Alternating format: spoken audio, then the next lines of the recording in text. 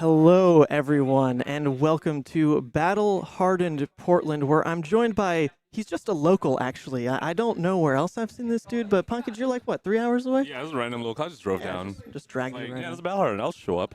And then I was going to play it, and this guy just pulls me on. He's like, dude, come cast. I'm like, what? I had abandoned my team halfway. Well, you know, I hear you've got some casting chops in this game. You might have just come off the back of, actually, let's just say, excellent job at Nationals, by the way. So we're bringing a little bit of that talent, a little bit of this, the real talent. Just a little bit. and then whatever I can bring to the booth here. The actual star of the show right here. I don't know. The real star of the show is actually Nathan. Nathan's actually right over here. You've got the button right there. He's learning his buttons. But Nathan's right here next to us, actually running production today.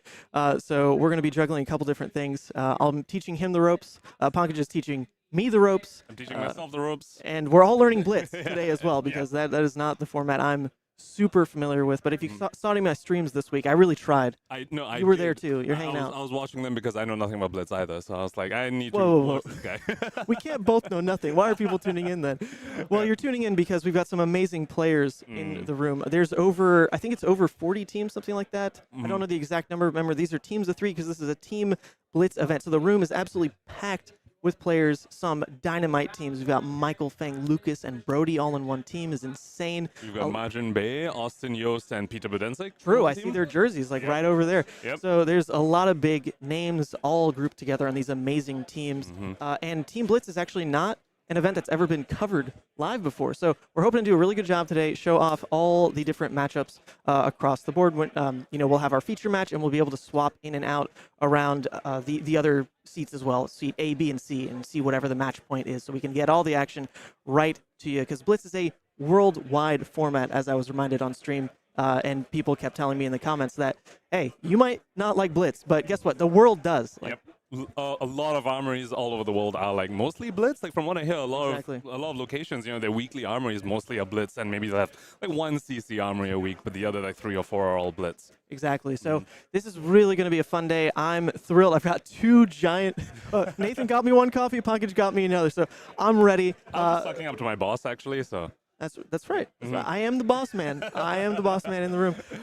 We've got a lot of milling about going around because I believe the players' meeting just ended. Do you want me to use the claims, huh? Relax, Captain. These are our customers, and we are the merchants. It's okay, I'll handle it. You, I know your problems, and I got the goods to fix them. You watched an OP deck tech and need to buy the spice.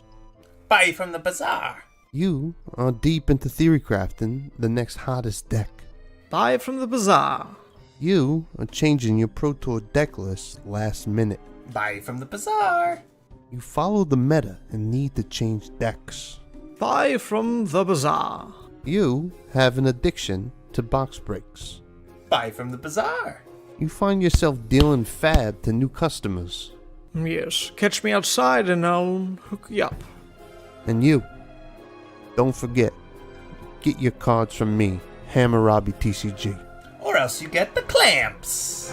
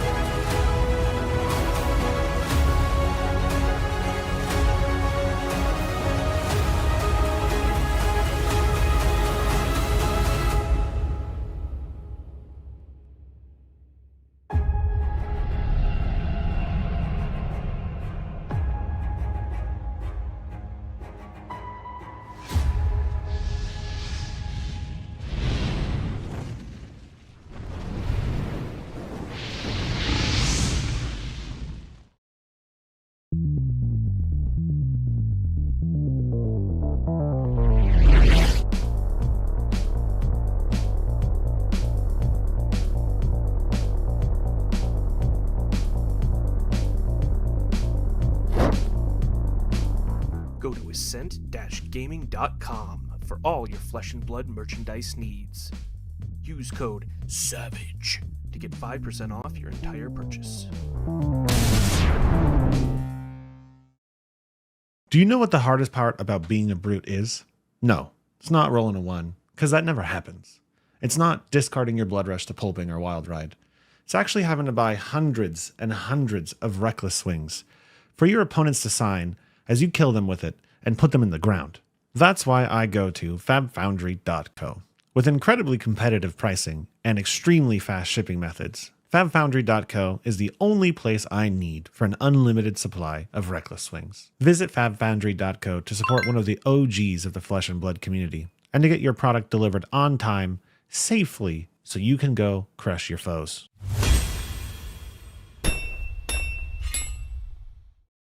Hey there, I'm Joey from EDH Rec, and I'd like to help introduce a cool new addition to the Rec family. We've launched a great resource to help you out with your fab deck building. And in this short video, we've got a Flesh and Blood creator to help walk you through it. Basically, the announcement is, well, actually, I'll just let him explain it. Mansant, take it away. What Fabric does is gather a huge amount of competitive deck lists from a variety of sources and then provides useful insight for each hero and the formats in general. And here we have Dromai Ash Artist, a powerful and new fun hero from the Uprising set. Instantly, we can see statistics taken from the average of all the deck lists for Dromai. Now the first thing you can see is the card distribution, pitch, and cost averages. Scrolling down, we get to the juicy part, what I definitely want to see, the most popular dragons. Notice how Invoke, Chromai, Kyloria, and Miragai are showing up nearly 100% of the time in Dromai decks. These are clearly the staple dragons you want to start your deck with. Thank you for tuning into the video here, and be sure to check out my content on Mansant at YouTube, streams, gameplay, everything to do with Levia, and keep your eye out for Fabric as well. Future features for sure. Try it now, a great tool for Flesh and Blood players right here on fabric.gg.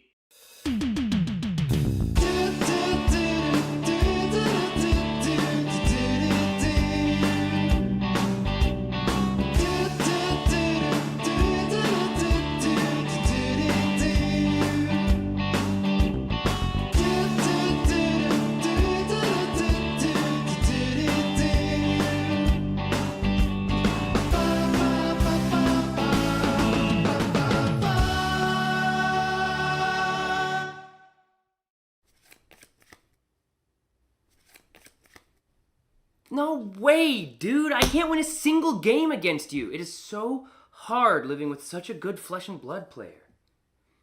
Don't look at me like that. Yeah, I know I need practice. It's just hard when you beat me up all the time. What? You think I need to go to the Realm Rumble? And you also think I should outline exactly what the Realm Rumble is in case anybody watching doesn't know about one of the biggest Flesh and Blood events of the year? Okay, if you say so.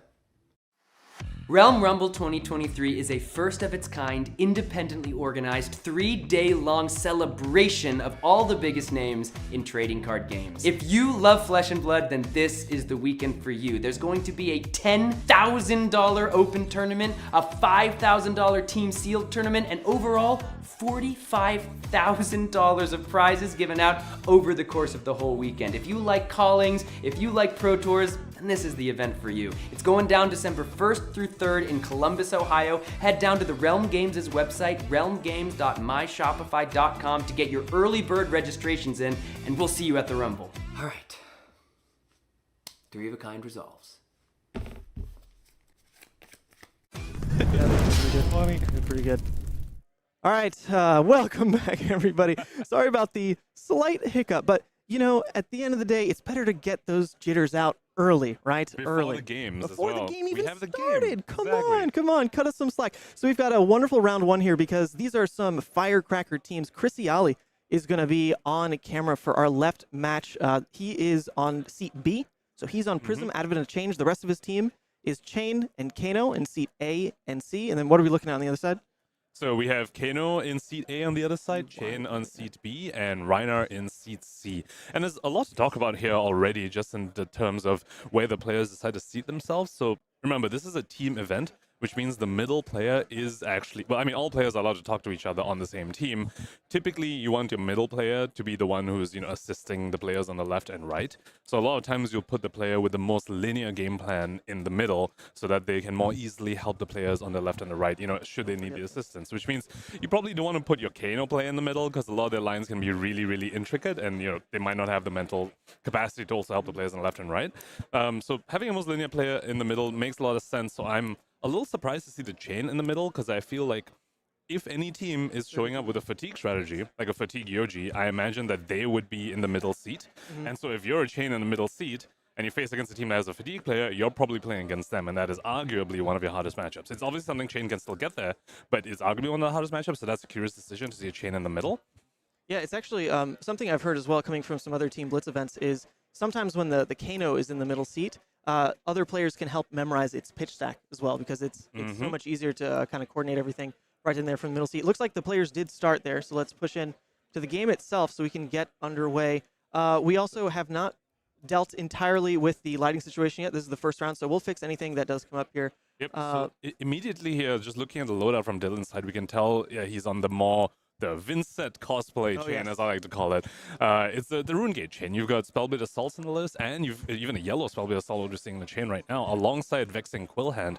Very, very telltale signs that this is the Sword chain that wants to bank a bunch of rune chants and banish Runegate cards and have really, really spiky turns. Now, the drawback of this list that I found is that it can't run a card like Eclipse, which is a card that really insulates you against fatigue strategies. So let's see whether Chris Yali opts for that, because even though this new Prism starts at 16 life, because of all the Angels having Ward 4, there is actually they can make up that life deficit pretty quickly. So let's see whether Chris Yali opts for that strategy, knowing that the opposing side chain is a little more vulnerable to it because they can't run cards like Eclipse. Yeah, but it was a Firecracker start with 5 rune chants banked up there for the chain player. So this really means if an early Soul Shackle hits at all, any of those rune gates, the highest cost you're ever looking at is 4. Yep. With the, well, put me on the spot here. What is that 4-cost blue Vincent Widespread card Annihilation. called? Widespread Annihilation. There you go. So even if that's what's ripped right off the top here, he is good to go on any amount of those rune gates that he wants to play. And the other side of playing into these rune gate cards, they tend to be poppers as well. So we're looking at a situation here where Chris is leading with a Herald, which a 1-card block normally could do it, but it looks like Dylan opting to block with 2 non-poppers instead, and even leaking 1. Which means the on-hit goes through, which means it looks like we're going to be tutoring a Figment here. So one of the rare cases where Dylan didn't manage to draw a popper, because as you said, all these Runegate cards do have 6 power or more. And that's, we spoke earlier about maybe Chris opts for the fatigue strategy, knowing that this version of Chane is a little more susceptible to it. But it could also be that he might be forced into it because of the number of poppers that this chain list does have. So, but over here, it looks like Dylan didn't manage to draw that popper, so Chris is searching up a Figment. I don't recognize the Figments by the look just yet, and there's even a magic card making its way to represent, imagine the Spectral Shield. So that must be the protection. Yep. Because it makes a Spectral here. And one of the beauties of playing this new Prism in Blitz is access to Luminaris still in format. So we're seeing this right now. Not a play that you're going to see in Classic Constructed, but that Spectral Shield created by the Figment here still swings for 1 with Go Again. Wow. Into another. This is a very, very good start for Chris Yali. Now, however, this chain hasn't yet, racked up much blood debt. So this is still early in the game where they are still okay to block out because it's just 1 shackle banishing. At most, they'll take 1 blood debt if a blood debt card is banished. Although if it's a Runegate card, they can play for free anyway. If Chris Yali is going to have a Firecracker turn like this, Dylan's probably happy that it's early on in the game rather than later when they have blood debt. Exactly, because one of the problems, you've been talking about some other pitfalls of this chain list. One of the other problems that happens as you ramp in is your inability to play out a lot of blood debt at once. With this Runegate chain strategy, normally all you're casting out tends to be 2 cards at most, and that's only if you can spike some rune chant generation in the middle of a turn. So when you rack up even 3 blood debt, which for a normal chain list starts to feel pretty good, that's all extra intellect that you can only dump out in 1 turn. For the Runegate chain, that's probably going to tick down 1 or 2 life at end of turn. You can't necessarily get that all out. So the early pressure, really, really strong. Absolutely. And it looks like there's another Herald that hit on this turn. So Chris Yali tutoring for yet another Figment. So this is a very, very strong start from him. And critically, that Empyrean Rapture, which he has there, that ability is still kind of just floating. His Prism ability will be free right now if he opts to use it. And since he has 2 Figments, and it looks like he is flipping it. He's flipped the Archangel of Protection over here. Let's see whether he swings with it to make 2 more shields. And remember, this also does have Ward 4. So already, we spoke about this earlier, he's already made up that life deficit with his Ward 4 now. However, Rune Chants can kind of make this ward a little tricky. You do need to AB every single rune chant that comes in. Otherwise, your ward 4 is going to get popped on a single rune chant. So that is something Chris will need to deal with. But at this point, he's got 3 shields up as well, alongside his ward 4 and some AB.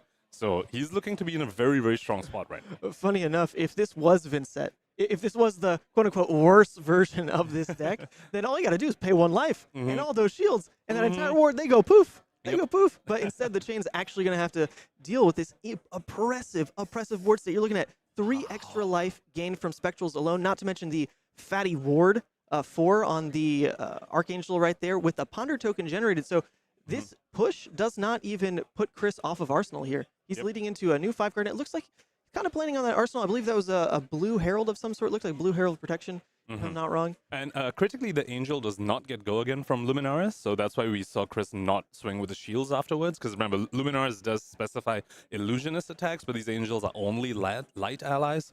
So the Angel didn't have Go Again and created shields on attack, but Chris couldn't attack with the shields after that. You know, there are funny ways to actually get around that. There's the new Yes. What is it called? Like Phantasmal Symbiosis. There is a card where yeah, you can turn it into exactly. You can turn an attack into Illusionist. So that was something we explored on stream earlier this week. You can actually give the Heralds the Illusionist tag to do plays like we're seeing here. So Chris on the defensive now because he's facing down what is about to be a red envelope. Excuse me. It's enveloped. An envelope. it's the verb, not the noun. A red envelope here is hitting the table, which is threatening 4 damage. In theory, because of the rune chant generated +3, and we do see that there is a rune gate card, a red Deathly Whale, that's about to get slammed as well. So Chris taking this opportunity to respond with an instant with this Halo play. I don't know the true intricacies of a Halo play, but something like this just gains you life, right? Well, I think he brought up the Figment that lets him turn a face-up card and banish face down. Oh my god! Yes. So we see Dylan put that Deathly Whale that he banished off the top face down. So Chris saying, you're not playing that Deathly Whale, you better have that card in Arsenal. But remember, Runegate doesn't reduce the cost if it didn't come from the banish zone. Runegate, you can only pay the alternative cost in the sense of having rune chance. I mean, if it came from banish, not from your Arsenal. So Chris basically just blew Dylan out completely over here. What's the name of the Figment of... Because that one is a tricky effect there. I totally forgot that even exists. I remember in... a talk with Brian Gottlieb actually on the Twitter Spaces. Yeah, Figment of Judgment. There it is. Brian, when he was hosting that Twitter Space with the LSS game devs, was talking about how Figment of Judgment actually has use cases that are, like, in theory, insane. You know, a Katsu tutors for a combo card. You Halo out Figment of Judgment. End it right then and there. So in my head, that was kind of the ceiling, but we're seeing it happen right now, turning off the ability to play out a Deathly Whale that was effectively for free. That Dylan spent 2 cards to try to tutor out to begin with the envelope and a pitch, and leaving Dylan with nothing to do. Nothing to do. That was a lot of damage. Dylan took 10 damage on the previous win cycle to make this sort of play. Although, to be fair, I mean, he didn't know he was going to banish a Deathly Whale off the top, so we have to imagine... Oh, he knew. Come on. Chane players. I feel it. He surely has some sort of backup plan here. You know, he probably had a plan for, if I banish a Runegate card, this is what happens, and if I don't, this is what happens. He probably wasn't expecting to get blown out like this after playing Envelope, so, you know, let's see whether... his backup plan that he surely had planned, whether he's still able to enact that after already having played this envelope. It looks like we have a bit of a judge call here. Yeah, probably something to do with, who knows, like some timing window there. It looks like judges are still conferring. They have a little notebook out behind them, too. That's how you know they're going deep. Yeah, but and I do want to point out the card in Chris Yali's pitch zone here. Warmong's Diplomacy now, a card that obviously has, you know, had a lot of waves in CC, but also we also see its effect here in Blitz, where Chane, one of the big bads of the format, really, but Warmong's Diplomacy can really hose Chane. It can really buy a hero like Prism a lot of time, because you kind of reduce Chane's output to just 2 measly attacks with no non-attacks in between. So Warmong is a very strong card. To see it pitched over here, Chris saying, you know, I'm pretty confident the rest of my hand. I'm pretty confident I'm blowing you out with what I'm doing right now, that I don't even need this anymore. I'm going to pitch this very critical card.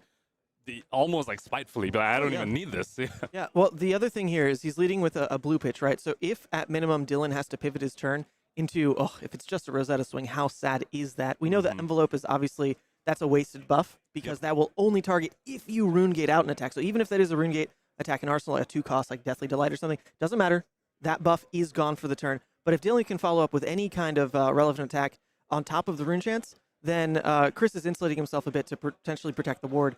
By leading with the blue pitch. So he's showing Dylan, like, look, I've got 2 floating now. You've got 5 rune chance. If I have another blue here, my ward 4s are safe. Yep.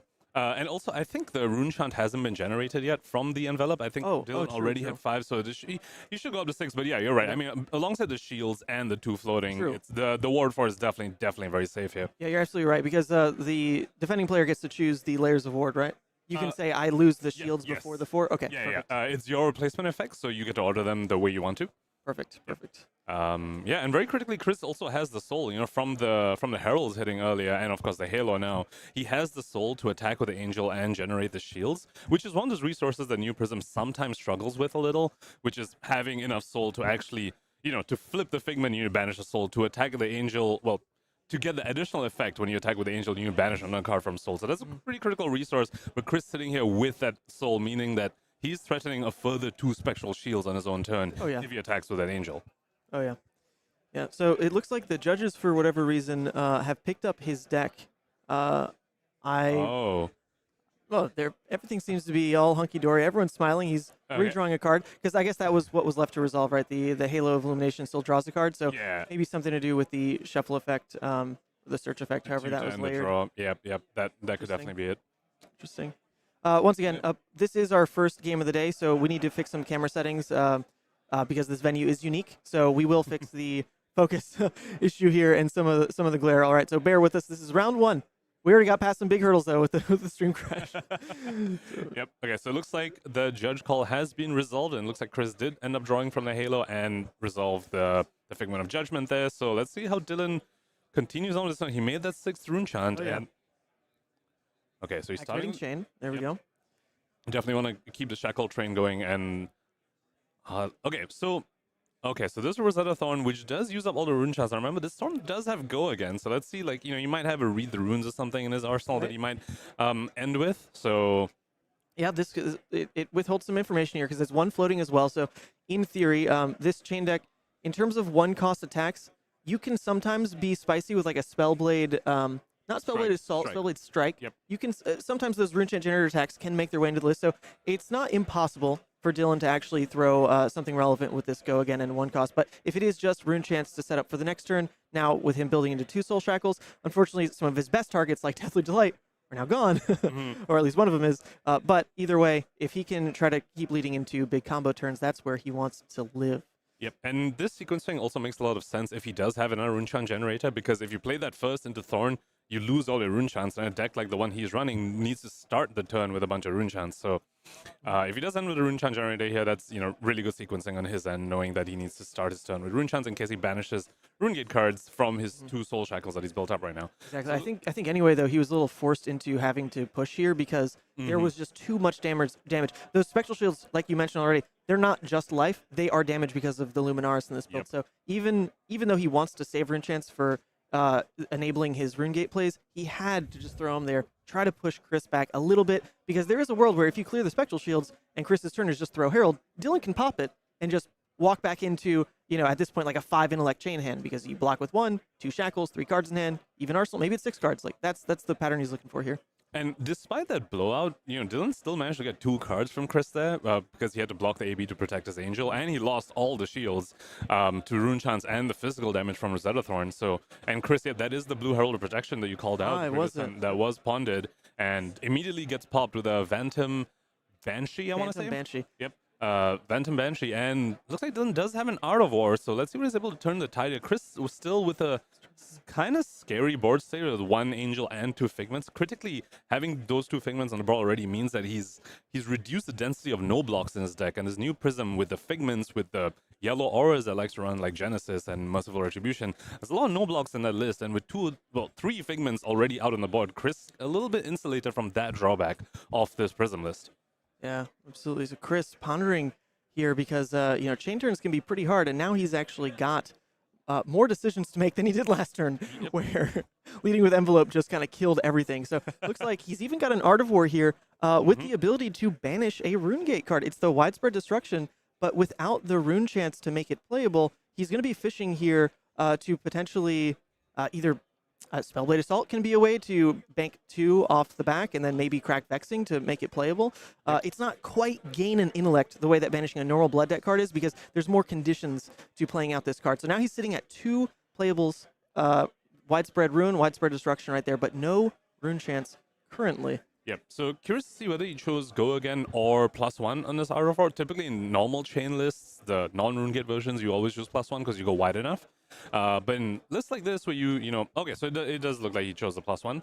Thank you for representing that, Dylan. We really appreciate it. Thank you, Dylan. And Widespread Ruin. So you just have 2 Rune chants to play the Ruin, but the Destruction is the tricky one because you need to go up to 3 and, Quill Hand and Spellblade Assault, which does look like he has drawn.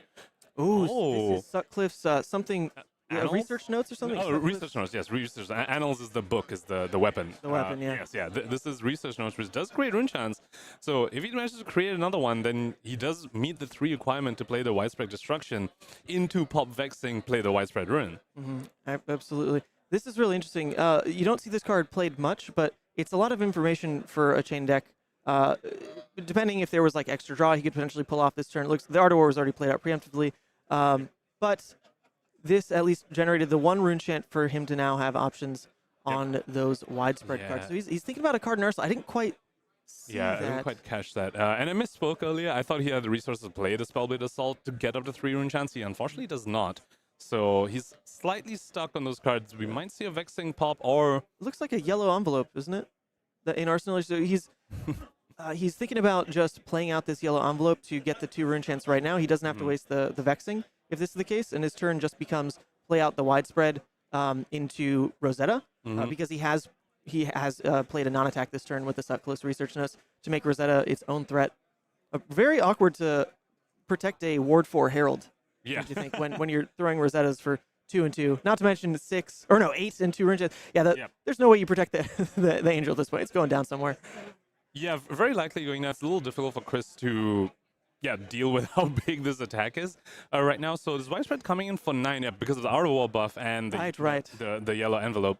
So, and then looks like that blue, I believe it's a blue Spellblade Assault in hand, probably going to be ending off with the Rosetta Swing, as you correctly pointed out. So too much damage for Chris to block this out unless he has a D-React in Arsenal, which I'm not sure he does. Soul Shield is obviously a very powerful D-React that Prisms do run. They absolutely Maybe get him out of this. Yeah, there is no instant life gain available to him anymore. The Halo play went to shut down the last turn, right? The Deathly Delight was turned off the table. One of the other things Halo can do, though, is just instantly gain you 4 life. That's no longer on the table, so he's looking at an honest 16. There's the ward. So he's effectively up to 20 life right now, not counting how his hand blocks. So it's not going to be like lethal presented by any means, but Chris needs to... this Prism deck needs cards to do anything of relevance. The Figments don't do anything by themselves. You've got to actually pay into them to even attack when they flip. You need to pay into them to flip them to begin with. You want to throw Heralds. You want to be pressuring the chain. So this might be the last turn where Chris kind of gets those options to say, I'll be a little greedy with it. We'll keep a 3-card hand, something effective there where he can hopefully throw a Herald into some kind of Figment attack. I think Chris was a very heads-up play there. I think he recognized that there was no way he was protecting his Angel this turn, so better get the full value of the Ward 4 by having it die to the 9 attack swing, rather than trying to block out and then realizing you lose the Ward 4 to just the 2 Arcane from Rosetta because you can't deal with that. So it's a very heads-up play by him. Well, it did force a pitch, though, because he had to pitch a yellow into the Rune Chance, so that didn't get eaten. So in theory, he only blocked 2 with 1 card there because it was the yellow pitch. If he'd pitched in a blue, he could effectively soak the Rune Chance and then one of the Rosetta Arcane. So a little inefficient in theory. It was a merciful retribution that he pitched, though, so already a card that doesn't block. Sure. So getting 2 points of block from a card doesn't block. Still pretty useful. Look, Dylan moving to end step deck, taking that 1 blood debt from the widespread destruction in his banner zone, and critically ending his turn without any rune chance, Ethan. This is kind of scary because you have the widespread destruction, which is critically at a 3-cost rune gate, and you have 3 soul shackles. You might be banishing more rune gate cards off of this, and you're going to have a turn without any rune chance. While Chris is putting this sort of pressure on you, sending a Herald, directly at your face. This could be a slightly scary situation for Dylan. Let's see how he's able to get out of this. Exactly, because he doesn't have much agency to just force out the widespread. It's up to the card draw here to play that card out. Vexing can't do it for him. So he can never have the opportunity to just, if that was a widespread destruction, say, hey, you know what? I'm taking an off turn here. Full block, Vexing, just throw this at you. Throw 8 on 0 cards. That is a play this deck can make to kind of buy itself room.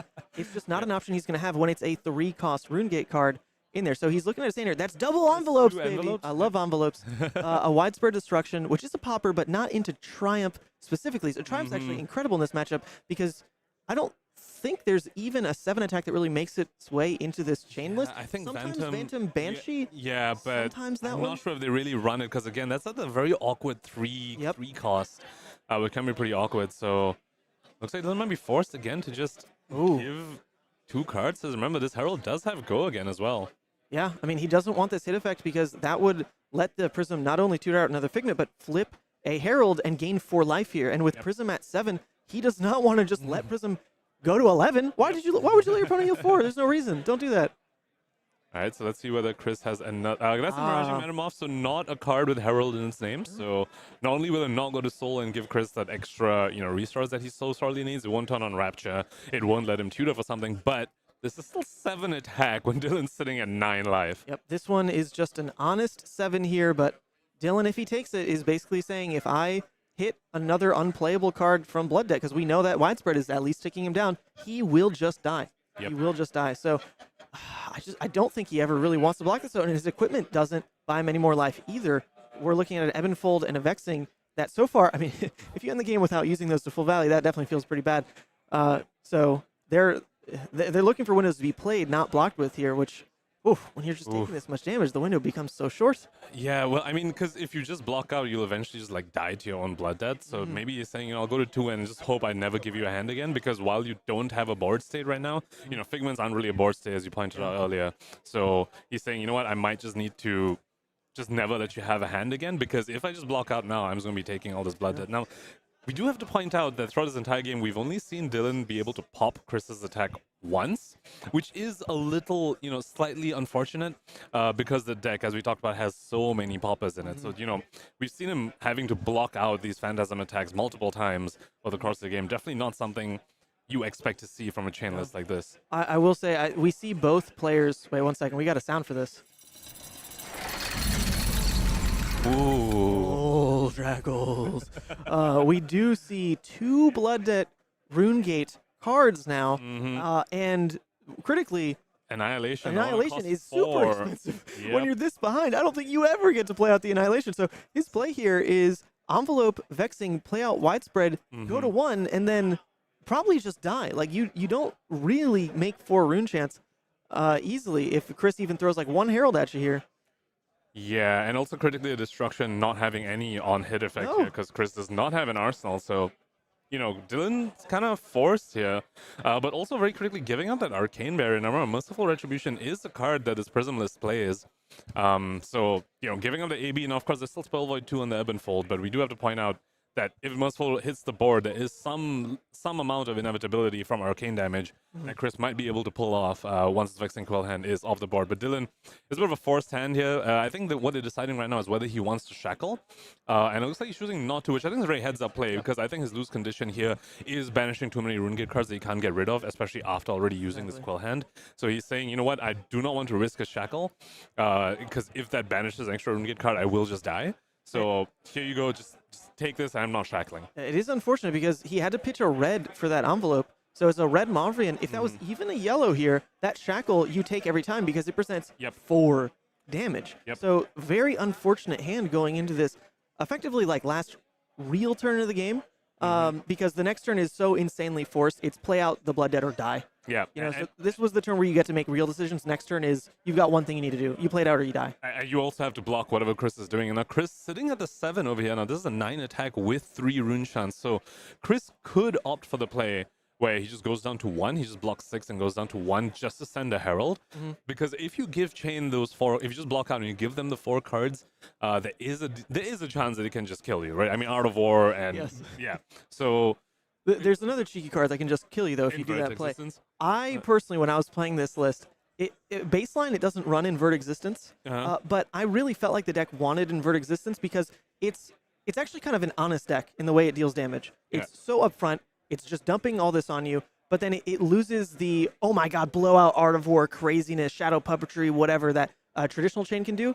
So I did add in Invert Existences. I don't know if they've made it into the build that Dylan is on in particular, but that could be something that Chris is a little bit terrified of here, because that natural draw, if all you're doing is going to 1, playing into a 2-card Herald play, Invert does kill you. Well, and that also goes back to that Warmonger's pitch that we saw Chris do. Like, another big reason why you maybe don't want to play that card or block with it is because you are open to Invert Existence. And I don't think there's a non-attack in Chris's graveyard right now. Actually, you're absolutely right, because the Merciful got pitched and Warmonger's got pitched. So I think he's playing around that correctly. Never mind. It would not kill him. So Chris instead opting for then a different line, which is play out Widespread. And Chris opting for the blockout line and allowing Dylan the 4 cards, saying, you know what, if you banish too many Runegate cards, you are just dead. Looks like, okay, there's 2 Runegate cards. Let's see what Dylan's able to get out of that without the Quill Hand and with no Rune Chance. So this is looking tricky. Now remember, Deathly Whale does create Rune Chance. You can send it. If Chris takes any damage, you close the chain, create the Rune Chant. That can be your extra Rune Chant that you might need. Also, cards like Spellblade Assault, which he does have in his hand. So... oh, man, it's just... That's 7 rune chants required, and without the Vexing, like, I don't even know how your natural 4-card draw could get there, honestly. And even how he's playing it now, this is so face-up that he will die. There's no way the 1 card in hand is going to enable playing out 2 RuneGate cards. So If this the hits- Marvin Skies on hit can potentially, right? I mean, if the Marvin Skies on hit goes through, you get to play the 2 costs. And then if you have a Read the Runes, you could chain, Read the Runes, give it go again, and then play the... Oh, wait, is the other one the 4 cost? Yeah, it's 4 oh, and 3. Okay, so this is... There is no way to play out the 2 Yeah. effectively if you read the entire board here. But, I mean, Yeah. there's no way Chris doesn't block the Mob Skies. There's no reason to Yeah. let that happen. So, So Dylan... Dylan's saying this is my last ride. Oh, there's a Revel in hand, though. Revel does let him play one of them. Yep. But unfortunately, he will need to shackle that one. In which case, he just simply doesn't have the action point to play a generator and the other one. Wait, is this another situation, though, where... no, if that was a blue... No, because he heard... Yeah. Oh, my God, he mispitched again here, because if he had drawn a blue instead of a yellow, he actually can Rosetta on the end of this turn, and I think just straight win. So that's crazy. 2 turns in a row, he's missed Rosetta damage, just not drawing the pitch strip. Yeah. That's crazy. He missed 8 damage by not drawing... Oh, my I was God. pitching the red and over Oh my here God. pitching the yellow. One of the drawbacks of running cards like Yellow Spellblade Assault, right? I mean, you really want to play them to get your discount on the cost, but then it's a yellow, so you don't actually get value of pitching a full card. Now, if Chris actually stuck on a Soul Shield, so yes. Oh, look how cute this is. Yep. So he's activating Prism's ability to get an extra ward 4. Yeah. To mitigate the the fact that Soul Shield doesn't block on its own. So he's turning that one card into a 4 block. Effectively, he's turning into Sink Below at the cost of a soul. How insane, though. This is 8 damage missed, and we're seeing Chris alive at 2. Dylan self-destructing to his blood debt. Both players, wow, I think played that really, really tight. And Chris, in a way, though, with his full blackout decision on the last turn, if he just draws a blue, if Dylan draws blue, actually, that's just games. That's crazy. I wonder if that was maybe a misstep by Chris. But at that point, it looks like both of his teammates had finished. So this was the match point game. All minds were trying to decide the best lines there, and they called it because that is a Chris Iali's team win. I would assume 2-1. We don't have the full thing. We'll go get that in a second and update everybody. Yeah, and we spoke about the decision, right? We said that he was caught in 2. He had 2 options there. He could just go down to 1 and send the Herald back just to make sure that the opponent dies to blood debt. He chose to block out, and that was a very, very risky move that did end up paying off. But I think there were a lot of factors in that game. Not only was it end state not drawing enough pitch to send Rosetta across 2 turn cycles, but also the fact that a lot of the Heralds didn't get popped, didn't get met with poppers against a deck that has a lot of poppers. So a lot of things going Chris' ways there, letting him eke out this win in a matchup that's a little unfavored for Prism, to be honest. Yeah, I think the only Herald that got popped was the blue protection, the one that Chris was like, I don't even want to Arsenal this, but he just did it. Yeah, go pop by the Phantom. Yeah. So we're going to go get an update on how the rest of those matches went. But that went quick. It's great to get the longest game as our main cam, so we don't have to switch things around. But we do need to fix a couple things. There was that focus and glare, so we're going to jump on that, make sure everything's nice and crispy for round 2. So let's take a quick break to thank our sponsors. Once again, enjoy the ad reel. There's some pretty funny ones in there. See you next round. Okay. Hey, yo, Don Amurabi. You want me to tell him about the bazaar, or do you want me to use the clamps, huh? Relax, Captain. These are our customers, and we are the merchants. It's okay, I'll handle it. You, I know your problems, and I got the goods to fix them. You watched an OP deck tech and need to buy the spice. Buy from the bazaar. You are deep into theory crafting the next hottest deck. Buy it from the bazaar. You are changing your Pro Tour deck list last minute. Buy from the bazaar. You follow the meta and need to change decks. Buy from the bazaar. You have an addiction to box breaks. Buy from the bazaar. You find yourself dealing fab to new customers. Yes, catch me outside and I'll hook you up. And you, don't forget, get your cards from me, Hammurabi TCG. Or else you get the clamps.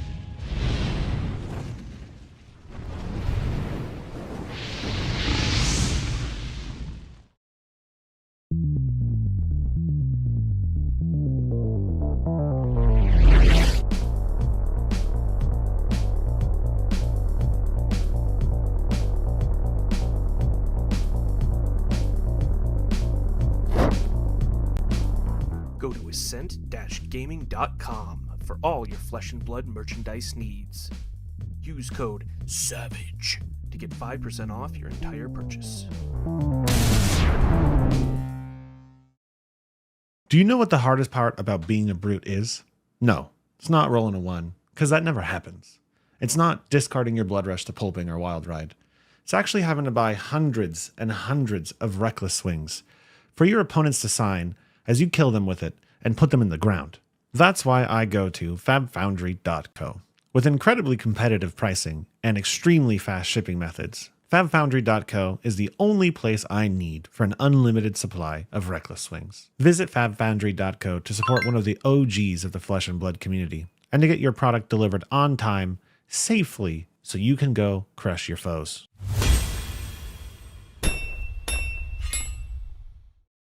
Hey there, I'm Joey from EDH Rec, and I'd like to help introduce a cool new addition to the Rec family. We've launched a great resource to help you out with your fab deck building. And in this short video, we've got a Flesh and Blood creator to help walk you through it. Basically, the announcement is, well, actually, I'll just let him explain it. Mansant, take it away. What Fabric does is gather a huge amount of competitive deck lists from a variety of sources and then provides useful insight for each hero and the formats in general.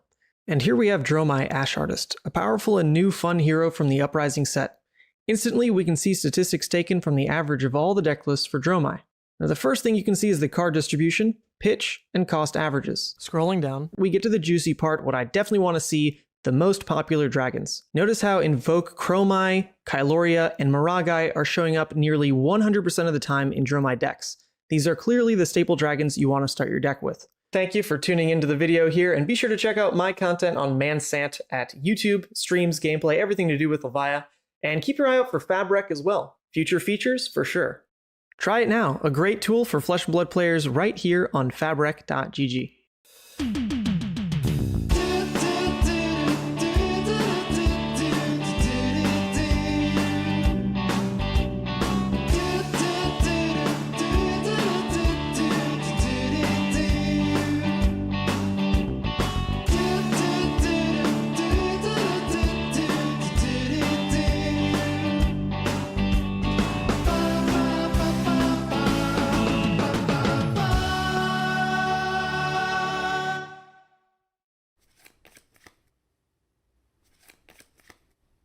No way, dude! I can't win a single game against you! It is so hard living with such a good Flesh and Blood player. Don't look at me like that. Yeah, I know I need practice. It's just hard when you beat me up all the time. What? You think I need to go to the Realm Rumble? And you also think I should outline exactly what the Realm Rumble is in case anybody watching doesn't know about one of the biggest Flesh and Blood events of the year? Okay, if you say so. Realm Rumble 2023 is a first of its kind, independently organized, 3-day-long celebration of all the biggest names in trading card games. If you love Flesh and Blood, then this is the weekend for you. There's going to be a $10,000 open tournament, a $5,000 team sealed tournament, and overall, $45,000 of prizes given out over the course of the whole weekend. If you like callings, if you like Pro Tours, then this is the event for you. It's going down December 1st through 3rd in Columbus, Ohio. Head down to the Realm Games' website, realmgames.myshopify.com, to get your early bird registrations in, and we'll see you at the Rumble. All right. 3 of a kind resolves.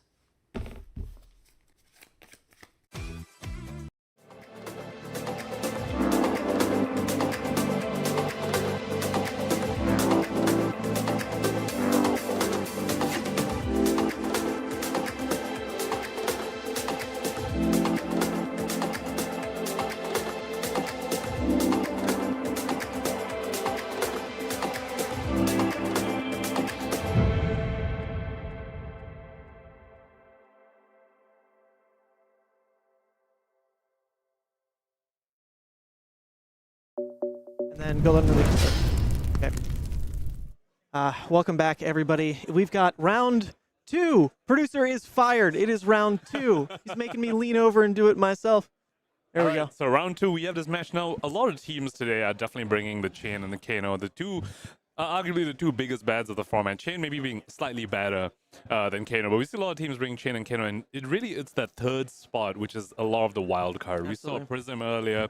I know some teams are really on the Rhinar. Over here, we see one team favoring the Kassai and the other team favoring the Dash. Yeah, I think both are very safe picks. There's a lot of a lot of discourse about how actually good is Kassai. Is she good? Is she unplayable? It's crazy because even pro players are on both sides of it. Matt Folks thinks she's insane. Then you've got like Runaways say she's unplayable. Yeah, both sides of it. And I think the metric is really how good are you into Chane and Kano, right? Yeah. And I think for that reason, I think Dash is pretty decent. Now, Dash into Chane can be a bit of a toss-up. It's likely the only deck that can actually reasonably race the Chane, but Dash is a really, really good Kano matchup. And so for that reason, we see that Jacob's team has favored the Dash here. Now, starting with the Pounder, which does obviously tell us a lot about the game plan that Jacob wants to enact.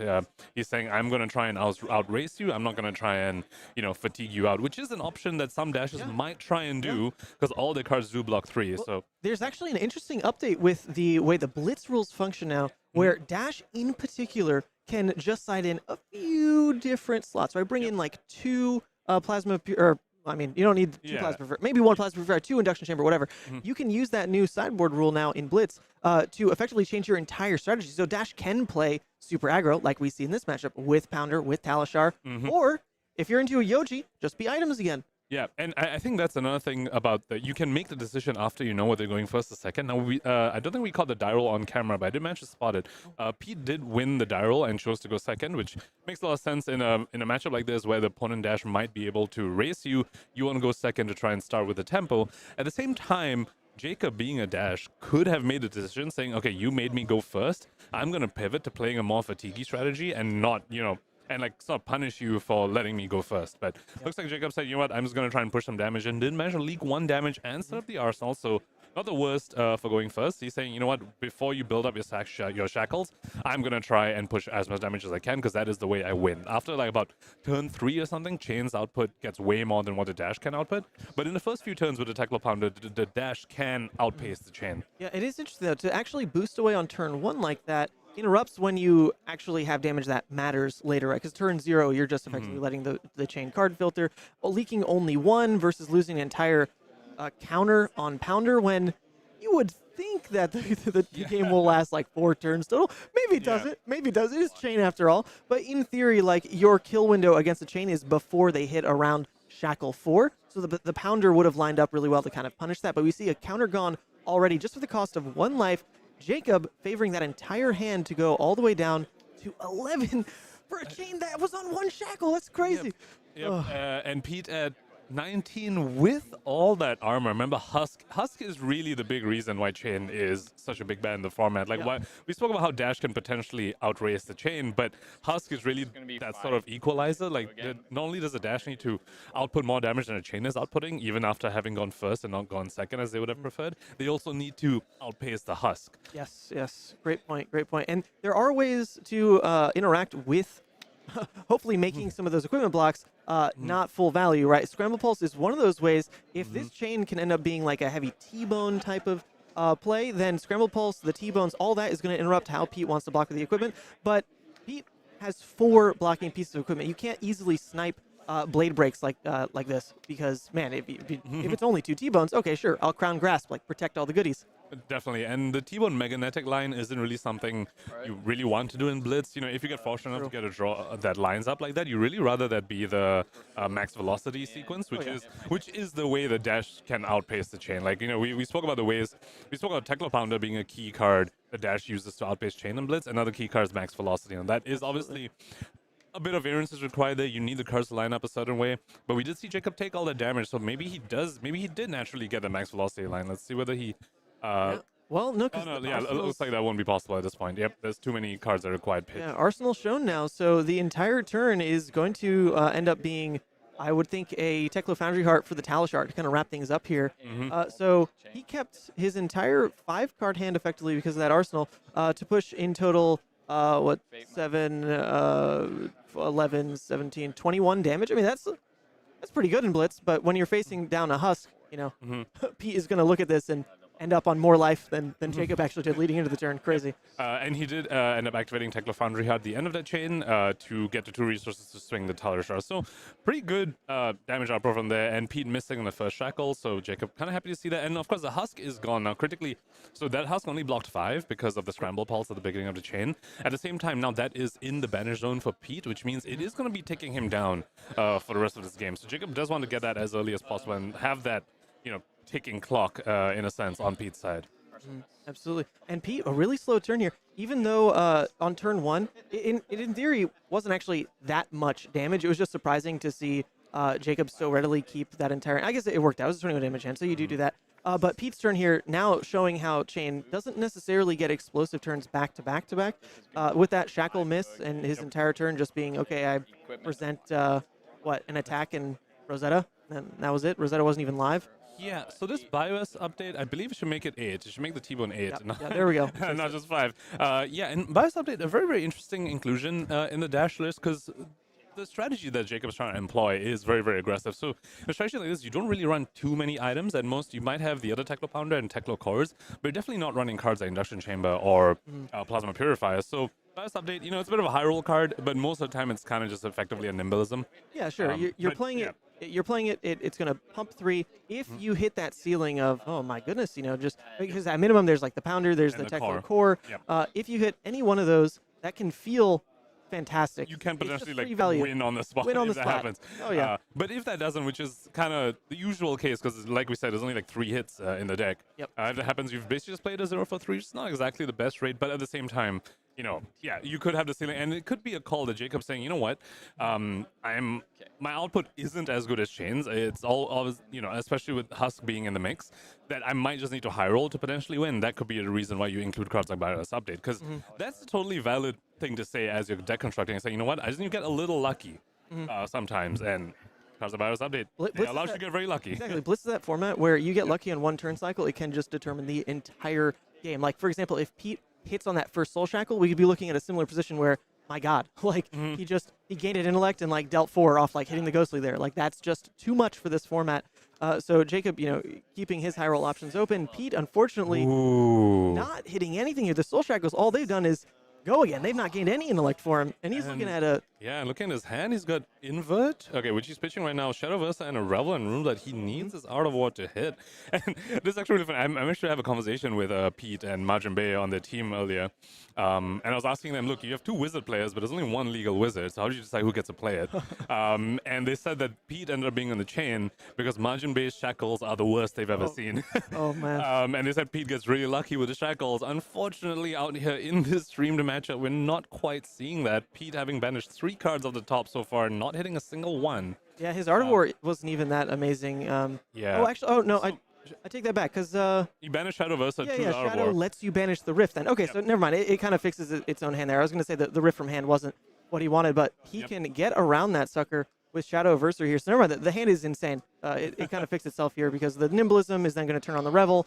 I take it back. This is great. Yeah. This is fine. So Jacob still does have 3 armor left on his equipment suite there, so there's a good chance that Pete maybe can only get 1 card out of Jacob, and then after that, you're going to take to your 1 Karen as you're going down to 2, and all Jacob needs to do is rip your hand and then you die to Blood Debt. So this is still the trickiest spot for Pete. Of course, Revel and Runeblood over here gonna help a lot. Looks like... Well, this is massive. He's got perfect pitch for this as well. The Riftbind is going to cost 1. So this is coming in now with the Nimblism buff. Nimblism effectively a +4 because it's going to give the Riftbind its own +1 effect. Revel giving it +1, and plus its base 4. So all those cards now looking wildly above rate, coming in for 9, threatening Rosetta on the follow-up.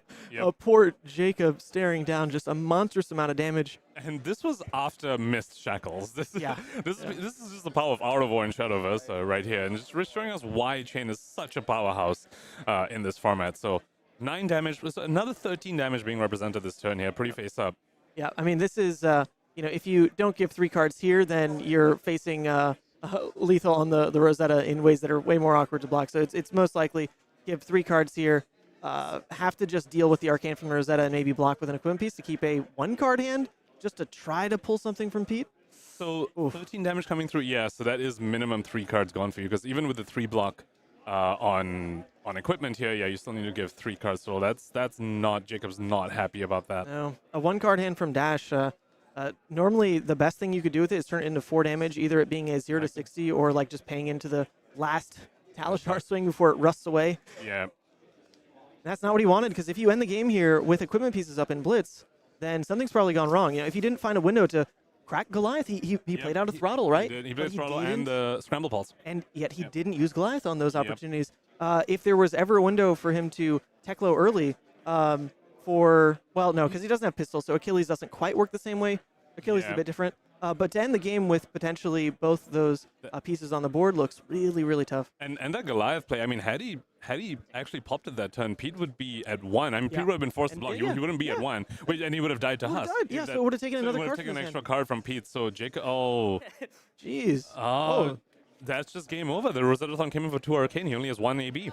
That was a little unexpected. We were calling it, well, you got to give 3 cards. Well, what you can't do is just let the Arcane kill you. Yeah, you can't go to 1 and then just die to Rosetta. All right, so we've seen one game then. That was very, very quick, which is what you expect from a dash chain mirror. I do think there was a lot to talk about there. I mean, we spoke about the Goliath Gauntlet play, like, you know, missing on the Goliath Gauntlet, which would have taken an extra card from Pete and could have definitely changed the texture of the game. The other thing also we also need to point out is the decision to go first or second, right? So Pete chose to go second. He won the die roll, and Jacob's maybe wondering if he should maybe have pivoted to try and fatigue instead of using the Teklo Pounder charge on turn 0 and effectively only leaking 1 damage through it. So a few decisions from Jacob there, which I wonder whether he's going to, you know, reflect on. Yeah, we are going to run and set up one of the other games on cam real quick so we can try to watch the match point here, because we do know it's at least 1-0 in Team Kayfabe's favor right now. We've got the Chane taking it. Chane, here we go. Chane taking it over Dash. So we'll go find one of the other matches to watch real quick and be right back.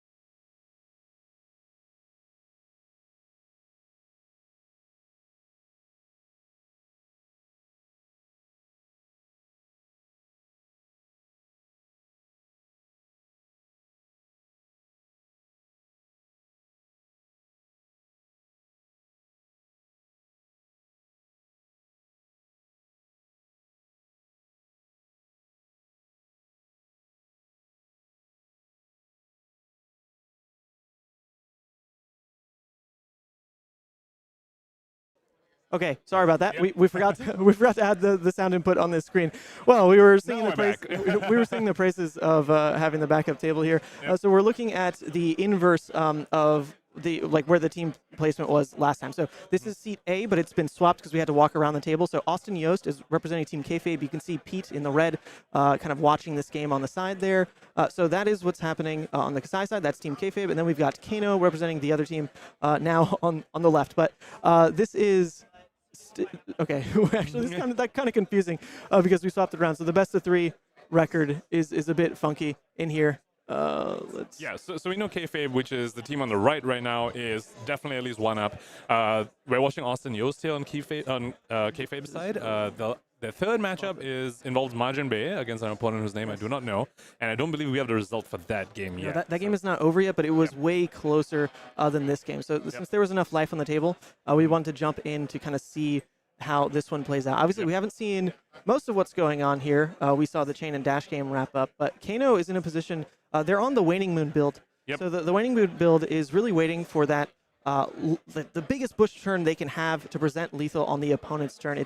It's cookie cutter for how Kano wants to work, but without Aether Wildfire, it's about pushing as much damage as possible for the Blazing Aether, because Blazing Aether actually does count all arcane damage. It does count the Waning Moon damage into some kind of Red Emeritus, some other spell, Waning Moon, and then Blazing Aether counts all that damage on top and just kills him. So the Kano's playing very defensive, it looks like, around the Kassai to set up for this kill turn.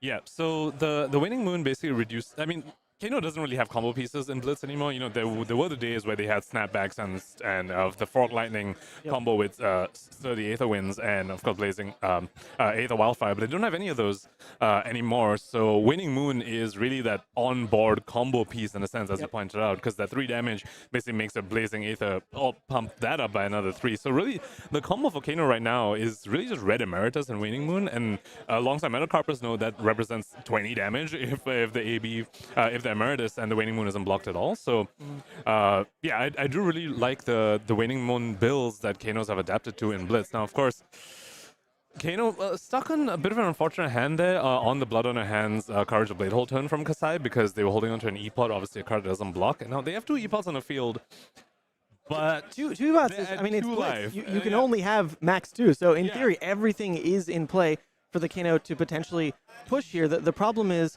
Kassai withholds a lot of information on these attacks. There could be attack reactions. There's normally not too many in deck, but at least like out for 4 blood. or so. Like Out for Blood tends to be there. Sometimes you can find another pump 3 at times. So a Kano that just says, I'll block 3, go, and committing a card to block already, but then a Kassai pumping on top of that is going to force the Kano to basically perform lethal only off 3. Kassai is still withholding a lot of information on how much pitch is there. So it's a really tricky situation for Kano to navigate when he's really low in life like this, because you want to count down cards in the Kassai's hand so that they can, in theory, have less Arcane Barrier to pitch into and kill them here. But with lethal percentage just on a tiny Centauri, decisions have to be made now. Definitely, and Kassai also, showing, representing AB3 here, so the more cards they have, they will be able to block as much as the resources they have in their hand.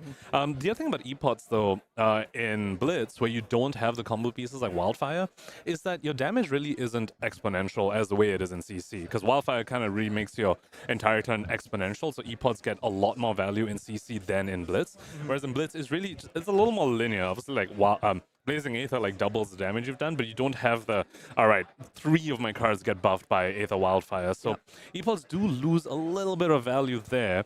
But in a case like this, it can be that extra blue. You can put a card to block with, and then you have E-Pots on the field to make up for the card they put for blocking. But yeah, this is not a good spot for the Kano to be in. What's interesting as well is if the Kano's not entirely through his first cycle of the deck yet, which we're not entirely sure how much of the game has been played. It looks like the graveyard is bigger than the deck. That doesn't necessarily mean he's pitched all these cards in necessarily, especially if you're on the blockout plan, then you haven't really pitched much in. Anyway, he's running attacks in this Kano list. This is similar to the list that we're doing well at Battle Hardened.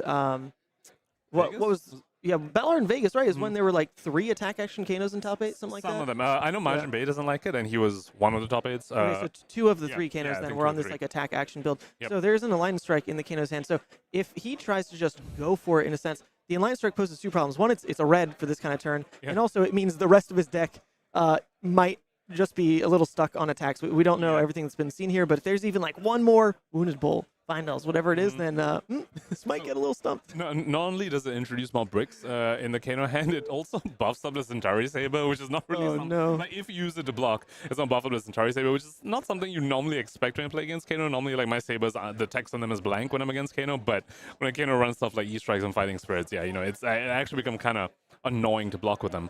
Looks like he's going for he's trying to pop off at this point. He's going for the Ruggamuffin's play. He did have the Red Emeritus in hand.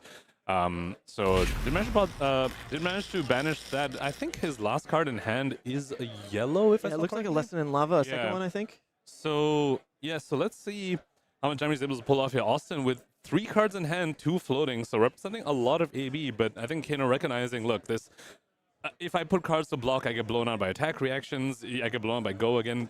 This is just the best chance I have to go off, and so I have to take it. Yeah. Starting off with Emeritus and Blazing in Banish is exactly where you want to be. So, you know, Emeritus coming for 7 here. Only 3 of it can be blocked. Yeah, so, and remember, this is actually all without using Storm Starters as well. So there's a world where that Arsenal is, what's... Oh, another Emeritus? Damage, like another Emeritus in theory. If you have another blue, then yeah, the most damage you could deal here is if that is another blue Emeritus. You can pay into with Epot Metacarpus for a trigger on that second Emeritus and the Blazing. So maybe he's sitting on that. Maybe it's a red Emeritus there, and he's going in for 7/7, depending on how much damage doesn't block. The Aether has a ceiling there of 14. I think his hand is the yellow less on lava, right? But so yeah, you're right. So he can't pay into Metacarpus in theory if that is the Metacarpus. Yeah. So he's really just asking Austin, how much resources do you have in your hand, and can you survive 7 into potentially 6 into Blazing? And Austin, I think, is likely just going to block as much as he can. So he's at least blocking 3 on this alongside 2 floating. And is that another blue? That is another blue Blade Runner at least. Kano's not happy to see that because Austin's still having another 2 floating. Yeah, at minimum, the play of just what is full information so far, Emeritus into Waning Moon into the Blazing, like that wasn't lethal anyway. It has to be some kind of push here from Arsenal or... So a 1 cost from, so these Waning Moon builds do run a lot of 1 cost. They run the either Quick Things and Scalding Rains. So the Epot could represent another 1 for 4. Looks like Austin finally representing a red in the pitch zone, but this Waning Moon didn't come in for anything, and even if that's a 1 for 4 in Arsenal, that's actually not enough damage if Austin pitches the last one, because that would be at most 7 damage having gone through. So wow, so this is just kind of the end of it. You wouldn't want to play the Blazing out before a potential... Could be another Blazing. Oh yeah, it could be another Blazing. That's fair. That's fair. Could be another Blazing. But it looks like Austin showing the Oasis. This goes back to what you were talking about earlier with the sideboard slots and Blitz nowadays.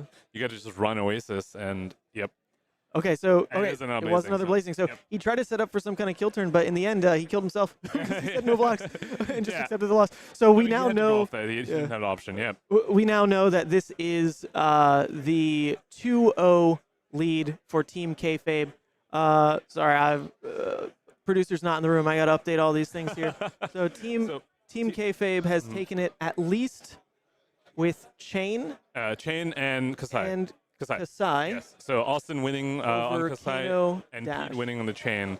So we don't know the result of Majin Bay's game yet, but we don't need to because the team has gone through, but we'll try and get that to you if we learn from it. Majin Bay playing against the Chane, the 2 big bads facing against each other, Kano versus Chane. I think we're going to see a lot of Kano, a lot of Chane. I'd love to get like a really good Kano player on that middle camera because it's a deck that I was surprised I enjoyed as much as I did when I was grinding out games last week. The deck sometimes pulls off some miraculous wins. And there's a lot of exciting moments. As degenerate as they sometimes feel, it's exciting. It's exciting to watch those games. It's also really interesting to see the different builds of Kano. So some Kano's really liking the attack actions like we just saw. But we know Majin Bay definitely not liking the attack actions. I managed to speak to them about it. The only attack he runs is Nourishing Emptiness, which when we are expecting a lot of teams for the 3rd wildcard slot, some of them are bringing Prism. Not having poppers in your Kano list can be a little tough. So I think it's very interesting to see a very experienced Kano player on camera. At the same time, it's interesting to see what sort of builds they're running. Yeah, there's I want to take I think we have a little bit of time for the ability to take a lap around here and try to find some other interesting team compositions that are doing well. I know there's a lot of musings about we saw Rhinar was part of the team. We didn't see its game last time, but I expect Rhinar's probably somewhere. Yoji's Portland region where they do like their Rhinar over here. Thanks to Nathan right over here. He's converted them all. There's also talk about playing both Prisms is a possibility as well. You can add both of those into one list. So we'll take a lap here and see what's going on. In the meantime, thank you again to our wonderful sponsors. Tune into their wonderful ad reel, and we'll be right back with round 3 and some other updates.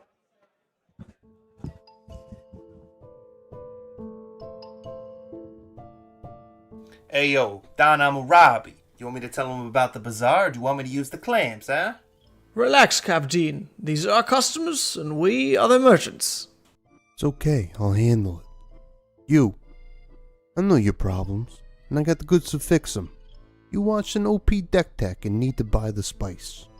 Buy from the bazaar. You are deep into theory crafting the next hottest deck. Buy from the bazaar. You are changing your Pro Tour deck list last minute. Buy from the bazaar. You follow the meta and need to change decks. Buy from the bazaar. You have an addiction to box breaks. Buy from the bazaar. You find yourself dealing fab to new customers. Yes, catch me outside and I'll hook you up. And you, don't forget, get your cards from me, Hammurabi TCG. Or else you get the clamps.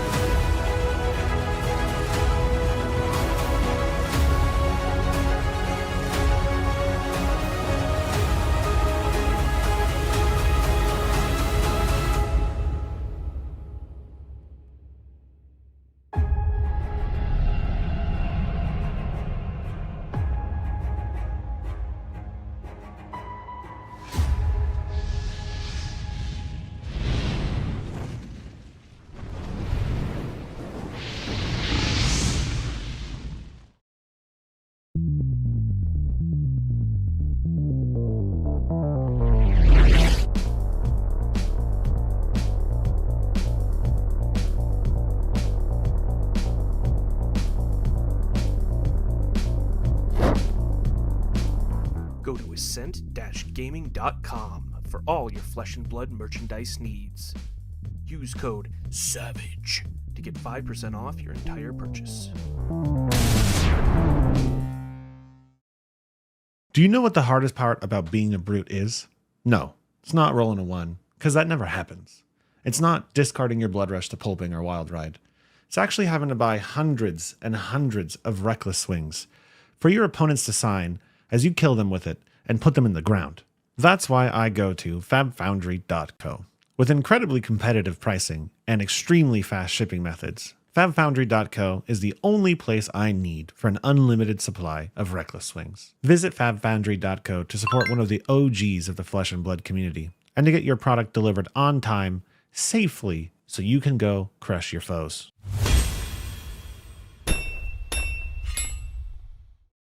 Hey there, I'm Joey from EDH Rec, and I'd like to help introduce a cool new addition to the Rec family. We've launched a great resource to help you out with your fab deck building. And in this short video, we've got a Flesh and Blood creator to help walk you through it. Basically, the announcement is, well, actually, I'll just let him explain it. Mansant, take it away. What Fabric does is gather a huge amount of competitive deck lists from a variety of sources and then provides useful insight for each hero and the formats in general.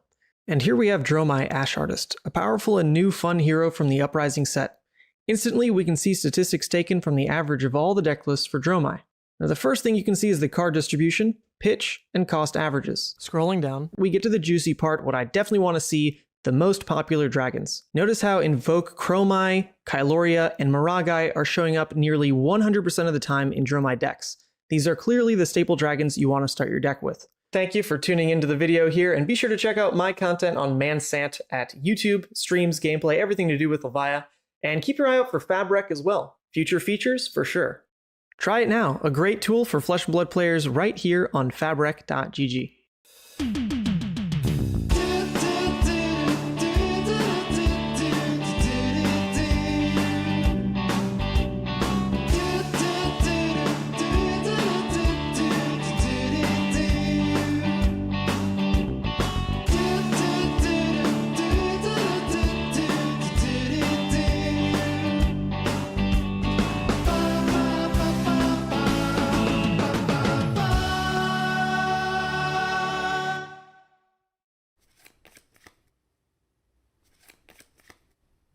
No way, dude. I can't win a single game against you. It is so hard living with such a good flesh and blood player.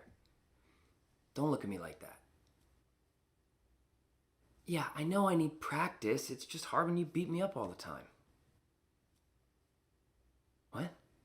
You think I need to go to the Realm Rumble? And you also think I should outline exactly what the Realm Rumble is in case anybody watching doesn't know about one of the biggest flesh and blood events of the year? Okay, if you say so.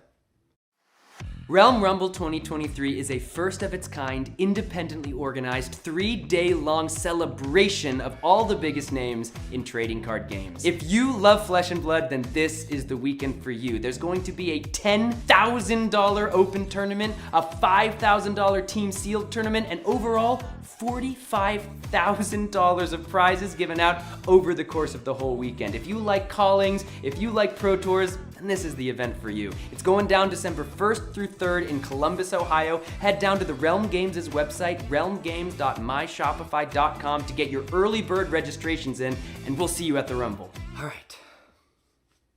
3 of a kind resolves.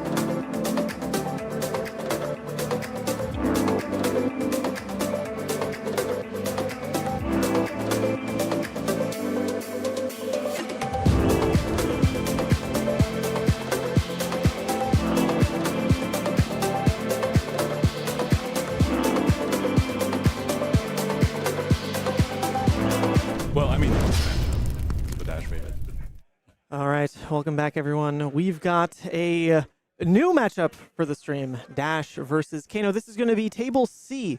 Table C on camera this time. So Alexander Vor, Kano legend. Where's he local? Is he local to? He's not local to here. He's in okay. California. California. Okay. Yeah. Still a player that is well known on the West Coast for his Kano play, and I've played against him once, and he did crush me. Kano and Levi. All right, Kano. Oh, great yeah, matchup anyway, but he's also incredible. So we're gonna catch him on camera versus Lucas Oswald on Dash. Table C on cam right now. Chane versus Prism is also happening. The Chane pilot is Brody versus Chris Yali on that Prism, and then Michael Fang on Briar versus forgive me, I don't know the player's name, on Chane to round out how this best of 3 is going to work. Yeah, and very interestingly, Brody Spurlock's team, Brody and Michael Fung, not having a Kano on their side. We spoke about this earlier, Ethan, about how most teams are going to have a Chane and a Kano.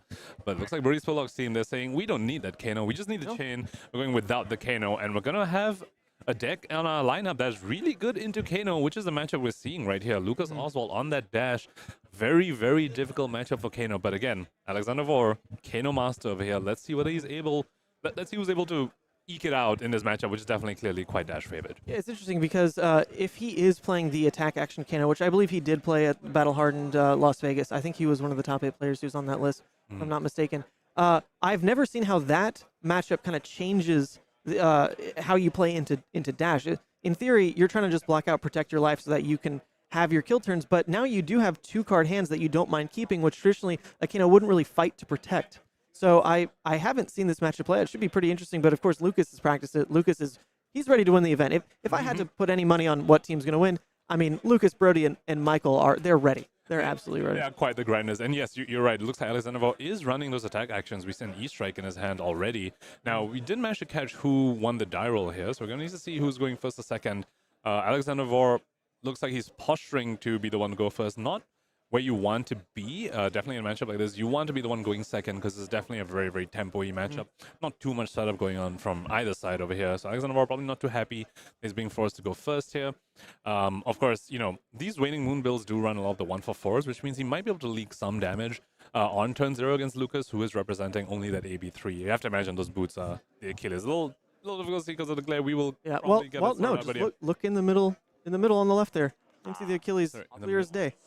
Look, middle left. Oh, yeah, of course. Look at the hand yes, cam. of course, yes. Come on. Yeah, the overhead, Uh, there's like 3 lights around there. We've blocked most of it. That is just going to have to be there for the rest of the day. But we've got multiple camera angles. There you go. So speaking of 1-for-4s, it looks like Alexander Vor has opted to pitch that red Scalding Rain. So he's saying, you know what, I'm going to actually pitch the Kano instead of sending that to some. Maybe he doesn't have another one in hand either. So, he's opting to give up that potential leaking 1 damage on turn 0. Let's see what his plan is here. Instead of sending a 1-for-4, which would have been pretty easy. I get 1 damage through on turn 0. Absolutely. So he just opted a Kano and then didn't use the Kano effect, which honestly is one of the drawbacks of running these attack actions in Kano, is that you do introduce a lot more bricks, right? As the E-Strikes, your fighting spirits you're probably running, and CNC. I know someone who runs CNCs probably doesn't want that into Dash, but these attack actions, and also if you're running Warmongers, which Alexander Vor was running in Battle Hardened Vegas, that's yet another brick in your Kano list, alongside I have a video of running those Unnourishing Emptiness. So I actually do think, though, what he saw on top was the Lesson of Lava, because it was the first card that he drew up in that hand. So interesting. He just didn't want to burn it out. Yeah. Into AB3 without your Crucible, you're just essentially wasting a pretty essential combo piece. Exactly. It'd be wasting a card just to cycle the hand a bit, which I guess he isn't really in need of cycling. He's got the Enlightened Strike and Arsenal, which is likely the 2-card play that he's going to fight for, and then he's going to, if he can, posture to put either another attack in Arsenal, something more relevant for his combo turn. And this hand doesn't quite seem to want to replace Arsenal, so I wouldn't be surprised if he just blocks heavy here into Enlightened Strike, and that's the play. Unless, do you opt for a Lesson in Lava? Like, is that... You've got Metacarpus, at least push it over AB3. Is that a combo piece you try to set up? Not this early. Not when your opponent dashes at 20 and obviously still has cards in hand. And starting with High Octane, very, very strong start for Lucas over here because it draws the card very critically. So you're basically asking the Kano whether they want to go off before you get the card draw from High Octane. And with you at 20, the Kano's definitely not going to go off. So you're just going to have a strong turn. And also, Alexander, is that... I see a potion of Deja Vu. Is the other one a Toma Fendal? Did I see that? Yes, it looks like a Toma Fendal in hand as well. So I think it's a Gaze the Ages, then one of the 1 Arcane Ping Blues, Lesson in Lava, and the Toma Fendal. Yeah, Aether Dart is the blue. Yeah. So a a little awkward. You definitely want to try and get a Tome of Fennel in Arsenal, and of course your potion is a no block, so we might see the potion being put to the bottom here to that E-Strike in Arsenal, so you can put a Tome of Fennel in Arsenal. No, I don't think he has the potion. It's the Gaze the Aegis is the card you're seeing. Oh, it was. Oh, whoops. Okay, Yeah. my bad then. But even so, do you opt for Tome in Arsenal, really? I mean, you're not on Tunic, so you can never just, like, gain 2 life. Well, I mean, there's no better place for the Tome to be, right? I mean, you could put it as a block 2 on the Chane or a pitch 2.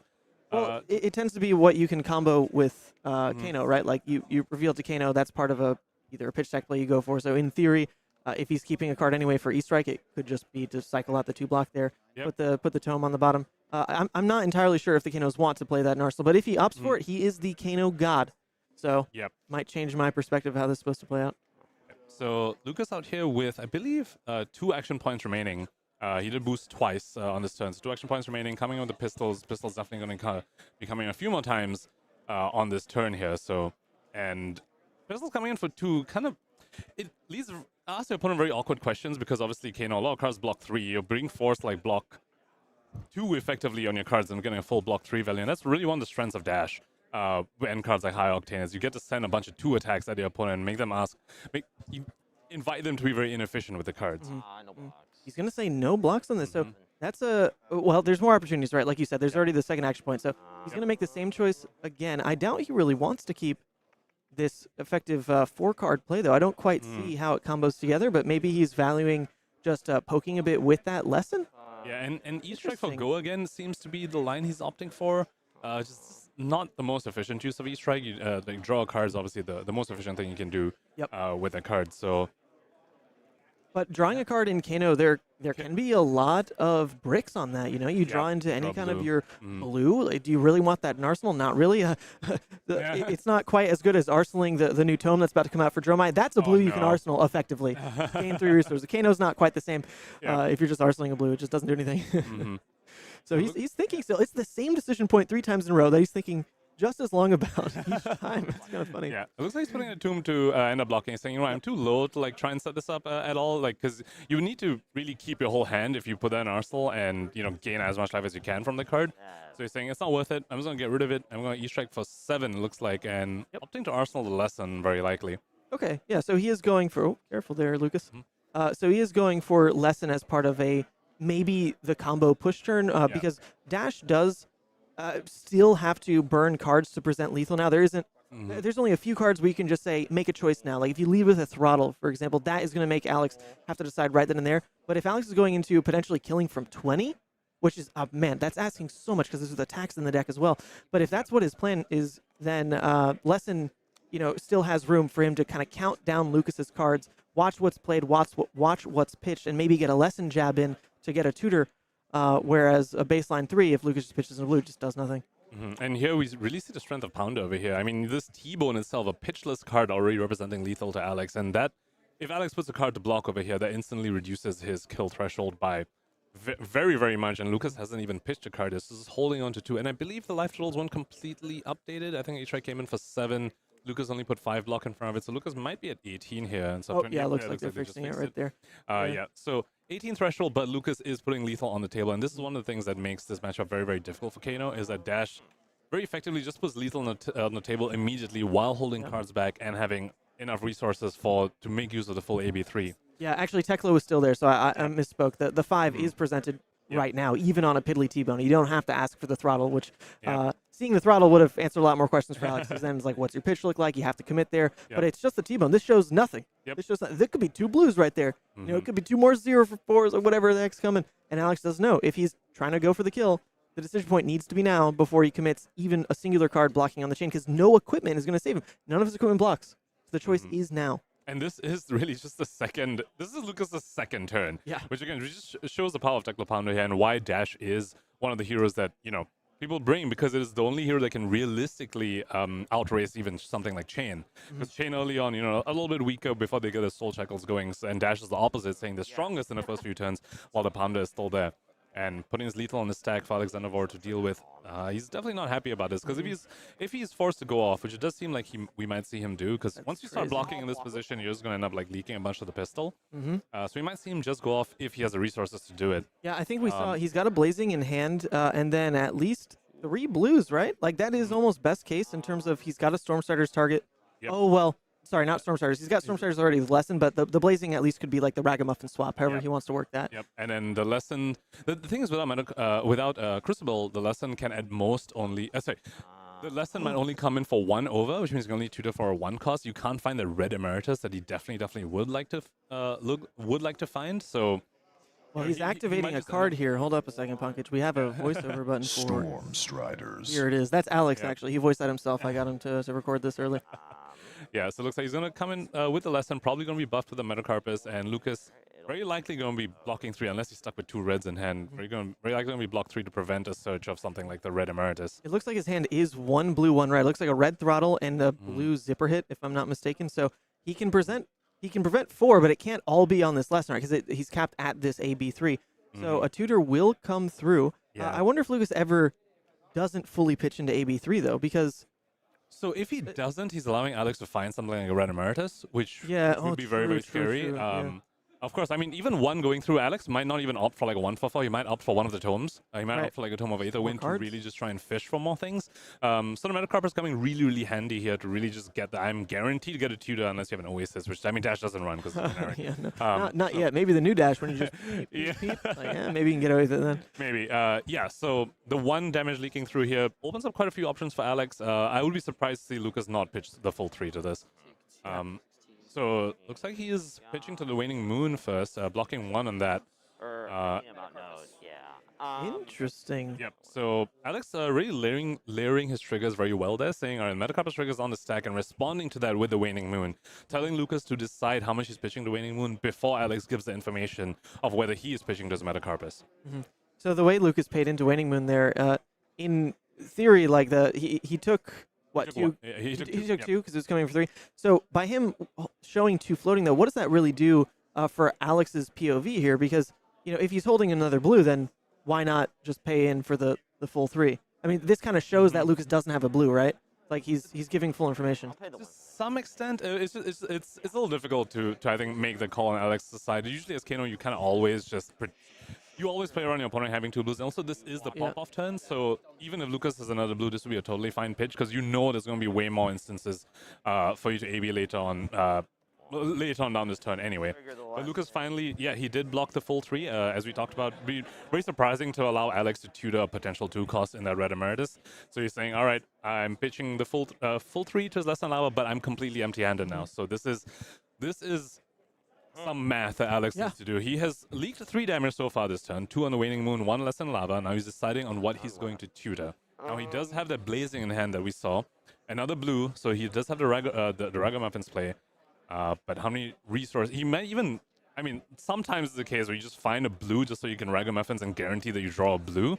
Unlikely we see that happen. 15 is still quite a bit of a life total he needs to get through. So I think he might end up opting for a tome. He's probably doing the math on whether Emeritus even gets him there. Right. Because he doesn't have all options open, but this is choice. This is a real decision point.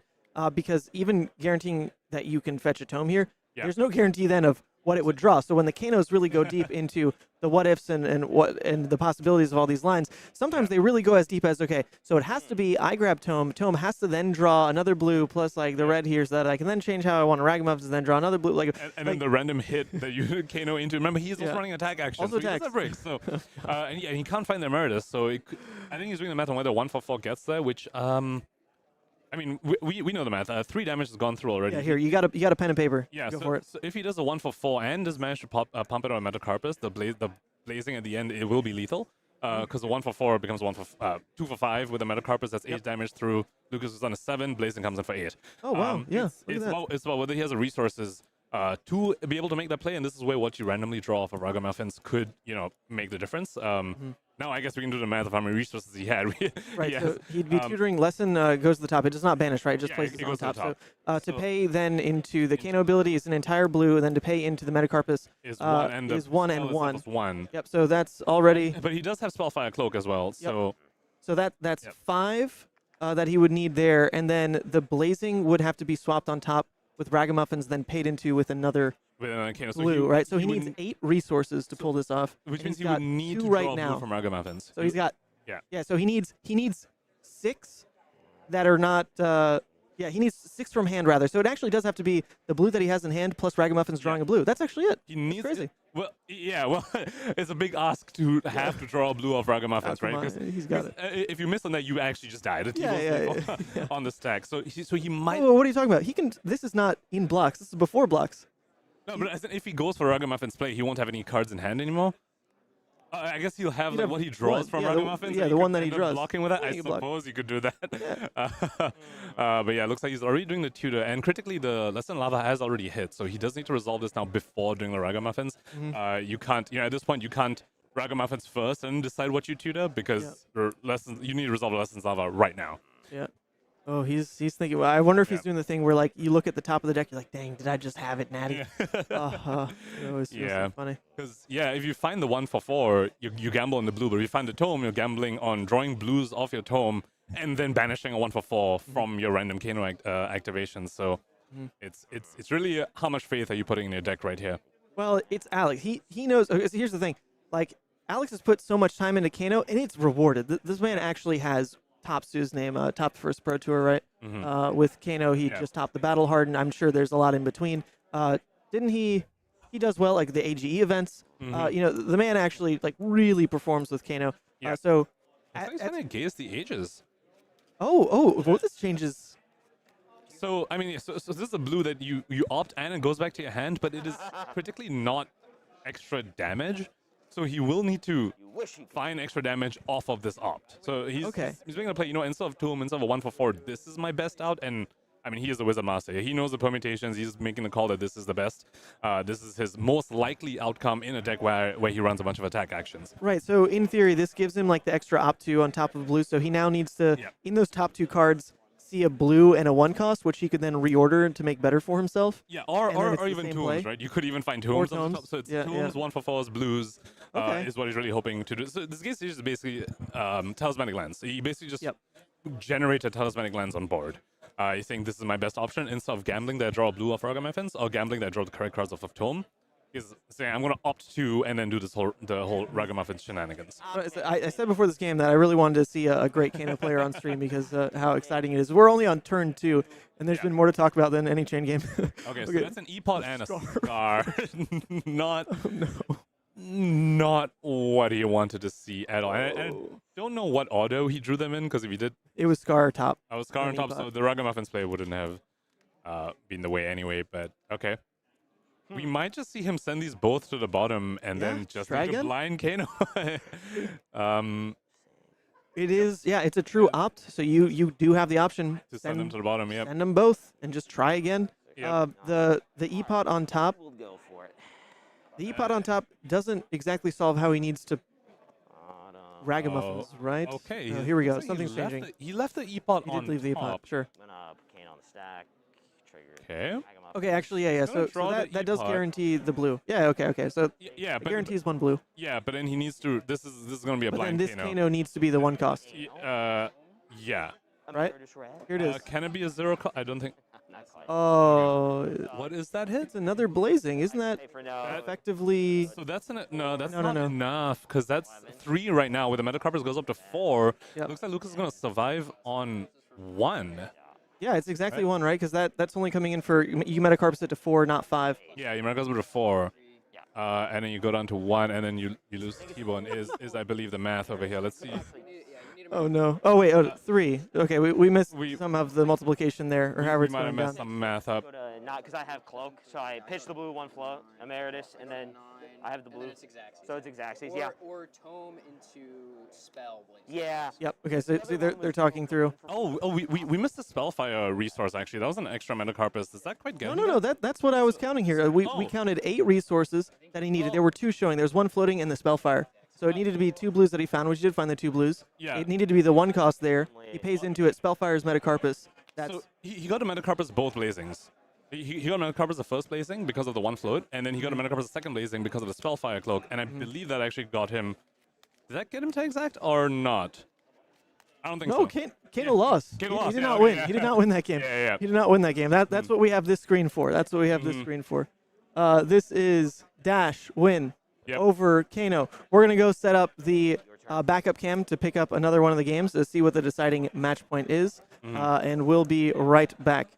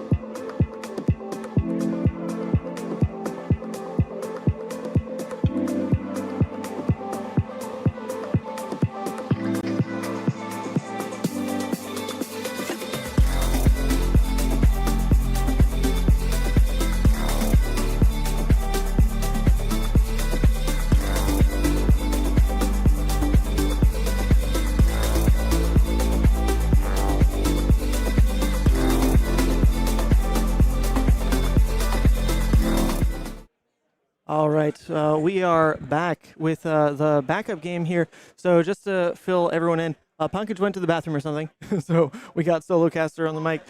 This is Brody Spurlock. Oops, they're actually reversed. Can you swap these? Chane Prism. Brody on Chane. There we go. Brody on Chane versus Chris on Prism. And we did see Chris on this Prism earlier in round 1, but we hadn't seen Brody on camera yet. And Brody seemed pretty unhappy with this game, actually. He tapped in Lucas pretty immediately. As soon as Lucas was over, Brody said, hey, I may need some help real quick. So that's actually going on to the side. We don't quite see, but Lucas, that's his hand right there, bottom corner. Lucas is two-manning this game with Brody here to try to bring this game back into the fold. Maybe I might have the phone backwards. Let me go double check how life is. And Chris once again using that magic card over there to represent a spectral shield. Now, I do have an update from the previous game. I managed to have a quick chat with Alexander Vor before coming back, and it turns out he actually doesn't have Tomb of Aether Winds in his list at all. So the only options that, because he couldn't find a 2-cost from Lesser and Lava, the DSEHS was the way he could potentially opt into a 2-cost on top, which is why he ended up going for that, because he straight up doesn't have Tomb of Aether Wind in his list, which is definitely a very, very interesting decision. But of course, there's also a deck that runs attack actions, so that could, play into why he doesn't have that card. Now, coming back to this list, this game here, looks like the life totals are being updated. We don't quite know yet if the life totals Here we go. are Life correct. is correct now. Correct Yep, now? life Okay, is correct awesome. now. It was backwards. So it looks like Brody's at 2 over here. It looks like the Halo play did happen. We can imagine it was a similar play that Chris Ciali did in his first round against a Chane opponent, where he searched for the Figment of Judgment to turn a card face down in the Banish Zone. So it was likely what happened with the Halo already gone on Chris Ciali's side. All right, so this was a big turn, I'm guessing, that Brody is trying to protect here, because this is a full grip with knowing that a Carrion Husk is in the Banish Zone already. So he's effectively at 1 life right now, basically saying, if I don't win this turn, I have to win next turn, or I lose. And also, I mean, there's a face-down card in Brody's arsenal, so we know for a fact that that Figment of Judgment play almost certainly happened. Let's see what his Banish is. Now, Brody also opting to run... It looks like he's running the same RuneGate Chane. We spoke about earlier how chains come in 2 flavors nowadays in Blitz. There's the RuneGate version and the more classic version. Looks like banishing a RuneGate card here, so he's playing the RuneGate version. Doesn't have any Rune chance, so he does need a way to get rid of that Widespread Ruin that he just banished over the top. Now, Widespread Ruin, is that Annihilation or is it Ruin? No, that one's Annihilation, or wait, whatever the 2-cost one is. Yeah, Ruin. Ruin. Yeah, so it's actually, it's easier to play with like a Spellblade Assault, can be like, just...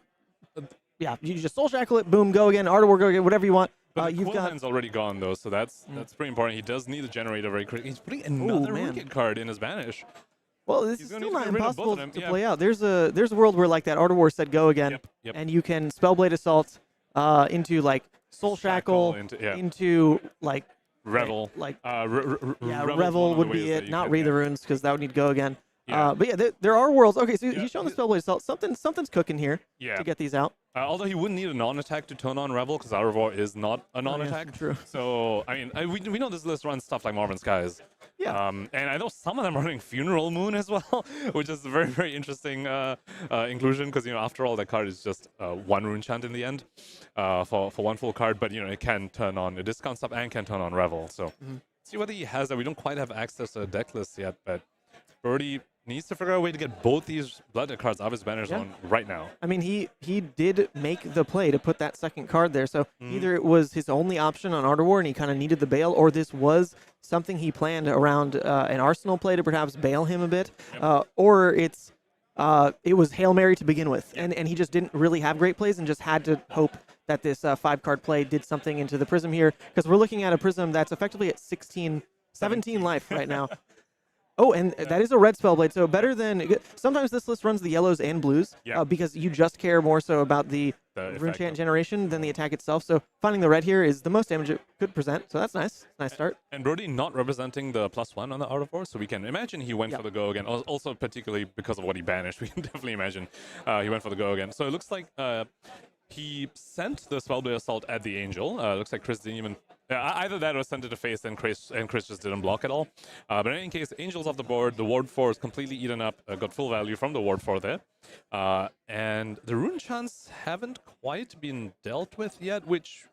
Well, because they were generated on the back end. Oh, yes, Spellblade doesn't come in with the 2. It creates them on the back. Yeah. If it came in with the 2, then that widespread you're just sitting there. So this is the whole plan. The whole plan, you'd think. Yep. So 2, the widespread rune can come out. The Phantom, though, that he will need another rune chant generator in the middle somewhere that has go again on its own right. It can't be a Read the Runes or something. It needs to be something like the Revel, but he hasn't played a non-attack yet. So gonna see how he gets rid of the Phantom. Currently still hiding some information. Still has 3 cards remaining. So could definitely do a non-attack into Revel. This really could be scary because it's the Phantom that's sitting there presents. I mean, I would assume it's another 6, right? That's another 2-cost one. So there really potentially is just a mountain of damage that Brody can still throw this turn. That Chris, I mean, you're at 12 now. That the 4 ward has been dealt with, or no, you're at 13 because you've got the shield with a full grip, but no blocking equipment critically is always kind of the thing that comes up with Prism here. So there's a world where Brody can take the full hand from Chris. It is possible. And then he's in that same state of knowing he needs to win the next turn because the Carrion Husk is going to take him to 1. And then that's that. Can't get rid of it. It's not like Chris is going to opt to flip the Carrion Husk face down. that'd be real nice of him. I don't think it's happening. We kind of don't want to forget the on-hit effect of Widespread Ruin here, which is banishing from the top card of the deck. I almost wonder whether Chris wants to say, you know what, I will take 1 of the rune chants. I'll potentially even both. You banish the top, and if you banish another Blood Dead card, you might just die. It wouldn't happen to Brody because it counts whoever's taking damage. Taken life. Yes, no, he hasn't taken life. Yeah, no, it would just be. Yep, you're right. Okay, so that's an envelope. Just create 1 and is critically a non-attack. And that is the Revel. Revel. Okay, so it's all coming together. This is great. So critically a non-attack, which turns on the Revel, which goes on to 5, which means he can go ahead and play that Phantom. I'm looking here. So the Go Again was on the widespread, so he can't follow up with the Rosetta. There is no way that that's happening. Creepers was not used here. In theory, he actually had resources for potentially making this some kind of Creepers play if it was up. It looks like I think it's 2 floating, but that's okay. He lives. Critically, he lives, and he threw this mountain of hurt. Chris opting to, looks like, give up the full hand on blocks, you think? Which is the same play we saw him do in round 1, right? Remember he had the option to keep some cards, go down to 1 and send a Herald. He opted not to and opted to block out. He's making the same decision over here, saying, look, you have 1 more turn to kill me. I'm just going to block out completely. Let's find out, Michael. And you will just die to Blood Dead if you don't get over my entire hand on blocks. Wow, so this is exciting. I really like how Chris has been kind of forcing the Chane to just do it. Do or die, Chane. Because without rune chants going into a turn like this, it asks a lot. Very critically, we sort of see Chris pivot, about as soon as turn 1. But I mean, the Chane is down to 1, so we do know that Chris started the game attacking with heralds, and then is pivoting to block out strategy. And here we see the card that is likely going to just cinch the deal for him. Warmonger's Diplomacy when Brody has no rune chants up. So we actually did hear an update, though. Michael Fang did win, so technically this best of 3 is over. Lucas and Michael won. So they have won the 2 of the 3 matches required. They're just wrapping this game up. Brody is not one to just call it quits. He absolutely wants to play this game out just for the learning moments. But this will be a confirmed victory for our youngsters over there, the 2 kiddos and the chaperone. Mm-hmm. So another Art of War play. In terms of like you need to have it turns, Art of War into Art of War is a decent way to just make it happen. Yep. That's also Soul Shackles hitting. Wait, so where? Shadow Versa. Oh wait, sorry. Where did that Art of War come from? Is that just not cleaned up yet? Because he hadn't resolved Soul Shackles. So I'm not quite sure what's happening here. I mean, there is pitch in his pitch zone, so I do think he played his Art of Oh, War so maybe he this just forgot the Soul Shackles and did it retroactively. Who knows? Maybe, but that's you can't draw for. This game doesn't matter. This game doesn't actually matter, so they might be goofing. But in terms of sending as many attacks as you can, Art of War is definitely the way you can do it, right? Like Art of War, give and go again, plus Chane.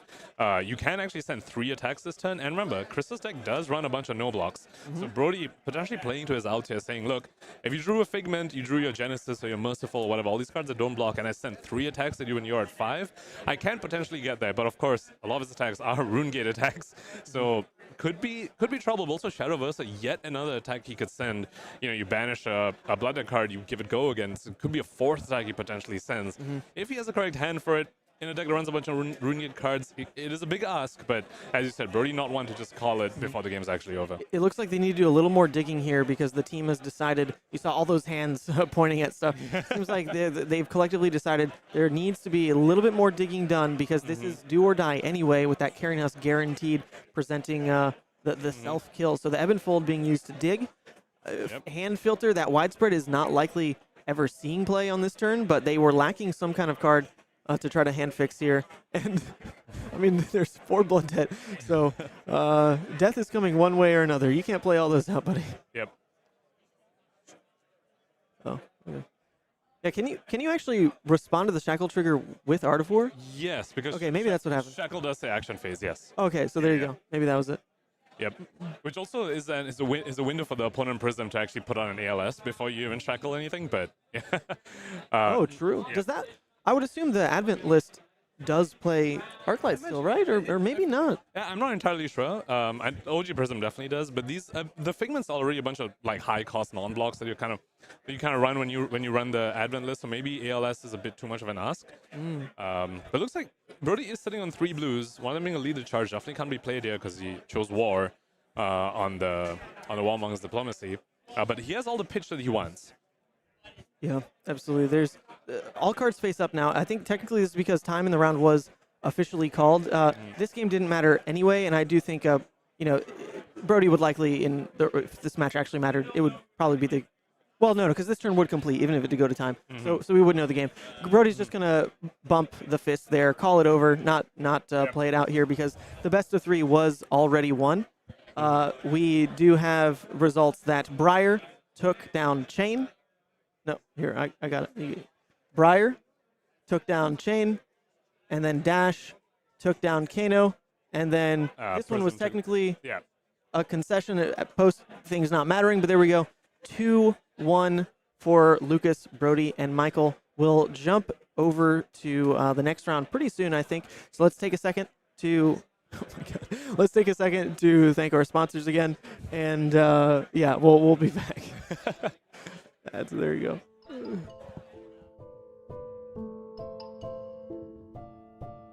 Hey yo, Don Amurabi. You want me to tell them about the bazaar, or do you want me to use the clams, huh? Relax, Captain. These are our customers, and we are their merchants. It's okay, I'll handle it. I know your problems, and I got the goods to fix them. You watched an OP deck tech and need to buy the spice. Buy from the bazaar. You are deep into theory crafting the next hottest deck. Buy it from the bazaar. You are changing your Pro Tour deck list last minute. Buy from the bazaar. You follow the meta and need to change decks. Buy from the bazaar. You have an addiction to box breaks. Buy from the bazaar. You find yourself dealing fab to new customers. Yes, catch me outside and I'll hook you up. And you, don't forget, get your cards from me, Hammurabi TCG. or else you get the clamps.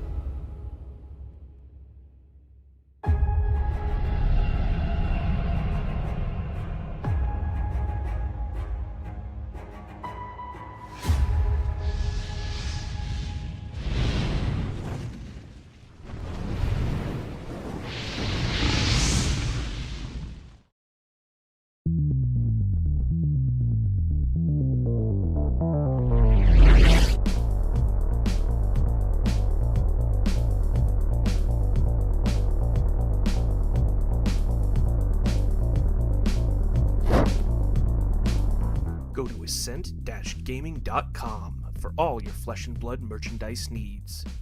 Use code SAVAGE to get 5% off your entire purchase. Do you know what the hardest part about being a brute is? No, it's not rolling a 1, because that never happens. It's not discarding your blood rush to pulping or wild ride. It's actually having to buy hundreds and hundreds of reckless swings for your opponents to sign as you kill them with it and put them in the ground. That's why I go to fabfoundry.co. With incredibly competitive pricing and extremely fast shipping methods, fabfoundry.co is the only place I need for an unlimited supply of reckless swings. Visit fabfoundry.co to support one of the OGs of the Flesh and Blood community and to get your product delivered on time, safely, so you can go crush your foes.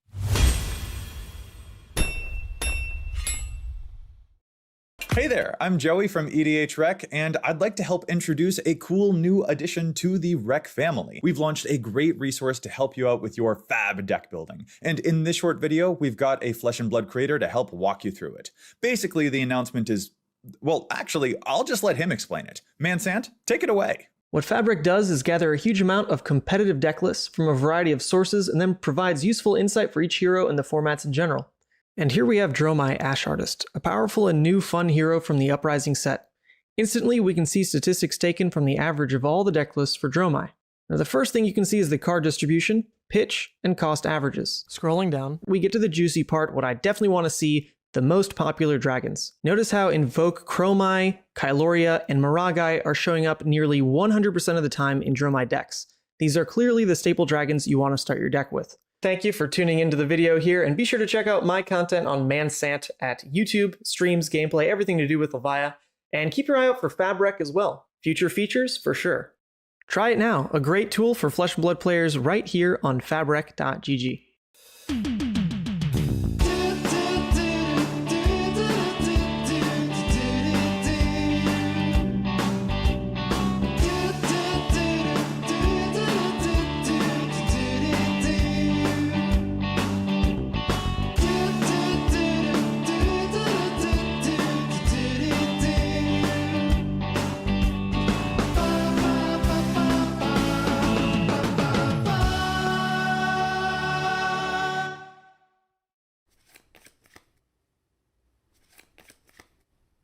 No way, dude! I can't win a single game against you! It is so hard living with such a good Flesh and Blood player. Don't look at me like that. Yeah, I know I need practice. It's just hard when you beat me up all the time. What? You think I need to go to the Realm Rumble? And you also think I should outline exactly what the Realm Rumble is in case anybody watching doesn't know about one of the biggest Flesh and Blood events of the year? Okay, if you say so. Realm Rumble 2023 is a first of its kind, independently organized, 3-day-long celebration of all the biggest names in trading card games. If you love Flesh and Blood, then this is the weekend for you. There's going to be a $10,000 open tournament, a $5,000 team sealed tournament, and overall, $45,000 of prizes given out over the course of the whole weekend. If you like callings, if you like Pro Tours, then this is the event for you. It's going down December 1st through 3rd in Columbus, Ohio. Head down to the Realm Games' website, realmgames.myshopify.com to get your early bird registrations in, and we'll see you at the Rumble. All right. 3 of a kind resolves. In the middle of that.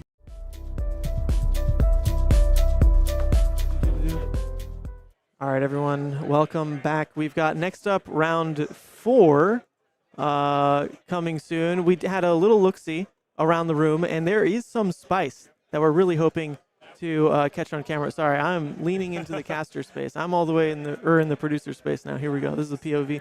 Gotta fix buttons. So for those of you who don't know, Levi Rauch is actually here.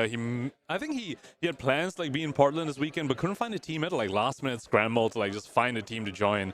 So he is here on his signature Azalea. But I think we did see. Well, not on stream, but on round 2, I managed to catch the tail end of his game. He was on Azalea, getting fatigued by a fatigue Briar. Yes, fatigue Briar. Charles Dunn's influence being felt all the way out here in Portland. Rearing its head in a format where, come Tuesday, she's no longer legal. Briar's about to sunset in Classic and Starter, but she's still here in Blitz for the long run, and maybe proving her mettle with this fatigue build. Yep. Wouldn't that be awful? Yeah, so we did see a fatigue Briar. They're around somewhere. I believe Michael Fung is not on a fatigue Briar. No, I don't Still don't know what sort of flavor of Briar he's on, but yeah, there's a fatigue Briar in the mix. Levi on his Azalea, so some spice. But a lot of teams definitely showing up with the Chane and the Kano that we were definitely fully expecting. Oh yeah, we do have the full numbers as well of the meta breakdown. No real news on how the team compositions really work out, but use your imagination. Almost every team has a Chane, and you just start backwards from there. But sure enough, the most represented hero, Chane at 21, which means 21 teams, through 2/3 of the room there is on Chane in some capacity, and that's a mix of chains as well. There's the kind of the RuneGate chain. There's the more traditional chain we just saw as well. 15 Kano, 14 Kassai, 9 Rhinar, 8 Dash, 6 Briar, 5 Prism in kind of our heavy representation bracket, and then it all gets a little bit muddied beyond that. But I just want to point out 3 Emperors in the room. Yep. 3 Emperors. Love it. 1 Shiana as well. That's some real spice right there. I think we spoke a lot about how the 3rd slot after the Chane, the Kano, is a bit of the wild card. So I'm quite surprised to see Kassai having basically the same representation as Kano over here. So a lot of players in Portland favoring the Kassai equally as they favor the Kano, which is, I think, one of the most contentious slots there. We talk about Rhinar's dashes and prisms potentially being on that slot, but Kassai really having the lion's share in that 3rd slot. Yeah, absolutely. She's showing her. Well, I guess we'll see if she kind of makes it to the top. That'll be a testament as well to whether she really carries her weight in that 3rd slot. Yep. I think, like we were talking about before, there is a lot of divide in the community on where she actually falls. Is her consistency a good thing, or is it actually kind of a bad thing because her ceiling tends to just be so easy to call? It's just, okay, we know what you're doing, Kassai. You're gonna Blade Runner. You're gonna Spoils War. You're gonna Blood in her hands. That's really all she's doing. So we'll try to keep following the Kassai saga throughout the day, but I think it's very obvious that the Chanes and the Kano teams are doing well. We've seen those represented now across the top, and the 3-0 teams, from what we know, both are repping at least Chane. And also, critically, let's point out the 2 Prism Advent of Thrones over here. Now, we know at least one of them, Chris Ziali, is doing pretty well. I think we just saw his team lose that game, but he himself has actually beat 2 Chanes on camera today. Look at that. So that's exactly what you want from that 3rd slot, right? After the Chane and the Kano, you want a slot that's good into both Chane and Kano. And Prism Advent of Thrones, at least the way Chris Ziali is playing it, seems to be really good into Chane, and naturally Prism is just good into Kano. So, we could see that team potentially doing really, really well, maybe coming back from this one loss that they got in their round 3. Yeah, I would like to see as well, I don't know if the stream would enjoy the game, but Yoji I really thought was going to be a deck with a heavier representation than just kind of falling into the muddy pile in there with the 2s. So I'm interested to see if he's making it to the top, or perhaps that Fatigue Briar is the best in format fatigue deck at the moment. It's a whole new format, right? There's a lot of answers to really be solved here about what decks went out with this whole new sideboard strategy in Blitz. We did just get pairings, though, for the next round, so we've got to jump to getting that sorted. So don't go anywhere. We've got round 4 coming at you in, like, I don't know, 3 minutes. Okay.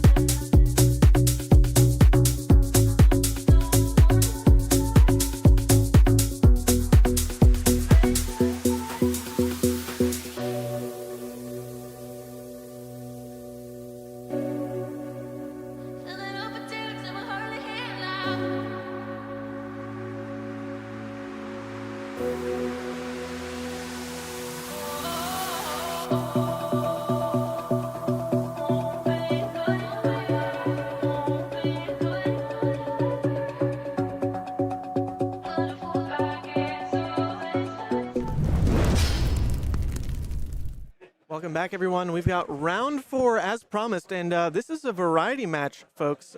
This is the only variety match of this entire team lineup. Kano Mirror Dash versus Kassai, which is the camera game, and then Chane versus Chane. Yep. And we've got the Techno Foundry over here on the left, obviously piloting the Dash. If you're familiar with his YouTube channel, very, very amazing Dash content out there. And here we see the class. We spoke about how every team's going to have a Kano, every team's going to have a Chane. Here we see those mirrors facing off against each other, and then the wild card slot, Dash versus Kassai in the middle. Now, this is not the best matchup for Dash. To be honest, because there's a lot of agency on the Kassai side. Kassai, a deck that blocks very well, has a really good fridge, could potentially pivot to a fatigue strategy if they feel like that's relevant. But if you give them a bunch of cards, if Dash opts to take an off turn to set up, Kassai can still push a bunch of damage if you give them a full 4-card hand with cards like Slice and Dice, cards like Hit and Run in the middle of the chain.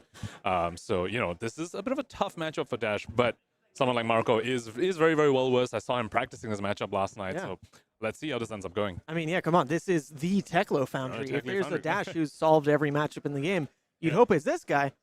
So, I mean, this is exciting because, I mean, the mirror matches will be interesting to check in on, but it's not like you can really call those favored one way or another. So this is like kind of the deciding game in a way. I think you can. In the Kano mirror, Kano's definitely favored, Ethan. I don't know what you're talking about. That's why you get paid the big bucks, actually. Look at that analysis.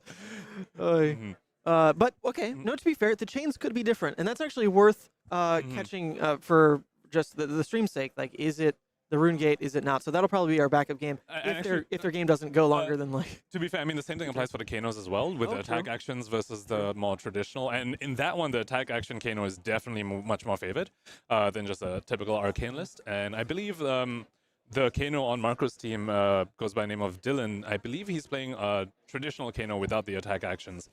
So if his opponent's on the attack action list, that could be a bit of a tough matchup for him. But of course, we will check in on that after we have resolved this game out here. Yes, come on. We've got big coins to watch. Oh, maybe that was the making money, the make it rain sound effect. It might have been a little too loud there. But we got to watch all this copper get generated on the Kassai side. It's so exciting. Tick up, copper, blood in her hands. Oh, thrilling gameplay.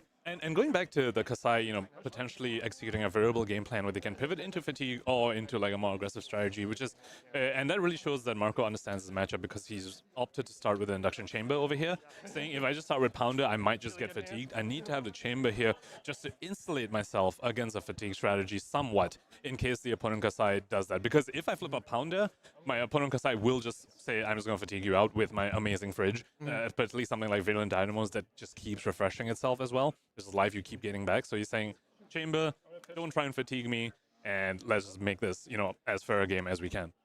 Absolutely. So Marco is going first here. Well, actually, funny enough, he was someone in chat this week when I was learning the Dash matchup. He's someone who mentioned, hold up a second, like the new ability with a sideboard to completely pivot how the game plan works is massive for understanding your matchup. So this is something that, like, from the get-go, right, with the induction chamber on board, means he might just opt to never boost these turns. Just like sink your damage into your permanents, into your pistol package here, and then potentially drop like some of your good rate plays like the payloads, throttles to wrap things up. But he's looking at his hand and opting no reason to let the Kassai filter. We're not really going to take cards from the deck there. Just hold. Yep, and he did draw into high octane, so he could potentially do a very, very strong turn following up after what Ian does. But we spoke about how Kassai can actually, given the right circumstances, actually push quite a bit of damage with their 4-card hands. So, you know, if Marco does want to end up getting as much value from his high octane as he wants to, we might be seeing him take a bunch of damage here and critically give Ian a bit of copper, which, you know, really lets the Kassai later on kind of snowball. After you generate a bunch of copper, you can use a 1-card Blood on her hands along with Courage of Bladehold to just come in for 12. Oh, yeah. Incredible. Although the Courage of Bladehold, right, is critically a piece that there are worlds where Marco might be able to snipe it with some kind of T-bone play, because Ian should be looking to want to block with Valiant Dynamo potentially early. Maybe this is a matchup where you actually play for like a T-bone Magnetic, because if you snipe the Courage, then Blood in her hands actually demands keeping cards in hands to make it as good. We'll see. I'm not entirely versed in the intricacies of this matchup, but Marco taking the entire 8. So I've spoken to Marco about this. I don't think he runs the magnetic package, because if you're trying to look for the high roll thing, you'd rather it be a max velocity, which is like the way you can outrace a chain and the way you can, you know, potentially like get over Kassai's defenses as well. So having both magnetic and max speed just becomes a bit too much. Marco, a little fortunate there that Ian didn't have a go against Source, so critically didn't create the copper from Kassai's ability, because remember, you do need to have attack twice to have the Kassai ability generate you some copper. So that was just 8 vanilla with no copper being threatened. 8 so vanilla. Marco a little happy with that, but of course 8 vanilla in a game where you're at 20 life, not amazing. Yeah, so still, let's see. it was 8, and that was Ian going second. So you figure he had full reign to, if you're normally pushing like your max value per card going second, then you want to be threatening, probably 12 on that kind of hand. Instead, it was 8 and Arsenal, which is below rate in theory. So especially missing the copper generation, like you mentioned, Marco, sure, he took the 8 there, but he's probably pretty happy because it could have been a lot worse. Yep, and also starting with a high octane here, so he did have the turn that he was hoping for from Ian, and that goes back to him not letting Ian filter at all, right? Turn 0, he just loaded up some items and went past, and Ian didn't have the go against Source, couldn't filter, so a bit of a weaker turn on Ian's side, exactly what Marco wanted. And I really like the sequencing here where you start high octane and start with a pistol, you just hold as much information as you can. You're not letting Ian know what on-hits are coming, whether it's potentially a max V happening this turn, whether Goliath is being popped into something like a combustible curry or anything. So I really like the sequencing of Marco here. It looks like he does have a Techno core in hand, so not as aggressive a high octane player you might want holding on to an item like this, but at the same time, given high octane generates you extra action points, you might be able to play it and still come in with like a pistol at the end. So here we go, a red 0 to 60, ticking up the high octane, boosting away. Yellow throttle, it's okay. Yellow throttle is not as good as the red. So just get it out. Who cares? Filler card anyway. This is now presenting 4 with go again. And Ian, having only taken the 2, hasn't committed to too much this turn, whether he's really opting to full keep or what. But 4 is critically one of those breakpoints that a Valiant Dynamo normally looks pretty, just looks like a good block if you are going down a card and to block the 0 to 60 anyway. So this could be him showing that he wants to keep more of this hand. Because if you were going to cover, then the 4 was pretty clean there. Not putting Valiant Dynamo on the chain here can be a little bit risky. I mean, okay, I guess, so Marco did follow up with this a bit. Ooh, boosting away max velocity. He's not happy to see that. That's one of the key cards that he needs to push over the defenses. But critically, not putting Valiant Dynamo as early as you can against a hero like Dash can be a bit risky because they could just end their turn with playing items. And then you've lost the opportunity to block their Villain Dynamo. Especially, you might want to conserve it for on-hits, but Dash doesn't really run that many on-hits, and you still have other armor pieces to help cover on it, like Combustible Courier, which is pretty much like the only on-hit that Dash does run. But we definitely will expect Ian to put a Villain Dynamo on the chain at some point. But this is still, like, this block in particular is kind of where he might have to pivot, though, because it looks like he's already not on the full blackout strategy. He's given up on that just from seeing the induction chamber to begin with. I don't think he thinks he can go for the full blackout on the dash anymore. So we saw him eat that 4, which sometimes, like, if you're playing in the dash and your strategy is blackout, then, I mean, who cares about keeping any card? You are just going to block everything you see. So now the decision points are changing for Ian here, because it's not like dash actually has hit effects or anything. So he's giving up a red out for blood, which is potentially how he was going to present up to 4 value on his own card to just block 3. So it's an interesting pivot now, because if he was trying to race down, Alpha Blood was a totally fine keep. Speaking of decision points changing, the decision points also change for Marco over here, seeing that Ian isn't blocking, because now he'll be more okay with activating something like Teklo Foundry Heart, whereas, if Ian is blocking it, you'd never want to activate that because you're just losing cards from deck for 1 extra resource. But in this case, he could go for the play where he activates Teklo Foundry Heart, goes up to 2 resources, shoots the pistol 2 more times, and then just ends the turn with a final action point resolving a Teklo core. So all the whole time, you're also just holding information back with which the last card is. Looks like he's not opting for that. Looks like he's opting to just send the payload, which does have Dominate because he has boosted on this combat chain. Having 2 floating for potential 2 more pistol shots. If he opts for Teklo Foundry Heart, he could even put an extra resource on the induction chamber for the following turn.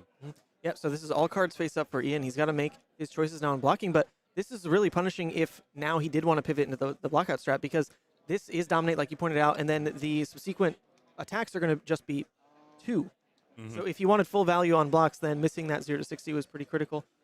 So this is another big decision point. Is he trying to fight to keep this 3-card hand and arsenal now? He seems to be flitting back and forth on the decision here. Marco, I love it though. Stone Cold silent treatment. You got sleeves off. He's confident. Critically, Marco opting not to use the Goliath Gauntlet here, which I think is a pretty heads-up play. You might want to save it for Incombustible later on after you've eaten some armor from Ian, because at this point, his payload, it has Dominate, but Ian has the full armor suite up, right? Warrior is very, very well known for having a massive fridge, so the Dominate doesn't really matter. Giving it +2 also doesn't really matter because of how much fridge Ian still has up. So Marco's saying, I want to save this for later on, maybe on a potential max V turn to even push the ceiling of the turn. But there is only going to be one more max. Yep. One more max V. We've actually seen 3 targets for that Goliath Gauntlet gone already. The yellow throttle, the max V, and now the payload gone. So you'd think there's probably another payload, another max V, and then like the 2 copies of red throttle coming up as his now new ideal targets for it. But what I don't want to see happen is similar to like our last Chane or last Dash game. There's no way you want to end a game ever with those things on the table, and I don't think Marco's going to make that misplay. He will definitely find his opportunity, and he just called it not quite right on that turn, but there will be more turns to play. He is healthily at 12. So Marco critically opting not to use the Teklo Foundry Heart there. He could have used it to just get a counter on the Induction Chamber to save it for next turn. You do lose 2 cards, but I mean, at this point, Ian is sort of representing that he's not going for the block out fatigue strategy, so Marco should be a little more okay banishing cards from deck, but maybe he's saying, you know what, I've already lost 1 max V, and I don't want to potentially lose another one just for a counter Induction Chamber, so he's saying, you know what, it's fine, I'll give up my Induction Chamber for next turn just to reduce the probability that I'm going to lose my second max V. So Ian here kept a 4-card Kassai hand, which generally means attack, some form of go again, some kind of pump. Yeah. Is really the play pattern there. But it's not going to be a, what is it called, Slice and Dice, the one that you preemptive lead with. So it could just be it could have been a clumping of like 2 1-cost attack reactions. That's why Out for Blood just couldn't do anything on that kind of hand, and that would make sense on why he threw it for the block there. Yeah, and we also see a yellow being pitched over here, right, instead of blue. So also a bit resource side, but also yellow Blade Runner, meaning that he probably has some other go against horse in his hand. Could also be Glint, which is a card that these Kassai decks run, but very likely going to be the 1-cost ones, like run through a Blade Runner, like what you said. Yeah, they run as many copies of those as they are legally allowed to. It is 6 Blade Runner, 2 Run Through, 2 Glint normally. They all do pretty much the same dang thing. Oh, it looks like Marco does have the max V, but it's 2 T-Bones though, so we won't be able to get it off this turn. Unless the last... Yeah, no, won't be able to get it off this turn. Yep. There's no way. You do need to have something. But you know what's interesting though about the hand he drew there? If he'd opted to develop the Teklo core, then that was the 2 resources actually needed to just straight dump this hand and make max V live, because one would pay into the high-speed impact, and then you could Teklo. And you could Foundry Heart. Boom, that hand was just live for max V off the rip there. Yep, alongside a Goliath Gauntlet, which you didn't use in previous turn, so... But, I mean, yeah, hindsight play. But, I mean, we do have to commend Marco on not using a Teklo Foundry Heart, because I don't know which order he drew this hand in. But there was a good chance that maybe this affects the second max where you got banished a Teklo Foundry Heart. And we spoke about him not using it to conserve a counter on the Induction Chamber for the following turn. Getting a bit rewarded for it, not, banishing the max V. So, pretty heads-up play from Marco there. Yeah. And now he's deciding over it, because remember, if this hits, that will represent potentially one more copper at the end of the turn for Ian. So, red Blade Runner. Probably that's why Marco was thinking quite long and hard about whether to even let his first saber hit. So red Blade Runner coming through here. So this is kind of the bread and butter of how the Kassai wants to play. Now with 2 cards showing, though, this is more interesting for how Kassai normally plays their turn. Because that was a 1-cost go again and not like the Glint like you were talking about, then for the Kassai to really use these cards, it has to be exactly in the swing, right? Is like the 0-cost there. Otherwise, you're pitching for some kind of react here, and then that's just kind of inefficient, right? Yep. So it's in the swing exactly, potentially. And a deck like Marco's, they're blocking cards all attacks, so these sabers actually do have text on them against a deck like Dash, which is not exactly what you want to see. So we see Marco, overblocking, going up to 9. The saber gets buffed up to 6, and he's saying, if you have in the swing, I'm not taking any damage this turn. So both players kind of, in a sense, getting IP'd for a turn there. Marco blocking extra card he didn't necessarily need to, and Ian saying, I guess my pump is useless now because you overblocked. So for him being a little inefficient in a turn cycle, Marco saying, you know what, this is not the turn I want to take damage for. I'm going to start with max V, and hopefully we'll draw a hand that can play it, and then that's the turn I want to take damage for. I still have 4 armor remaining, and Kassai sometimes doesn't get to use a full 5-card hand very effectively. It's interesting, though, because Marco could have opted to keep the blue. There was the blue T-Bone, and that blue easily pitches into, because this is not the Teklo Pounder playstyle, right? That blue easily pitches into pistol, induction, pistol. Yeah. So he's opting to not present the 4, instead protect the 3. And what that 3 life does is mostly deny the potential copper generation that Ian was going to get on that turn, because he already cleanly blocked the Blade Runner pump. It was that third card presents potentially the buff over it, presenting the copper. So he basically chose 3 value and copper denial over 4 value, right? Well, Kind of the other thing is that if you're going to set up something like a max V, you need to be able to keep your whole hand to be able to play it. True. So if you take the 3 life, not only it's not just a question about value, it's also whether you can keep your hand to resolve the max V. Yeah. So he's saying, I need my life for later on. It's definitely one of those cases where you need your life resource for later on. That's why you're paid the big bucks, not because you can call Kano mirrors. That's a good one there. Now we're seeing a Spoils of War where normally this is the critical turn to want to block out if you expect the Kassai is going to survive into another turn cycle. Because if the Kassai is able to generate all this copper off Spoils of War into the massive Blood in Her Hands combo turns, you're scared. But that's across 2 turn cycles now. We're looking at Marco in a position where, like you just pointed out, he's protecting his ability to potentially say no blocks to make this his max V turn. If he presents lethal, takes all cards from Kassai, then the Spoils of War and the copper generation gets really, really delayed in terms of if it'll even equate to some kind of Blood in Her Hands play at all. Unfortunately, Marco drew a hand that doesn't quite enable the max V. I see 2 cost boosts in there and 1 cost boost. Now, something like max velocity, you really need those 0 costs like the T-bones and the 0 to 60s, but we did already see him block with 2 T-bones on the previous turn. So this throttle, shockwave, and combustible courier just not the hand you want to see when you're trying to set up for a max V turn. So he might be pressed into just blocking out the Spoils of War turn, as you point out, which also will deny the copper, but being against a warrior, it is a little difficult turning on the Reprise out for Bloods, turning on... Right?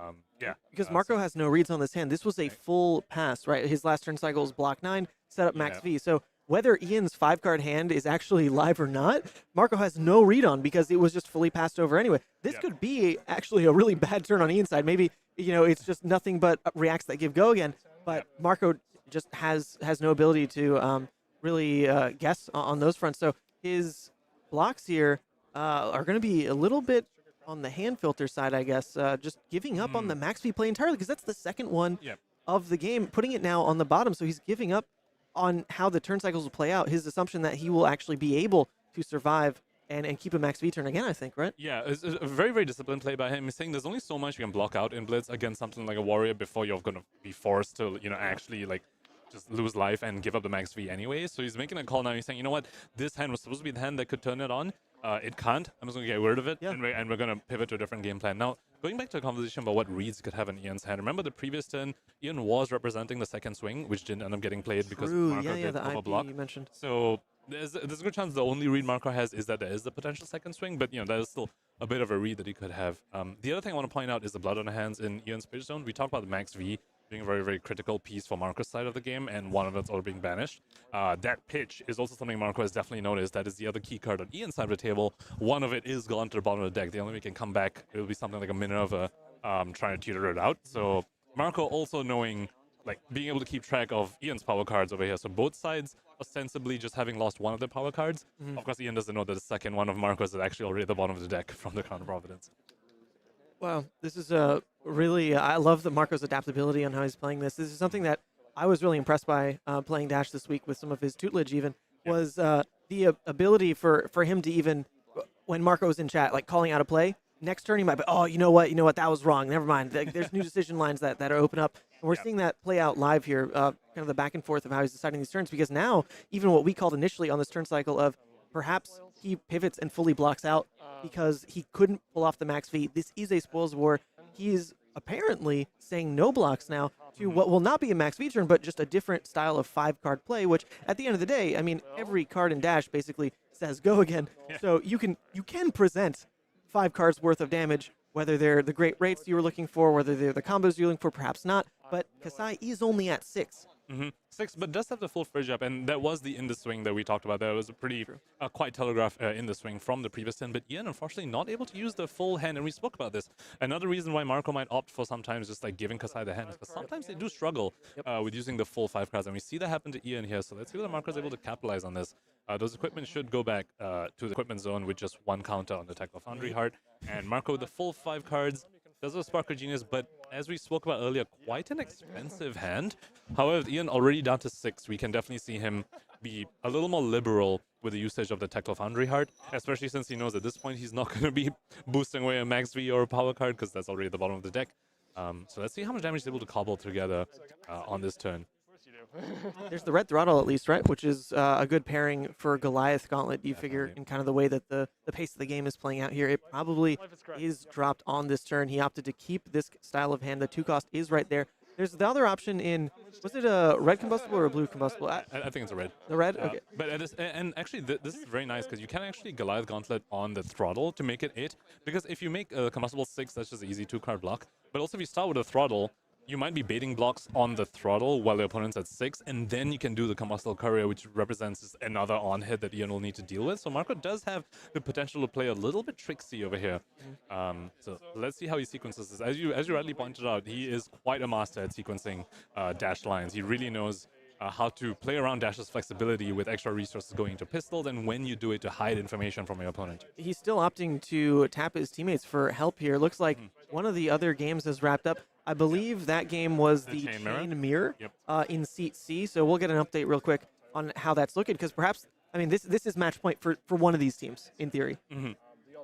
Okay, so actually we have the update right here. This is the tiebreaker. One of the Kanos won, one of the Chanes won, and now the deciding match is what's right here on camera. It got that much more intense, and this was already a great game. Yep, absolutely. And so far, Marco in his team, like, his personal record, from what I've heard, is actually 3-0.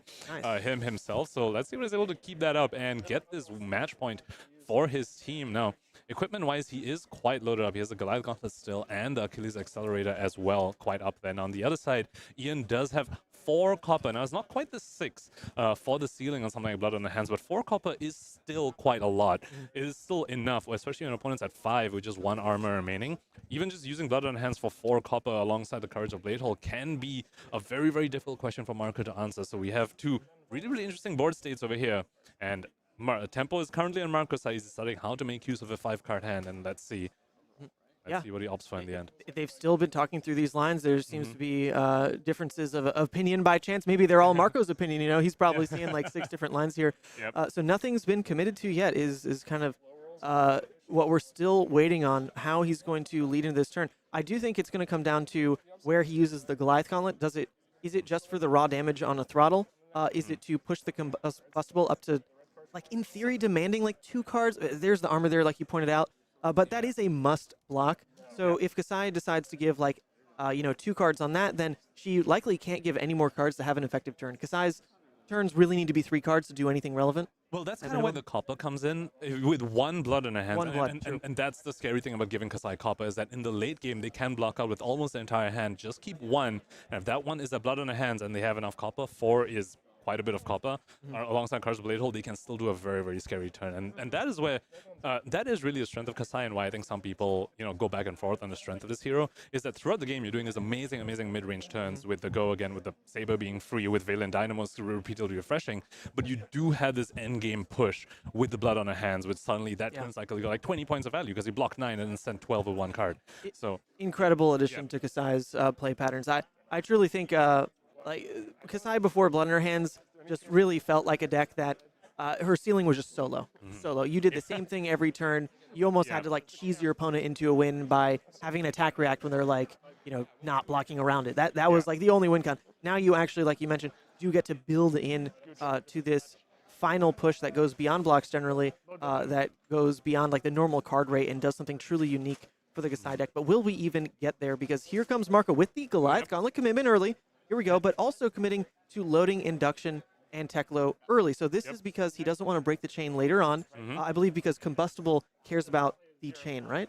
Is that true? Yes. Yeah. So this is probably what it's leading into. Yep. But also, I do think he might opt for the throttle, because it represents more awkward break points if you put the Goliath on the throttle instead of the Combustible. Because if you do in the Combustible, you're sending 2 attacks for 6, whereas if you do on the throttle, you're sending an 8 and a 4, which, I mean, against a deck that has a fridge like Kassai, it's not that relevant, but it's still just a minor optimization that we might see Marco do, especially if you start with the 8 attack first when your opponent's at 6. You might beat the blocks there, and you might actually get the on-hit of the Combustible Courier through. Oh, I love how the pace of the game slowed down dramatically, but not even in a way where like Marco was milking the clock or anything. Ian was also having his discussions. His teammates have crowded in. Everyone's very tuned in because this is the match point. One of the Kanos won. One of the Chanes won. One of the Chane players is eating trail mix. Here we go. It'll also be really interesting to know how the teams communicate, like amongst themselves, without giving information to the other team that's clearly listening in. For a moment there, we saw Ian while Marco was conferring with his teammates. Ian was rapidly just looking at the other side of the table, trying to be like, okay, what information can I glean from your hand? Chew your trail mix Based on the way quieter, quieter on the chewing. You're chewing too loud. Maybe, actually, this could be a strategy with the face masks as well. Back when, I believe it was, I forget, I think it was like Team Sealed Outsiders at like Ohio 10K, something like that. We were still wearing masks at the time. I believe, I could be misquoting the event. But it was actually almost a benefit to have the face mask on because there's no lip reading. And it does muffle. So that could be a strategic part of their play here. Absolutely metagaming the heck out of this tournament. I mean, I can't lip read him right now. That one dude is like a little blocked by the light as well. So Ian, but he's pointing. That helps. Ian is posturing a 2-block on his pistol, saying, you know what, the pistols are the most inefficient for me to block from hand because my cards block 3 and block. So I maybe want to cover up these 2 attacks with my equipment. Of course, this might bite him later on when the combustible courier comes down, for example, which is an on-hit that he might want armor for. Of course, Rolling Dynamo's still there. Still has another 2-block on the headpiece, so, not as blown out as potentially some other deck that doesn't have the fridge, but still a very important thing to point out that posturing to put armor here could be a problem for later on in the chain. Absolutely. Yeah, it's about where he potentially gets punished by not blocking around that combustible. Marco obviously waiting for whatever amount of punish he can fit into this turn. A high octane is one of those that looks like a breakpoint that might be relevant in a world where he's just trying to push damage. If he sees like the right amount of cards committed to this to fully block it out, then he might like armor going here, then he might pivot and actually play the throttle instead. Because now, the combustible instead, because if armor goes on the high speed, then the combustible presents a more relevant breakpoint. But if the high octane high speed doesn't get blocked, then perhaps the dominate is more relevant on the throttle because that's landing like true damage. So the combustible courier is actually already in the bridge zone. So it was a blue. It was a blue, not a red. We completely missed. We missed that it was a blue rather than a red. So it's already in the bridge zone. So it looks like that Goliath Gaunter will be pumping up the throttle over here, which also makes sense. I mean, at this point, even if he had a combustible in hand, he doesn't have enough resources to play that into another boost card to even make use of the power buff here. So he's saying, all right, I'm just gonna send the most damage that I can. Finally gonna end up with the throttle. Now, the Spark of Genius in his hand, probably gonna end off with finding a Techno Core that he could set up for next turn and draw into a card to actually still set up 5 cards in an arsenal. Let's see if that's what that's what ends up happening. A little difficult to see the pitch value of that 0 to 60 in his hand. If that's enough to play the throttle, then we might see that be the line here for Marco. Yeah, of course he puts the hand down. It looks like I think a yellow. Yeah, so you can 2 play yellows the in the into throttle. Spark. Yeah. All right, that is the commitment of a red Blade Runner, I believe, and the Valiant Dynamo covering up the high-speed impact now. So there's still critically 9 block on the next attack, but you could, if you're searching for more, fishing for more block, the Crown cycling out an arsenal on a wide turn can unlock higher blocking capabilities of a hand. I don't think that's quite what we're going to see because there's still just so much block left in the hand of Ian. That's how you can really get around the final pushes that that any aggro deck is really trying to do to you. So Marco breaking the chain there to activate a Tactile Foundry Heart, which gives him an extra resource to load onto the pistol. I also really like the sequencing because he's representing to Ian that he's going to send the pistol after this throttle for 8. But in reality, we imagine he's actually going to play the Spark of Genius. And that's one of the tricksy things you can do as Dash. You really get to hide information from your opponent because you can always end your turn with an item or something like a Spark of Genius or the pistol. You just have so many options as Dash. And the way he sequenced it here, where he puts the counter on the pistol and then sends the throttle, is really telling Ian, hey, you're going to take this too after this. Potentially, but then he might just end up with just resolving Spark of Genius. This actually also opens up lines for him because of Achilles' Accelerator.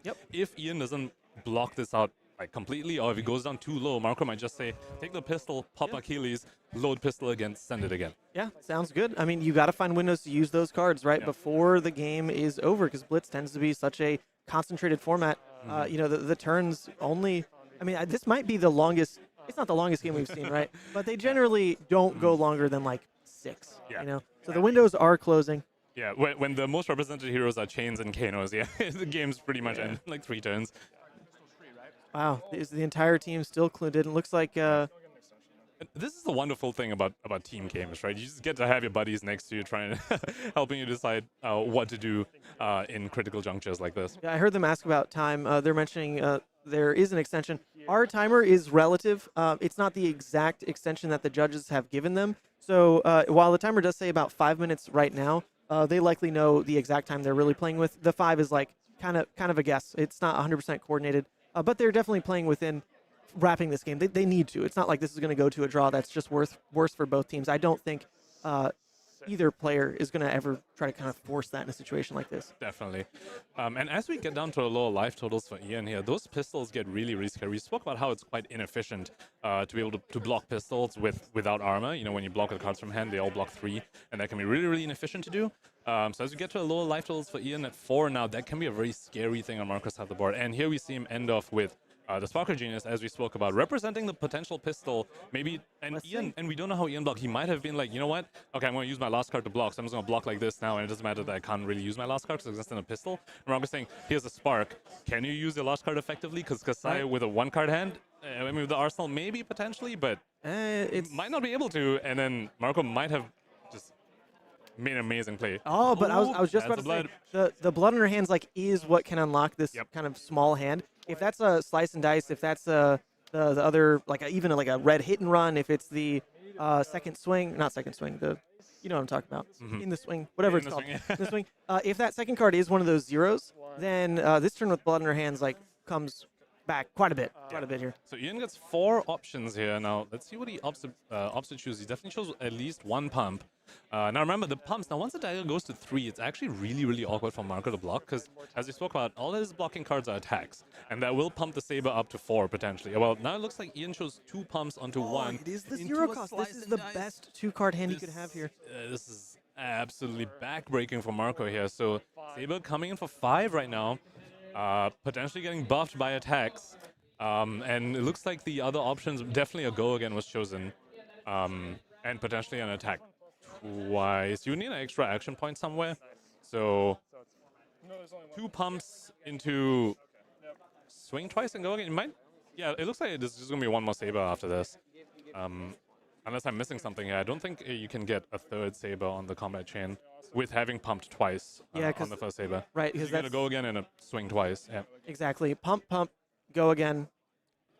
And then wait, what is the 4th mode then? It could be another go again, or it could be an attack twice. Right. But there's no way to yeah, there's no action. Yeah. So then is that so it was pump go again on this one, and then the 4th option.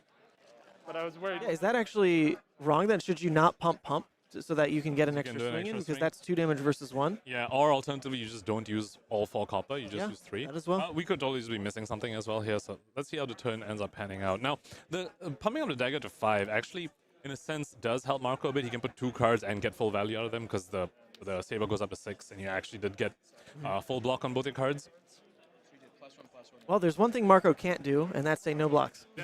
So that choice is off the table. They're going to have to talk through everything but that option right now as they try to figure out the final, probably like last turn cycle or so of the game here. So he does have 1 more block on his armor piece there.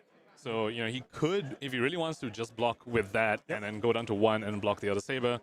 And then, you know, he still has 4 cards remaining to try and push over Ian's 4 life, where Ian critically does not have copper anymore, so he does not have access to some sort of play like this. You know, spoke about how Blood on Hands on its own very, very strong. But yeah, so now oh, he just chose attack twice on the same saber that he pumped, of course. Yeah. So this one is... Oh, yeah, duh. There we go. That's the 4 modes. Makes total sense. So all onto 1 saber. This saber going up to 7 with a Slice and Dice buff and a Blood on Hands buff.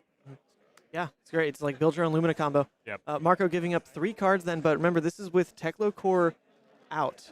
So Teklo Core kind of can save, in theory, the fact that you needed to hold a card for pitch. But at the same time, that is lethal being presented on that next swing. So, I mean, that's it. It's card and Arsenal, the 2 that are coming up off the Teklo Core as pitch, and then pistol. That like his options are very limited with a Kassai at 4. Yeah. With a Kassai at 4, with Crown up, with another block on Brave Forge, with Valiant Dynamo resetting. Wow. Yeah, This totally turned. So Marco can kind of present lethal because he already has a counter on the pistol. With the 2 resources on Techno Core, you could shoot the pistol twice. But of course, Ian still having 3 the armor remaining. Well, actually, it's going to be 4 if you remember this is a Valiant Dynamo trigger. I hope so. Oh, there it is. So it does, yeah, so it does happen, yeah. So, yeah, so the goal again from Blood in the Hands actually remains on the 1 sword he pumped up, which is why you could actually swing the final sword. Yep. So you go again twice from the same thing. So very, very efficient Blood in the Hands from Ian there. And we spoke about this earlier, even with 4 copper, sure, you don't have all 6, but even with 4 copper, you can do some really, really scary things. If 4 wins you the game, that's good enough. And it sure looks like we might get across the finish line here. However, having a boost card at all now means an Achilles play in kind of this final push of the game could be live. Also, the Tekla Foundry Heart. Yeah, also Tekla Foundry Heart. So Marco, because the deck size doesn't matter here, has options of pushing in for more resources. With the Foundry Heart, Achilles pushing for like 1 more ping of 2 damage with the Teklo. He basically, the only thing that's missing for this turn to be like ideal in the position he was in was the zipper hit to be a red. Yeah, definitely. Oh, and Marco's just calling it. He's saying, all right, this is... Yeah, it looks like he's saying, I don't have the gas left, and I'm just going to... Interesting. Was that a concession from Marco? I would think... I think it is. I think he extended a fist bump, so yep, does look like it. All right, well, Nathan's gonna run and find out because the other 2 games, like we mentioned early on here, where's the mouse? The other 2 games didn't end up being a Chane 1 and a Kano 1, so that was the deciding match. Nathan's gonna find out officially. He's running back for us now. What happened? Oh, wow. They actually let it be a draw. Oh. Wow. They let it be a draw. That's crazy. It actually went to time. So then double loss. Double loss? Yeah, so that's both these teams moving on to 3-1. Oh, wait. Oops, sorry. I have one of these wrong. It was a draw. One of these was a loss. Yeah, and I do believe we had other teams that were 3-0 fighting off against each other, so we might still have a 4-0 team somewhere around, but it's not either one of these. Both of them ending up at 3-1 after quite a nail-biter of a match, even. Yeah, I'm really surprised that it happened that way. There was such a long turn on Marco's side, like thinking through everything that was going on, that I kind of figured that there we go. It was quite a long turn on both sides, to be fair. Even Ian took quite a long time deciding on the blocks when Marco had his full 5-card push. Well, that's what I mean. It seemed like from both perspectives there, the players kind of were playing in a way where it was like, like we're not going to time here. Like things are being decided. We're taking, we're making sure. Oh, what's happening here? New standings. All right, actually, look at that. Yep. That was the longest match of the round, so we need to pick a new match to jump into real quick because round 5 is coming up in like 2 seconds. We'll see it in like 2 minutes. Oh my gosh. Thank you.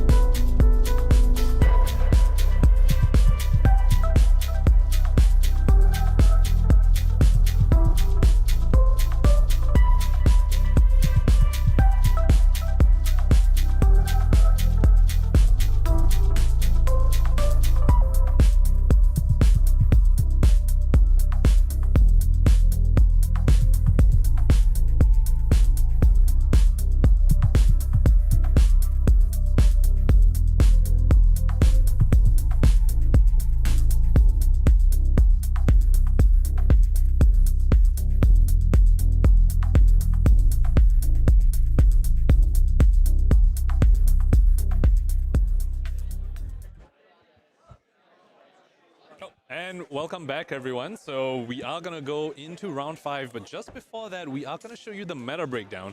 We saw some requests for people really wanting this.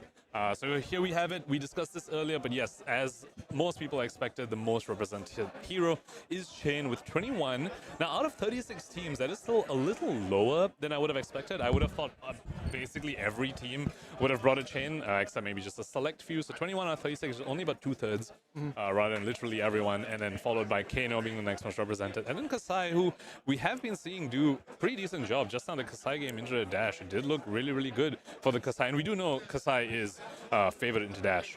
So, yeah, that was kind of the end of the potential 4-0 pairings there. There's only one 4-0 left in the room, so we're going to go ahead and get them on camera into round 5 here. It's Kayfabe Cards back again. Austin Yost, Majin Bey, and Pete Budenseek still standing strong at table 1. So we're going to grab them real quick and make sure that we jump to the next match as soon as we can. But someone in chat had asked to see the meta breakdown. Take your screenshot, whatever you want. Here it is. We'll be right back.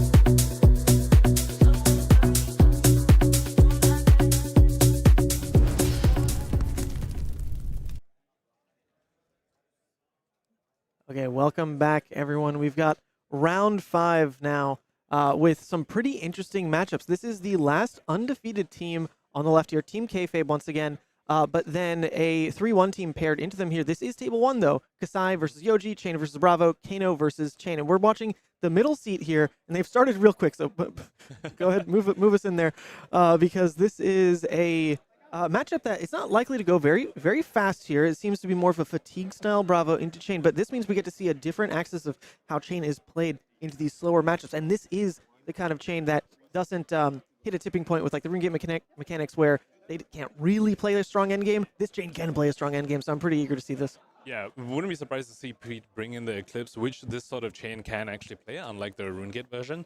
And I was pretty curious about why Natan would play Bravo over something like Yoji, and it was pretty answered in the matchup screen that you just showed, Ethan, because there's already a Yoji in the team. So the team's saying we're going to have 2 fatigue-style decks in our lineup in the form of Bravo and the Yoji. Now, why this is a Bravo over something like a Valda, which does have the 1 extra health, the 1 extra health, with the same equipment suite and the same access to cards except Sans Crippling Crush. That's a question that will be interesting to maybe pick Nitan's brain on later on. But yeah, for now we have this fatigue style Bravo basically telling Pete, look, you need to get over my defenses and all my life gain if you're trying to win. And now that's 2 Shadow Verses that Pete already pitched there, which is going to be very critical later on in the game when those come back around and in Pete's pitch stack. Because that is the name of the game for Pete over here. Clearly, when Natan started the game with Sigil, showing up all this armor with the buckler and the full fridge Guardians has. Well, hold up about pitch stacking, because there's things happening right now that will demand some answers. A Crippling Crush from Natan. You mentioned why not Valda over Crippling? Well, this is one of those reasons, right? Like an early game play like this that can steal cards out of a chain, demand blocks, demand either that or cards from hand, can really put attacks on what resources you have in deck that you're looking to play for, whereas Valda doesn't exactly get those same kind of plays early. Yeah, so critically, you can't really pivot into something like this. So Natan is pretty fortunate he managed to do this without taking damage, because normally you just get their husk. But this is early on in the game where Pete is saying, you know what, I'm not going to give you my husk yet. I don't want to have a ticking time bomb on myself with the husk and the banish zone. So you can just take my cards while I don't have shackles yet, while I haven't racked up blood dead here. And I'll save my husk for later on when you try and do another big attack like a spinal or something. Another thing that this does is that it sort of takes away blocking decisions from Natan, which is pretty important because Bravo deck like this can sometimes struggle to use big hands when they have a whole bunch of life gain cards like Healing Bombs and the Blessings. You might struggle to use big hands, especially if you're running stuff like Warmonger's Diplomacy, which Natan probably is. So by not allowing your opponent to block too much, you might be forcing them into an inefficient play, and you didn't give up much, you just gave up 3 life because you just blocked from hand. And so that's an Eclipse being pitched into Pete's... with those 2 Shadow Verses right next to it. Shadow Verses, so that's 3 blues right there in the pitch zone. So we know Pete's going to be tracking that. And hopefully, probably working towards the end game state where he manages to resolve an Eclipse. Yeah, it's not just 3 blues next to each other. The Shadow Verses feed really well into pulling off the Eclipse, because they're a free go again, right? You don't have to worry about needing to like park a Shadow Puppetry Art War, like demand some extra go again out of that final big turn. They've got the built-in go again, and they can push more cards into Blood Debt, which critically then can help tick Eclipse over to the 6 it's looking for to summon Ursa. So that's a fantastic just start to this potential endgame, which comes sooner rather than later with the Chane, right? Like we're really looking at that in Blitz. I don't know the exact turn count. What is it, like around turn 5, where you really see your entire deck for Blitz Chane? Turn 5 in draft is what I know. Sure, so it should be turn 6. Turn 6 in Blitz. In Blitz. Yep. Good point. Good point. Yep, So, and coming back to Shadow Versa and the pitch zone, because not only do they put cards in Blood Dead, they themselves are also Blood Dead cards, and Eclipse critically doesn't require that you play Blood Dead cards from Banish, it just requires that you play Blood Dead cards. Oh, so, true. Yeah, so even if you draw the Shadow Versas, you can put stuff into Blood Dead, and they themselves are Blood Dead cards that have Go again on them, so very critical pieces to get the Eclipse off. So Pete's current pitch stack looking very good. Enough blues in there, you've got the Blood Dead cards in there, you've got the enablers for something like an Eclipse. Now, of course, hitting an Art of War off the Banish, a bit unfortunate for Pete over here, because that, Against a deck like Natan's, you are really just trying to assemble these turns where you go over their 12 plus block value. And Art of War is one of the critical pieces to do something like that. So hitting that one of your 2 Art of Wars off the banish, there's something P's definitely not happy about, and could be something that maybe prevents him from going over Natan's defenses here. You know what? My coffee was in the way of the banish zone, so I didn't even see that. We're going to scoot that because that is critical in counting down the really enablers to go over block 12. Because block 12 is something that even back when Chane was in CC was somewhat of a viable strategy. Like you could just say every hand I will block 12, and you will not have enough turns that go over that to kill me at 40 life. See, Blitz, obviously you're down to 20, and Chane deals like those same amount of damages, so it can be a little bit more risky to assume that like block 12 always gets you there. But with all the armor that a Bravo's packing, with the healing that we've already seen out of the deck, that's what kind of tips the difference. Yep. So Pete here kind of doubling up on the go again slightly, losing a bit of value on that because you activated Chane, which gives the next stack go again, and you played Gloomveil, which already had go again because you created an aura this turn. So maybe the hand doesn't quite work out for him to use all those action points. Now Natan is holding on to a diplomacy, but this is still a little early on. Pete doesn't have the Husk and the Blood Debt yet, and only is at Shackle 2. You really want to play Warmonger's Diplomacy a little later on when they have that big pop-off turn set up, and this really just crushes them and makes them take a bunch of Blood Debts. So let's see whether Natan opts to just pitch this away to block Arcane, or whether he actually uses the block. It was definitely a discussion point that he hit up one of his teammates for to try to decide on this. So it looks like this might be the Warmongers in Arsenal set up to what you're saying, to really stomp like that 4 or that 5, that Shekel turn that's coming up later, where a Shadow Puppetry, like a Plunder on a Mizone, like something enables those bounding, something enables those Unhalloweds to play out a big turn. If you can stop that with a Warmongers, you force the Chane to kind of tip over to this critical point of the Blood Debt stays there, you're eating damage for it, and then you're stuck with all that was sitting before into a new turn where you only have so much go again. Things do just pile up, and you, just get a little stuck. I really like that play from Natan. He made some very inefficient plays, right? He pitched a card to block 1 Arcane, only his AB1, so he pitched a full card just to block 1, used a full sync below on the physical on Rosetta Thorn just so he could get an Arsenal, because he knows there's a critical piece for later on, along once we get to turn 4, turn 5, turn 6 that we were talking about earlier, Ethan. That's when you want to play that card. You can't just send it away right now. He passed an Arsenal saying, I'll be inefficient with my other cards, it's okay, because this card is going to generate so much value later on. And it's always flexible too, because Crown lets you, if you really need it on a pivotal turn, immediately cycle it out, give you the extra block right now. So I really love the modality of what that Warmonger is going to do for the game plan. Either hold it for that Shackle into Shackle 4 or 5 turn, or just use it for the extra life later. But critically, the sync just wasn't as adaptable. The sync was always just going to block 4. That's all it was going to do. The Warmongers can do 2 things here: turn into a 3 block or stump a turn. So a few things to talk about on Pete's side here. The previous turn, we did see him pitch a red Plunder Run. It seemed like that was a pretty red-heavy hand for him. So that's a red Plunder Run next to those Ursas and the Eclipse that we talked about earlier. So probably not the best thing to see late on. But now over here, he started the Chane with activating Chane and then Soul Reaping, banishing 2 Blood Debt cards, so getting 2 full resources from Soul Reaping's effect. I'm putting 2 full Blood Debt cards in his banish zone. One of them being Invert Existence, which, critically enough, we saw Natan use a Tear Asunder earlier in this game. So that Invert Existence is definitely live, and it's going to be 2 extra arcane damage in the town. We'll probably have to face later on, which he can only prevent 1 off because he only has AB1. Yeah, well, there's still 18 life with untouched armor to look at before like the one unpreventable invert like really decides the game. But if that's what it comes to, that'd be quite exciting. Because that is something that you can normally do into a Chane, is make the decision to never put a non-attack in your graveyard. Normally a Bravo deck is only running maybe around like 6. It's like the Showtime, the Terra Sunders, the Warmongers, I guess. Well, and if you're running the action heal cards, which I don't know if we've seen one that we saw at least a sigil. I'm not sure if they're running like the Healing Bomb or the Sun Kiss type of thing.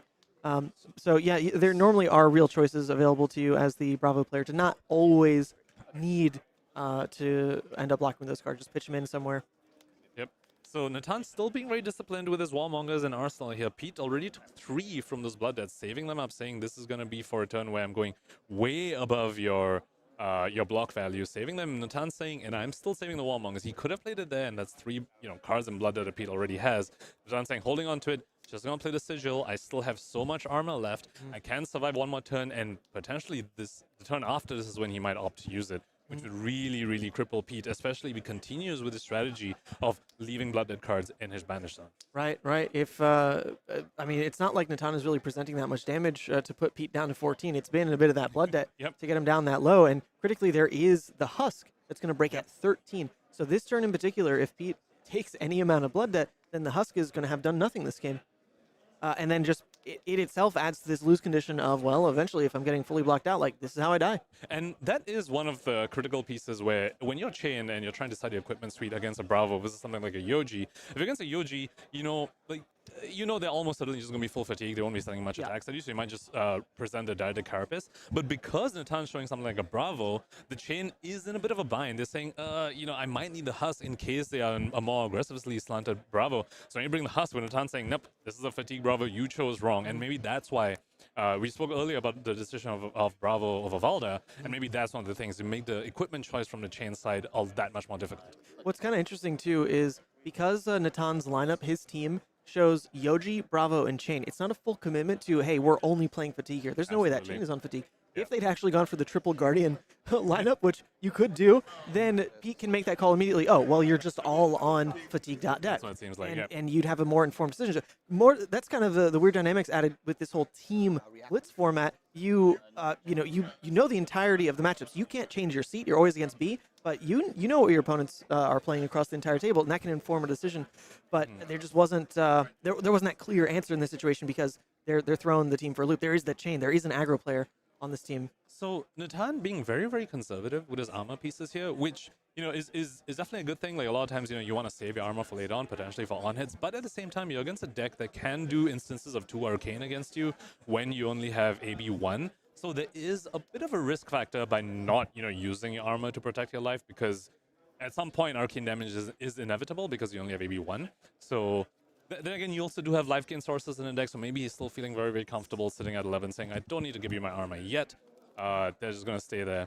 Yeah, generally the armor's going to want to come in on breakpoints specifically, or turns that go above your natural 12 block. Yeah. So this is already kind of an interesting moment because he's letting some of that unhollowed through. This, in theory, is a turn where I doubt he's trying to fight to really keep the hand. He wants to play the Warmongers. Well, actually, that's not true because he has a heart.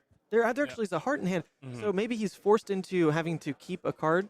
And if that heart goes to just a Titan's Fist, then he can't Warmongers. Yeah. So I wonder what he's trying to do with that. Perhaps Arsenal crown it away later. Or you could just crown it from your hand Or crown already, from your hand, which I think might be where the crown comes into play here. So it looks like Pete is creeping out the Plunder Run from Arsenal. Oh, and drew a Revel. Before the Bounding Demagon hit. So that was in reaction steps. So the Plunder Run, the draw effect does apply to our bounding. The +3 is going to be on the next attack. So this is a very, very strong turn from Pete here. Yeah, actually, the heart can get pitched into AB. I totally forgot to mention that because the AB wasn't super relevant this turn yet, but now it is. Now, obviously, the Revel makes that heart block 4 effectively. So taking the damage down early means the heart pitched into AB here is full 4 effect value. So maybe that was part of the thought process as well. And that also goes back to the distinction about not putting armor on the Chane so early, so you can be lower to get value from your heart. But this is, I wonder whether Natan wasn't expecting this. I mean, because now Pete is actually playing out a bunch of the Blood Debt, so the Warmongers loses a bit of value on that front, because you aren't just keeping a bunch of stuff stuck in Blood Debt. So Natan might be regretting not having used the Warmongers the previous turn, but with 5 shackles on the board, the next turn is still gonna be pretty decent. Yeah, I love to see the pitch as well. This entire turn is off the back of a blue, a red Ghostly, and a red Howl. So in terms of setting up for this eventual pitch stack with the Eclipse, with the Shadow Aversirs, the Howl built in Go Again, the Shadows built in Go Again. This is looking fantastic. Definitely, but 5 shackles and Natan definitely representing the Warmongers. But we know about it. Pete doesn't. Pete doesn't. This is true. The Warmongers might come out from Arsenal next turn, and he's still at a pretty healthy 10, and that's when we might see Pete take a bunch of Blood Debt, lose that Husk as you were talking about, Ethan. Yeah, this is going to be it because he's going to take down to 12 here, and now the tipping point has been hit. The start of his turn. Husk is gone, and at minimum, he's looking at taking 1 Blood Debt for all eternity. Can't play it out, and now that is a win con for Natan, enabled. Definitely, and that's a time snap potion pitch into Pete's banish into his pitch zone.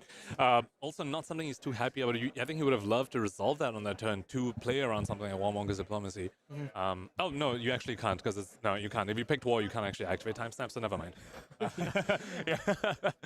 Oh, he draws the last Art of War that was in deck here. So if Natan decides that this isn't the turn he wants, oh, okay, no, he will. He will, and yeah, the belittle, finding minimalism, that means you are kind of priced out of finding the red minimalism because you can't play it. So it'll just be a blue for the pitch, which is totally something you're definitely okay to do when you're at 5 shackles. You're going to have a bunch of stuff in your banner zone. In a banner zone to play out anyway, so you're going to find the blue minimalism, and Art of War could get him out of the bind of only playing attack actions because he might just choose go again on Art of War and play out a bunch of stuff. Exactly. The Art of War is an instant here, so it can bail him out, and he also, you almost might as well play out the inverts in this kind of position so you don't take more blood dead if you're just trying to play out. Well, it's not like he'll end up with 12 blood. So maybe that's not something he's considering, but like the bounding, for example, is sticking. Yeah, exactly. You can't play that out this turn. And that's a problem. And there's 5 shackles, so if he banishes stuff like more boundings, which can't be played from Banner Zone unless you played a non-attack this turn, those are very, very stuck there. Hey, shout out to Metal. Oh, 3 boundings. Yo, look at that. Oh, man, there they are. Not only is that 4 blood, there's just 4 cards you just literally cannot play this turn. I mean, of course, assuming he chose War, which I'm pretty sure he did. Yeah. So that token is actually from Metal Fab tokens. The yellow side is Art of War. That is War. And then the Zen State is green on the other side for Peace. So Pete is showing us he did choose War. It makes sense. Yep. And then the Karen Husk breaks. So that is 5 blood that Pete is going to take at the end of this turn. Nothing he can do about that. So curious to see whether he might end up just playing the invert just to use his resources and also maybe take 1 less blood dead from that. And Natan, I don't think we've seen the second Warmongers so far. If he's drawn into that, he could, just follow up the turn with another Warmongers and just close out the game here. So let's see how Pete decides to navigate this turn. The belittle, Shrill, I believe it's a blue Shrill. With Art of War, he could maybe do something, but this is his second to last turn. The next turn is going to be the last one. That's it. So, I mean, 10 life on the Bravo side, with now some armor ticked down, is actually within range of, like, Pete probably feeling like it's within his grasp still. It's not like he's staring down a Yoji who's still, like, over 20, and it just feels doomed. There's been some room to actually land some damage here. So, depending on how this turn ends up going over blocks, which I don't, really think it will, it sets up for Pete's final turn to either close the game or just be the final death throw before you just explode to blood. And that's one of the action heal effects that we spoke about earlier that Natan is blocking with. That's the blessing being blocked with this. So he is running some of those, maybe not healing bombs yet. And critically, Pete also cannot activate Chane here because of the mode chosen on War. And remember, activating Chane is a hero ability. So if you chose War, you can't do it, which can mess up his math. Remember, these chains and this endgame pitch stacks are doing math. They want to know exactly what they're drawing, exactly what they're banishing. And that could be why he chose to keep 2 cards, because he's saying, look, I can't activate Chane. I can't get that extra banish that I was really relying on. So here you go. I'm going to IP myself just so I banish the correct things later on. This is actually really relevant, though, because the action point here is just used on Titan's Fist. There's nothing cheeky that Natan can do to sneak in a Warmonger's. Like, this is huge for Pete. This is not Warmonger's to stomp the last turn of the game. This is just a Titan's Fist. So Pete, everything is in his court here on what he can do with the last turn of the game with these 5 playables already set up in Banish with the banishes that we know are coming. Looks like he started to draw into those Shadows of Ursur. So yeah, I was just about to say that Eclipse must be the top card, and there it is. With the double howls, I mean, as long as he's got resources to play with here, which I believe it's at least 3 blues, right? Then and the belittle, he can actually search. I don't know where the blue minimalisms are. I'm not sure whether they've been banished or in the graveyard, but a belittle. Yeah, we're about to see here. There's 2 in the banish zone. That's 2, yeah. He just come through. Belittle not gonna be not gonna have the search effect very relevant over here. But there's still a lot he's access to. It's the Art of War and Arsenal. It's all the intellect he's got sitting there in the banish zone right there. It's just a question of, can he find enough resource for this? Without Aether, Ironweave, right, is the chess piece. Everything's got to naturally come from hand here. He can't even cheat out with the blue minnow that we're talking about. So all of a sudden, playing those Shadows of Ursurs is a little counter to what you need to end up doing this turn, because that's giving up potentially 6 resources, whereas you need to at least use, 5 on this turn because of Howl, and like a Ghostly or something? And Yeah, and no creepers either to maybe cheat in more action points to get rid of the bunch of boundings. Now, normally when you're trying to go into Eclipse turn, you do want as many zero cost as you can. So stuff like Shadow Versa, stuff like bounding is awesome. But bounding critically does require you to have action points. And without creepers, without a time snap that he wasn't able to resolve early on in the game, it might be tricky for him to get to the six budget cards he needs to play to resolve the Eclipse. And that is something he definitely needs to do to get over Natan's blocks over here.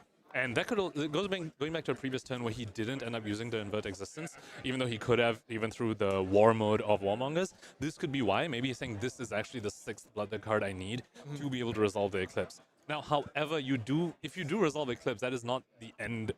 That's not the end of the story here. You also need to be able to swing with it on the turn that you resolve it to really be able to push damage. So that's even more action points being asked of Pete here without the timestamp, without the creepers. Summoning it, though, is still a bit of a problem for Natan to deal with because he's not on a Nothos, so he doesn't have the easy ability to just 2-card keep and eventually like pivot and kill the Ursa there. The Titan's Fist won't do it. So if Pete is able to summon this and swing this, that, oh god, it's just such a tipping point because there's no way Natan also keeps cards in hands and survives that to ever kill it. So it looks like we have one update. So Majin lost to the Chane. So that means Pete's team is down 1 game right now. Natan's team is up 1. So this is not the deciding match yet, but definitely critical to Pete's team ever having a chance to win. They need to win this game, not to mention the other. Absolutely. So Pete finally did end up resolving Art of War, drawing 2. He knew exactly what was on top. There's the timestamp that we spoke about earlier and the Shrill. The Biddle in Hell not looking very great because there's no deck left, and also critically not a Blooded card for you to resolve that Eclipse. So let's see if he's able to get to that critical 6. Natan still at 8, still with 2 armor pieces left, and if Pete even tries to break the chain, that Buckler even goes back to being able to block again for 1 more life. So just from counting out the Blood Debt, just so I don't misspeak too heavily here, we've already seen 3 played. Howl, Bounding. Soul Shackle was used on the Bounding. We've got a Go Again now from Art of War, but that's it in terms of being able to push. So the nice thing about Invert is that it is an instant, so it doesn't ask for your action point. So that can be the 5th one. True. Yes, because we're looking at 4 right now. Invert then doesn't cost 1, but Ursa can't. But then you can't swing with the Ursa. But Shadow Versa can't.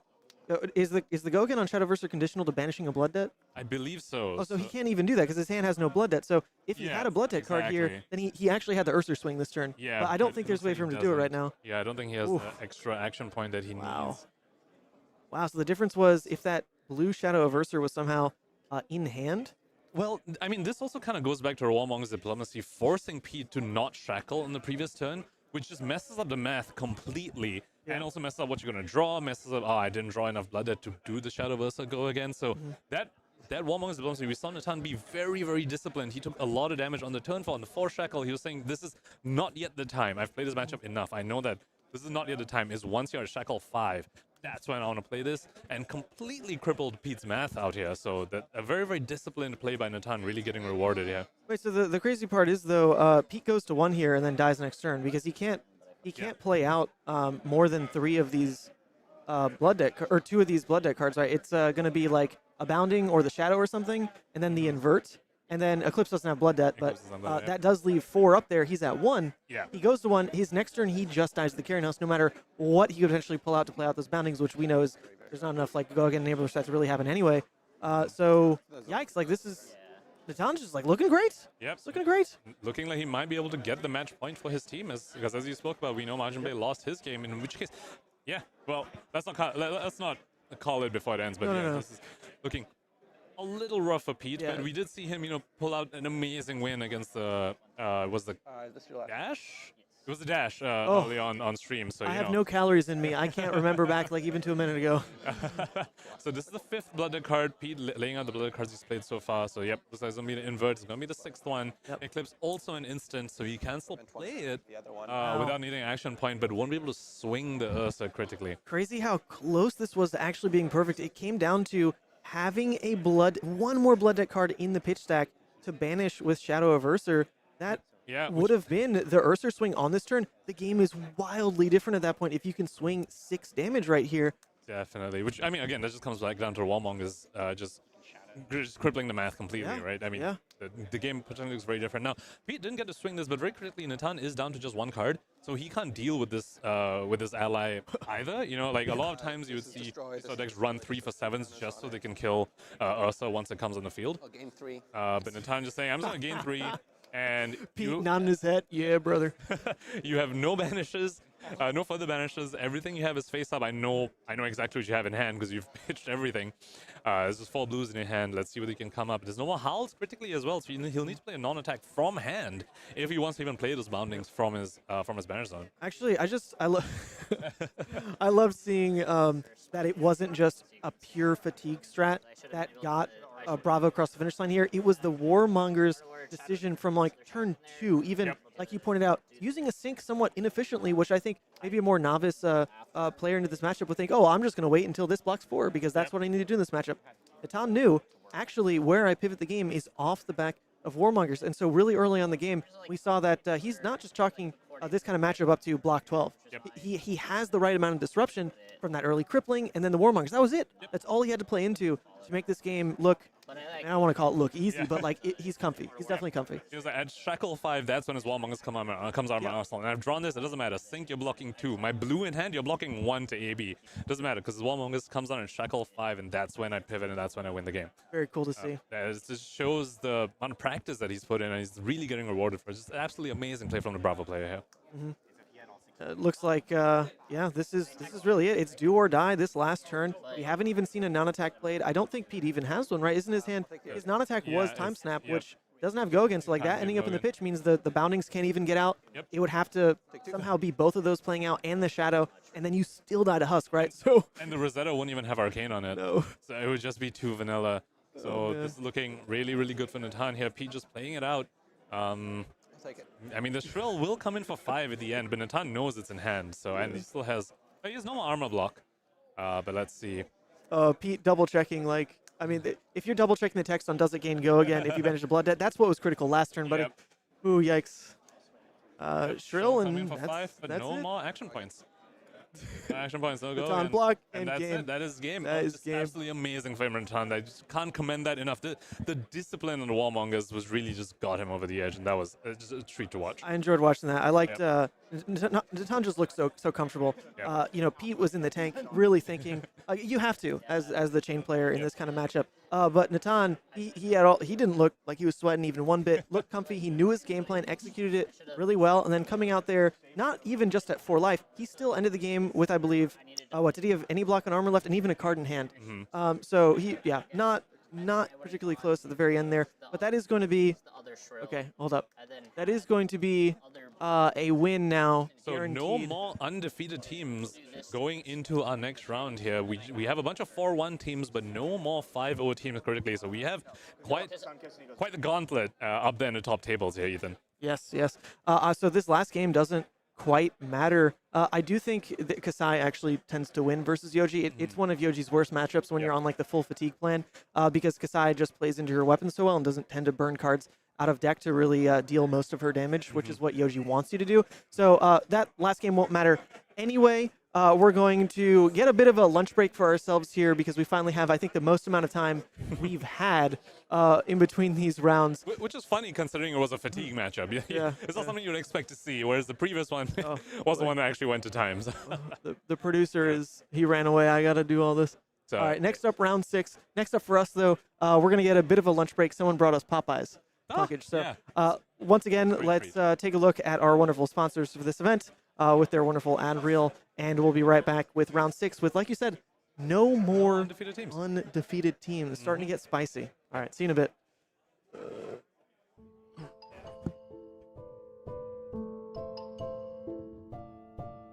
Hey yo, Don Amurabi. You want me to tell him about the bazaar, or do you want me to use the clams, huh? Relax, Captain. These are our customers, and we are the merchants. It's okay, I'll handle it. You, I know your problems, and I got the goods to fix them. You watched an OP deck tech and need to buy the spice. Buy from the bazaar. You are deep into theory crafting the next hottest deck. Buy it from the bazaar. You are changing your Pro Tour deck list last minute. Buy from the bazaar. You follow the meta and need to change decks. Buy from the bazaar. You have an addiction to box breaks. Buy from the bazaar. You find yourself dealing fab to new customers. Yes, catch me outside and I'll hook you up. And you, don't forget, get your cards from me, Hammurabi TCG. Or else you get the clamps.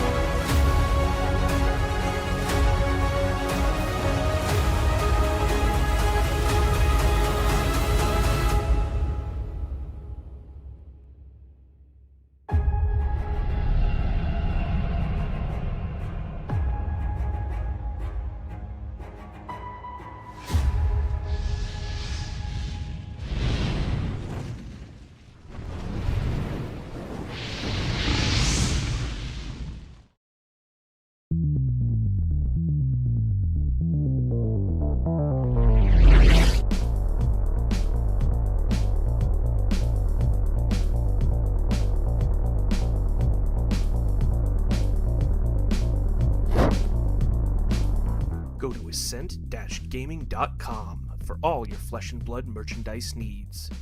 Use code SAVAGE to get 5% off your entire purchase. Do you know what the hardest part about being a brute is? No, it's not rolling a 1, because that never happens. It's not discarding your blood rush to pulping or wild ride. It's actually having to buy hundreds and hundreds of reckless swings for your opponents to sign as you kill them with it and put them in the ground. That's why I go to fabfoundry.co.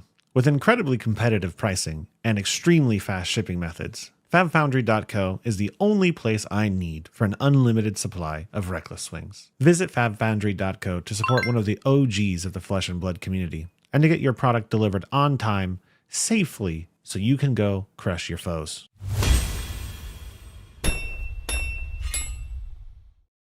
Hey there, I'm Joey from EDH Rec, and I'd like to help introduce a cool new addition to the Rec family. We've launched a great resource to help you out with your fab deck building. And in this short video, we've got a Flesh and Blood creator to help walk you through it. Basically, the announcement is, well, actually, I'll just let him explain it. Mansant, take it away. What Fabric does is gather a huge amount of competitive deck lists from a variety of sources and then provides useful insight for each hero and the formats in general. And here we have Dromai Ash Artist, a powerful and new fun hero from the Uprising set. Instantly, we can see statistics taken from the average of all the deck lists for Dromai.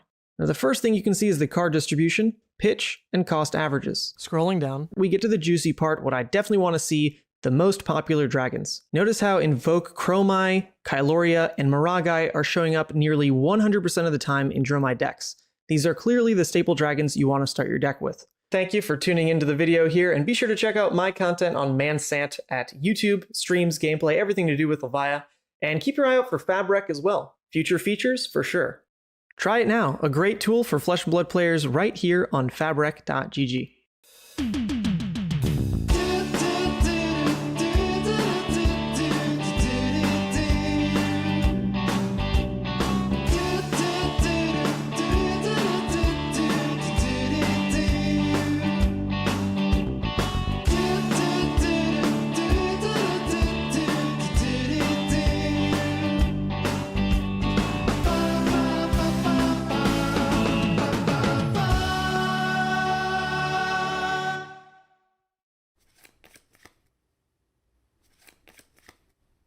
No way, dude! I can't win a single game against you! It is so hard living with such a good Flesh and Blood player. Don't look at me like that. Yeah, I know I need practice. It's just hard when you beat me up all the time. What? You think I need to go to the Realm Rumble? And you also think I should outline exactly what the Realm Rumble is in case anybody watching doesn't know about one of the biggest Flesh and Blood events of the year? Okay, if you say so. Realm Rumble 2023 is a first of its kind, independently organized, 3-day-long celebration of all the biggest names in trading card games. If you love Flesh and Blood, then this is the weekend for you. There's going to be a $10,000 open tournament, a $5,000 team sealed tournament, and overall, $45,000 of prizes given out over the course of the whole weekend. If you like callings, if you like Pro Tours, then this is the event for you. It's going down December 1st through 3rd in Columbus, Ohio. Head down to the Realm Games' website, realmgames.myshopify.com, to get your early bird registrations in, and we'll see you at the Rumble. All right. 3 of a kind resolves.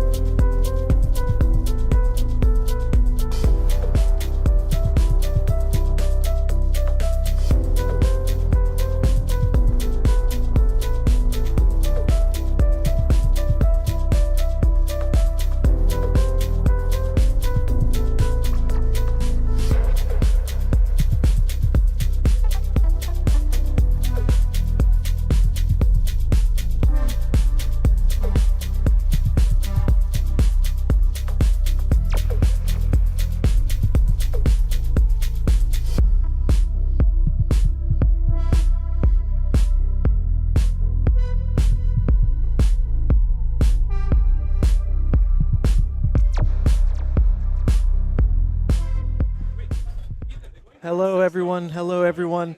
So we've got a bit of a giveaway to run during this round. Everything should be set up.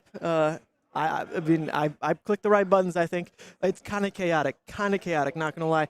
But we've got a giveaway. Dragon Shield has been so kind as to donate 14 custom sleeve codes to the stream. So it is within the, I don't know, it's within your possibility to win one of these suckers. All you got to do is type Dragon Shield in the chat. Type Dragon Shield throughout the entirety of this round.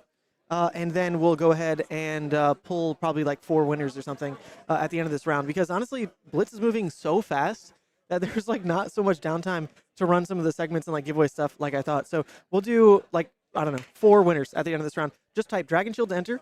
The giveaway itself is for a $25 custom sleeve with like the sleeve crafter that Dragon Shield provides, and free shipping for either US or EU. So type Dragon Shield during the entirety of this game. We've got round 6 pairings. We've got a new matchup for it. It should be Rhinar on camera. Nathan's really excited. So go ahead, do that for now. We'll be back with the match in like 3 minutes. Okay? I'll post a thing in chat as well about this. All right, 1 second.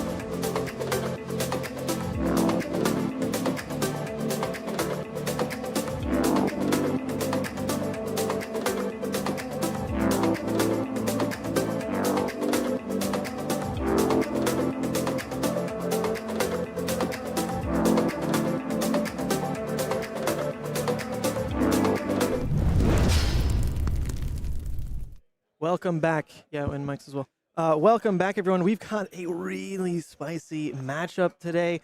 In round 6, sorry, let me edit this last little piece of the puzzle here. But round 6, and we've got Michael Fang, Lucas Oswald, and Brody Spurlock, the Wonder Team assembled on Chane, Briar, and Dash versus Kassai, Rhinar, and Briar. And we've got the Briar versus Rhinar matchup to take a peek at right here, right now. I just want to talk about the lineups on these two. We started the day saying every team is going to be bringing along a Kano and a Chane. Yeah. And here amongst these 6 heroes, we just have 1 Chane and 0 Kanos. Because Sean's team is running neither Chane nor Kano. And Michael Fung's team is not running Kano. So it's very, very interesting team lineups here in our 4-1 bracket, which is the best record a team can have right now. There are no more undefeateds left at this tournament. So these teams have the best record not running a Kano amongst both teams. Yeah, and there's only the 1 Chane as well. Yep. The 1 Chane. In fact, the Runeblade with the highest representation in this matchup is Briar. Yep. And they're Who would've different. thought? And they're different Briars, by the way. The Briar that Michael Fang is piloting is not going to be the fatigue style,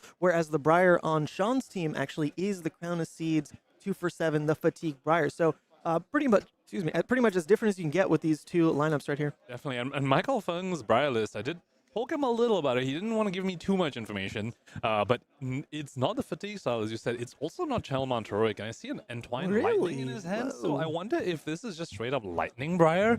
Wait, he knows Ball Lightning's still banned, right? Yeah. I know a lot of cards aren't banned in Blitz, but Ball Lightning's still banned, right? Yeah. I mean, we see Captain's Call, and I mean, just looking at the cards in hand, the Captain's Call and the Entwined Lightning. I guess Entwined Lightning, the CMH Briars do play in CC at least, but already seeing some funky stuff in Michael Fung's hand now. Well, it's funky, but this is a very playable hand if you're... Absolutely. I mean, with Michael Fang going first here and without the Rhinar on AB, this hand leaks. 6 damage. damage. Yeah, absolutely, because the Captain's Call go again into any of the Revel. 0-4s, you'd figure Snatch, right? Into the Revel and then Rosetta. That's going to be 6 Arcane that lands no matter what. Absolutely, and looks like Sean did opt to go first. He's already set up that arsenal, so this is Michael. Oh, true. Yeah. Sean did go first, but he just didn't have the full int him, so I kind of missed it. Yeah. Turn was too slow. Yeah. So it looks like Michael Fung chose the +2 option on Captain's Call, so definitely representing the snaps usage here, saying, you know what, this is Blitz. I assume you get damage out as soon as it can. Also, you're a Rhinar, so I might just die suddenly. So, you know, here you go. I'm going to use my equipment as soon as it can, get the value out of them. And hopefully just kill you before you get to find your Blood Rush, because that is Rhinar's game plan here. Rhinar's game plan in Blitz is survive until you find a Blood Rush, and then you just kill your opponent because you int him the entire hand. So Michael's saying, I'm just gonna put the pedal to the metal here, and not let you execute that game plan. Well, there is a card though that's critically really good into Rune Blades. A lot of matchups as well. Scowling Fleshbag on the side of Rhinar here really threatens to disrupt these kinds of turns that are they're very card intensive. Like the Revel needs to get played and then have another card to pitch into for follow-up attack, because those rune chains will break otherwise, right? Yep. It's very specifically like it needs those 2 cards in hand to operate. So Sean had an option to potentially disrupt that kind of play. Instead went for, I mean, this is still a block 6, but really aggressive use of a Reckless. Exactly. This is 2 cards and equipment to block 6. Very, very early and aggressive use of Reckless here, as you pointed out. Oh, not even dealing 2. Yeah. No. And also at this point, he's missed his opportunity for Scowling Fleshbag, because obviously, I mean, when Michael's still holding 2 cards in hand, you won't really use the Scowling Fleshbag unless you are fully expecting a Revel. But in this case, he's lost the opportunity to blow Michael out with the Scowling Fleshbag play. So Michael is pretty happy to just carry on with the Revel into Thorn, as we were talking about. And yeah, Sean missing the 2 damage on the Reckless as well. Well, what this also means on Michael's side, though, is Sean's hand isn't the explosive power turn that Rhinar can sometimes just dump onto their opponents. With Sean showing that he was happy to block 2 cards for 4 value, then Michael can probably just slow down pretty happily all of a sudden. Like, maybe just pitch into Rosetta, Arsenal Revel. Like, that's fine. Yep. That's fine. Move on.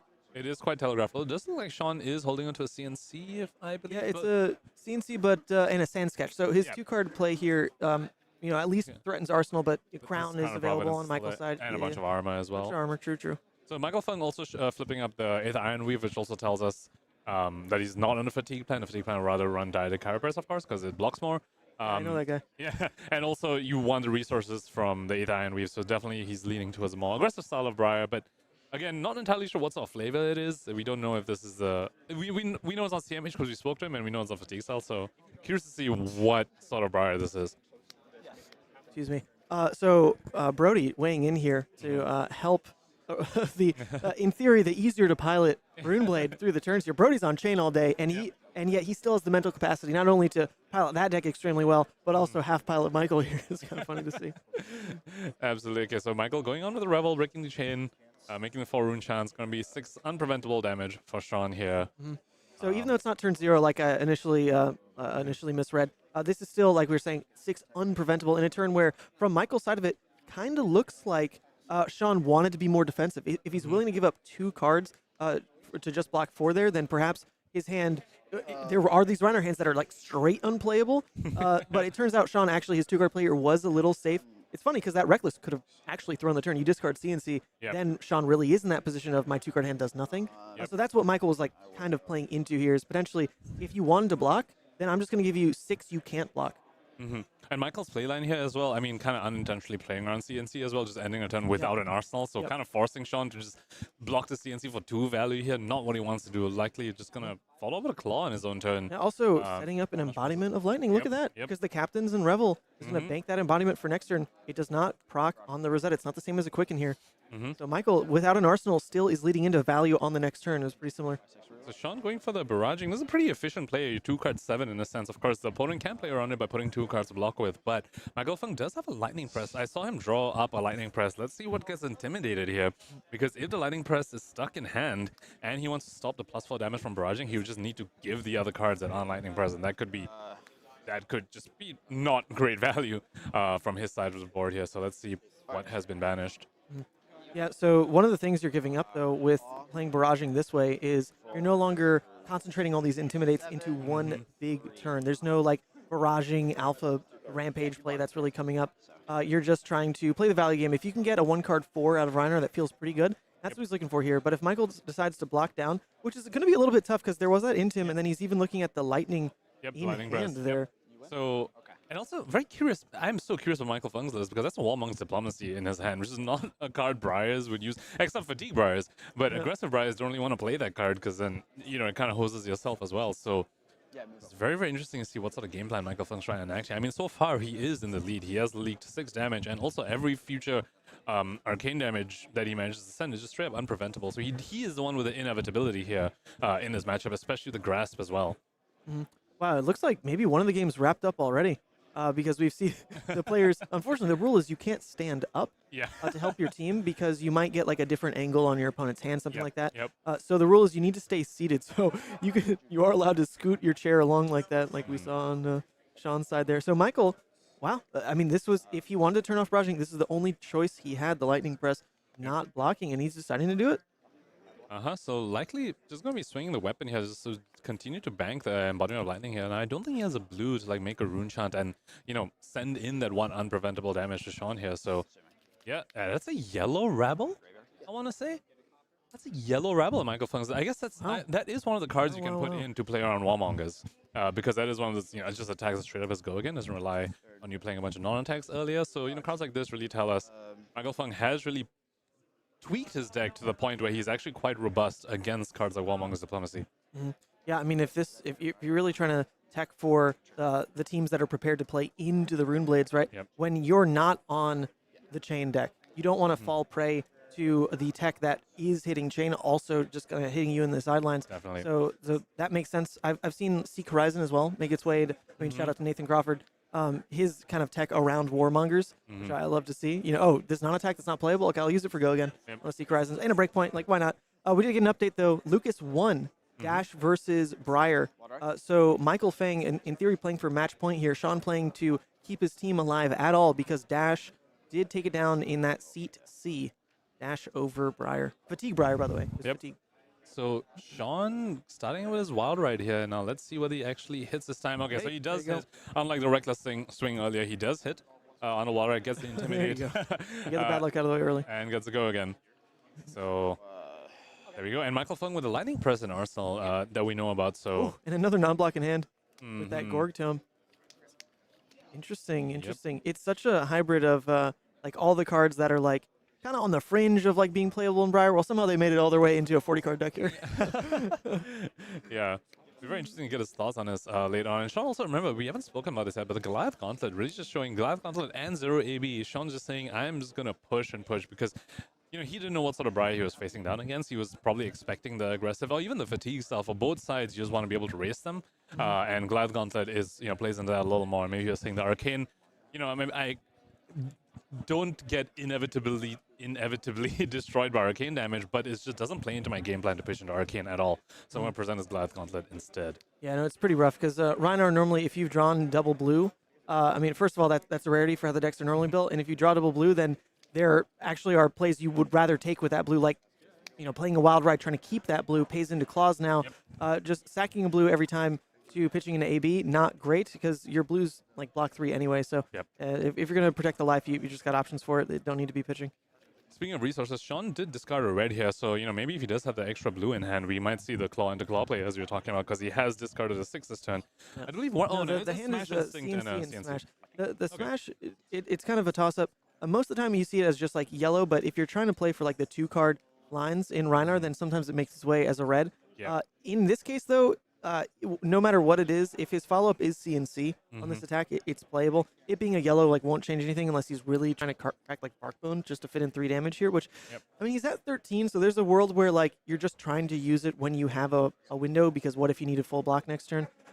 He doesn't know necessarily that Michael's off CMH, right? This is a very confusing list to look at. Confusing is a very right way to put it. And Michael's in a bit of a bind here, which is something Rhinar can do. It's, you know, when they start with their first attack and you still have cards in hand, you're deciding, am I going to be intimidated more later on the combat chain? Do I need to block now while I still can, or do I need to save it for an on-hit like a CNC? There's one of the very difficult questions that Rhinar can pose to opponents. And Michael's saying, you know what, I'm just going to give you my armor right now. Maybe you let me block later on down the chain, maybe you don't, but let's just, you know, the only on-hit mostly the only on-hit Rhinar has CNC, so don't get rid of it. Get rid of my arsenal right now and not get blown out. And this is the second CNC, so him using Crown here never gets punished, because the first CNC went to blocking the Rosetta, right? And now the second one is in hand, lining up to a turn where Michael just doesn't have an arsenal anyway, so just no wasted value on this turn. Michael's looking to like play the short game, and he's not going to get punished for it. No CNC to disrupt on the next turn here. He did actually crack the Barkbone, like we mentioned. Just got 1 resource from it. Just open up 1 claw and into potentially another claw arsenal CNC, or just send this CNC for 6. We probably might see just the other claw, since Michael already got rid of his arsenal, and maybe try and punish. Okay. So he's hoping, in theory, that if Michael doesn't play this full 5-card hand with embodiment and actually chooses to slow down an arsenal again, which I don't think is like super likely unless the turn changes based on like the Gorg Tome draw or something. Then maybe the CNC lines up better there, so he's going to be fighting to keep a 1-card hand per chance. But I don't know, this is Blitz. Like when you've got a 5-card hand leading into embodiment, I'm not really sure I ever want to just arsenal in that position. You've got so many 0-cost playables. I guess Snaps is gone, so maybe you just kind of like run into an issue on that front. But with the potential to create 2 embodiments, right? One leading into the turn, and now he can just make a next one by dropping Nimblism. That's at least 2 sources ago again. So, you know what, maybe he does end up with an arsenal just by nature of that. But. And critically, the Goliath Gauntlet is still up, right? So the CNC can actually end up coming in for 6, which can be really, really awkward for the Briar to block. You know, we've seen a lot of non-attacks that block for 2. There's a Nimblism in his hand. Correctone doesn't block at all. So could be something that punishes Michael later on. And I do want to commend, to some extent, his sequencing in this turn. He went just below Sean, and he does have a Scarfer Scar in hand. Unfortunately, if he used it to start the chain, well, then the Embodiment of Lightning would have popped and gotten wasted. So, you know, this way he's basically banking on Sean potentially blocking this out and then saying, okay, my Scar for Scar is still alive. Well, okay, so one thing I misspoke about, and actually I should know this, I'm a root player, Sean can force an arsenal because of Scowling Fleshbag on a turn like this. True. So actually, the CZ play, no matter what Michael wanted to do, Sean can just force. So actually, this is a pretty smart play in terms of what like Sean has to do to gain value here. He's not finding the Blood Rushes yet, so he needs to find his next best turns, and his next best turn is probably a CNC for 8 that he can force to have a target to hit since Crown is gone. Yep. And I really like this play from Sean as well, taking exactly 1, evening the life totals, turning off stuff like Scar for Scar, which he's obviously expecting the Michael Fung to run. So Scar for Scar looking a little awkward now. Embodiment of Lightning already popped, but as you said, he already played the Gorg Tome earlier this turn. He could play Nimblism into Scar, which will get go again from from another Embodiment of Lightning being generated here. And I believe the remaining card, is it double Rabble? It definitely was at least 1 Rabble. Minimum 1, so yeah. Sean's hand on the other side is another Reckless Swing, so awkward in terms of getting a full block turnout. So that's the card he's going to keep to pitch into CNC most likely, and then end up blocking 6 with the other 2. I think I see a Sand Sketch and a Wrecker Romp. So he's drawing a lot of blues, actually, which in terms of balancing out the Rhinar draws, man, if you just draw all the red 2 costs non-blocks in a time now, like what do you do? What do you do? So going back to the Scalding Flashback to force an Arsenal, so I mean, depending on the sequencing, Michael Fung can actually sort of play around it. If he has a blue, you know, when you have 2 cards remaining, Sean is unlikely to want to use Scalding Flashback. But then if you have 2 cards remaining, you could pitch one into Grasp and then play the other one, and now you've insulated yourself from Scalding Flashback. Really, most of the time, Brutes will Scalding Flashback when you just have 1 card remaining, but Michael Fung, if he has a blue in hand, can sort of insulate himself against it somewhat. So let's see if that ends up happening. Looks like we definitely saw at least 1 Rabble, and we don't know what the other... Oh, it is double Rabble. So, yeah, but they could be yellow. Yeah, it could be yellow, but then that doesn't insulate you as well as like a blue. Wow, okay. Sean is just... I mean, he's just letting Scowling sit there for, I guess... Well, yeah, I mean, with 2 cards remaining, like you really want to Scowling when you have 2 cards remaining, right? Yeah. And at this point, yeah, okay, well, I guess Michael took, he doesn't even need to Scowling to force the Arsenal. All right, well, it's working out for Sean. Yep. Well done. Well done. And yet another yellow Rabble coming in the Storm for 2 and 2. Yeah. Still saving a Scowling. And Michael has an Arsenal here, so we could see you're probably just going to see the CNC for 8 here. Yep, CNC for 8. If Michael gives up 2 cards plus 2 block on equipment, could feel pretty decent. Red Ravenous Rabble is not like the most important card to really enable some kind of like combo turn, but you know it is a 0 for 4. You know, it's not a card you just want to neglect. I mean, that card is very very fine. Something to point out as well, that is the second Reckless Swing that is in Sean's pitch zone here. So Michael, you know, normally when you're against a Brute, you're always very scared of going down to 2 life. But given that the second Reckless Swing has made its appearance here, Michael Fung does have that leeway if he needs to go down to 2 or 1 at some point in the game. If he knows where the Reckless Swing is, so he can actually play around it now. Whereas normally you really need to stay at 3 or above. Yep. So that is a pretty positive thing for Michael Fung here. Yeah, the only shuffle effect is going to be a Sand Sketch plan, but you don't really have room to play that card out when you're on the life deficit like Sean is into the Michael Fang here. Michael Fang opting to, like I said, block 8 using the armor there on the last hit effect in Sean's deck. First CNC being gone, second CNC now blocked 8 cleanly. This is a Captain's Call, Lightning Press, and Rabble, right? If I'm not mistaken. Rabble and Arsenal. So Captain's Call probably choosing the +2 here. And holding out the Lightning Press, of course, is probably more value to pitch it to Rosetta-thon. Now, I wonder whether Sean opts to use Scowling Flashback here, and he might actually get blown out because you can respond to the Intimidate with the Lightning Press. Yeah, there's that. Or even if you want to hold it, Aether Ironweave is live. Yep. Just use that for 4 damage. And then use Arsenal the Lightning Press after that. So let's see what Sean opts to use this Scowling. Because, I mean, also once you're this low, you kind of also want to just protect your life total because of the inevitable arcane damage. So you do want to use your armor pieces before, you know, you take too much arcane that it doesn't matter anymore. So, yeah. So he might be forced into doing that, but then might get blown out from the Intimidate, not really doing much. I mean, Sean is fighting for like one more good hand here, and the best hand that a Rhinar can hope for is a Blood Rush. I'm not sure that's quite what I spied. He's holding his hand. Our producer is saying he does have it. I want visual confirmation, dang it. Visual confirmation. I don't want to look like a fool. He's being very secretive with his hand here. He just doesn't want to show us. He's holding it very close to the chest.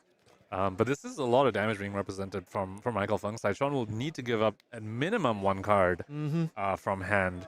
Yeah. Well, I mean, because a Rhinar playing Blood Rush off of just the 3 cards, without the discard being like a Beast Within or a Skullcrack, without having the resource chess piece in there, you really, I mean, you just like can't draw into a blue Boneyard like a Leviathan might, you know? And looks like Michael Fung is responding to Intimidate with the Lightning Press, and he can still go into the Aether Ironweave play after to push another 4 damage, which would be lethal, which would take another full card from Sean. Takes away the play. This is crazy. Absolutely.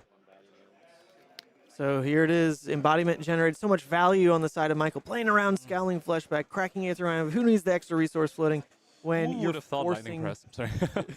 Well, yeah, this whole deck is wildly awkward, but we're seeing it function here. At the end of the day, Rhinar is just relatively weak into Rune Blades, like across the board, and we're seeing that the game not really shake out to be that close in the end. Definitely not. At this point, Sean, 2 cards not enough to use the Blood Rush. We might just see it being pitched here to send the Swing Bag, which, I mean, wouldn't even be lethal, and Sean would be at 2, so all Michael Fung would need to do is just need to turn on Rosetta, and he'd be able to get the game. And with cards like Captain's Call, cards like Yellow Rabble, The deck is built to be able to swing Thorn every turn. Yeah.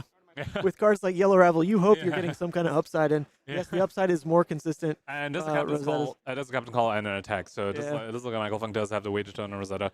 But he's still a very, very disciplined player. He's not just going to snap no block. He's still going to take the most efficient line. Just play around what you can, you know. Efficient line? He's going to pay into Sonata, kill him with style. That's what's going to happen here. Come on. Mm-hmm.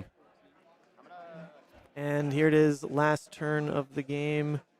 Still playing in the Sonata, might as well. Get the good luck. Not pitching, but if it hits something, that's a hit, so then he just needs to make a rune chant, and he doesn't even need to turn on Rosetta because of the Sonata being hitting over here.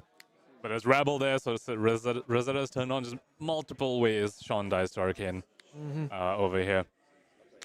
And so this really is the match then, because we know that Dash, piloted by Lucas, took down Shane's teammate on Fatigue Briar. Kind of interested to see how that match played out, because you would think a deck that's built to Fatigue and block like breakpoints well into Dash, which is sometimes I mean, unless you sideboard, I guess, into the pistol plan or something, generally like weak to that kind of blocking strategy. Yeah. That game was over so fast. It was insanely fast. So I wonder what happened. The Briar just like never got an embodiment through, and then just it was lost or what. But here we go. Could be some nuts max V turns coming in for a lot, starting with Pounder. That could have been the case, but over here, Michael Funk closing it out with his very, very unique take on Briar. No CMH to speak of, not the full Fatigue plan. Very, very interesting. Lots of Captain's Call, lots of Yellow Rebels, and just it seems to me this deck is built around just swinging Thorn as much as possible. Yeah, you know, it would be like strictly better than a Yellow Rabble, a Ball Lightning. It's like the Briar deck if Ball Lightning was still legal. I don't think we even saw like a Blittle package jam there. It's really interesting to see. Yeah, he's definitely not on the Blittle. I did ask him about it. I was like, because you said he's got a unique Briar list, and my first question was, is it Belittle Briar? And he said it's not. They did try to make it work though. Lucas did tell me that I think they ran like 8 games of Belittle Briar, and he went 0-8 on it. So then man. During the testing, so then they end up shelving the Belittle Briar, which is really sad. I do really enjoy Belittle Briar, especially with Korsham, but not unlikely strategy in Blitz, I think. So there we go. That is Michael Fang's team. Still, there's no undefeated team in the room, but they're working their way up to 5-1 at the end of round 6. Only 2 more rounds of Swiss to be played before the top 4. Oops, sorry, I gotta hide all the giveaway stuff. Before the top 4 gets announced, because it's not a top 8 in the way these team tournaments work. It's gonna be top 4. And that makes for kind of like a short day. Like we're going through this like lightning fast. Who would have thought? Who would have thought? True. This is Blitz. But we have things planned for the downtime, like our giveaway winners. So Punkage, you're gonna get hidden for a sec. Okay. Reminder, everyone. I'm not here. There is a lovely giveaway to be had, brought to you by our friends at Dragon Shield. You can win a $25 custom sleeve credit with shipping paid for. You do have to be either in the US or EU to win it, because they're tied to the Dragon Shield EU or US web shop. So if you've been typing Dragon Shield in the chat, you are live to win one of these suckers. We're going to do 4 drawings, okay? The way to get in touch to have me send you the code and do all the organizing and all that is to message me on Twitter, okay? Or Discord or X, whatever the hell you want to do. Or just email Savage Feats. Any way you can get in touch, right? We're going to raffle these off. If you win, I actually like actively cannot click your YouTube links. It just doesn't work. It doesn't take me to your channel if I click on you in chat. It's weird. You have to reach out to me, okay? That's how we're clear on this. We're going to draw 4 winners. 4 winners for the $25 sleeve crafter credit with free shipping, okay? So let's get some entries going. This is still pulled from everyone from before the round started, anyone who had entered then. We've got the list of, like 70 or something people entered right now. So type it as you see it. Dragon Shield. Dragon Shield right here, okay? No space, no caps, and we'll start getting some drawings through. All right, ready? Roll number 1. It should say it in chat. Roll number 1. Hey, what? No way. No way, dude. It's Matthew McInnes. Oh, come on. That's rigged. That's straight rigged. Matthew McInnes, it should say it in chat. We're going to wait a second to see if it does come through automatically. It should say it through the bot. If it doesn't, then I'll have to change how we're doing these things. So let's wait 1 second here. See if the bot announces it. Wait, hold up. Where are you, Stream Elements bot? Stream Elements bot. Maybe there's some delay to it. Normally something pops in and says, congratulations, winner. All right, so Matthew McInnes, go ahead, just type that in the chat that Matthew McInnes won. Matthew McInnes was winner number 1. The bot is sleeping. He's taking a nap right now. But there we go. Winner number 1 was Matthew McInnes. And you know how to get in touch with me. We talk all the time. I'm about to stay with you like next month anyway. Matthew McInnes. All right, click roll it again. We got winner number 2. Winner number 2. Next rigged draw. Winner number 2 is Riku. Riku just dropped a message, like literally just now dropped a message that they wanted to enter this giveaway. And look at that. Instantly rewarded, Riku. Well done. So Riku, we have that in the chat now just to confirm you won. Contact us. Message me, whatever you want. That's winner number 2. Winner number 3. Roll it one more time. Riku, more like rigged ooh. Thank you, my Dragon Shield poster. Good comment. The next winner is Hall. What does it say? Hall None? Hall None is the next winner. So once again, get in touch. It's being posted in the chat. If you are Hall None, get in touch. You have won. Giveaway number 4, final one for the time being. It is Emery Powell. Dude, this is so unbelievably rigged. I know 50% of the winners. That's not allowed. Emery, congrats, though. Congrats. You are the 4th winner. I talked to you as well. It's easy to get in touch. There you go. 4 winners for Dragon Shield. That was nice. We do have more to give away. We have 14 total giveaway between today and tomorrow. So today's going like so darn fast. So with actually giveaways as well as the games. Here, I changed that to round 7, by the way. With round 7 on the docket already, I think the longest break we might get is before top 4, because we do have Guess the Fab event code as well that we're trying to play today. So with that, it seems like we have a little bit of a longer break. We might be back with something spicy before round 7, but if not, at least round 7 pretty soon. Congrats to the winners. We also want to say big thanks to the sponsors. Enjoy the ad reel. See you in a bit.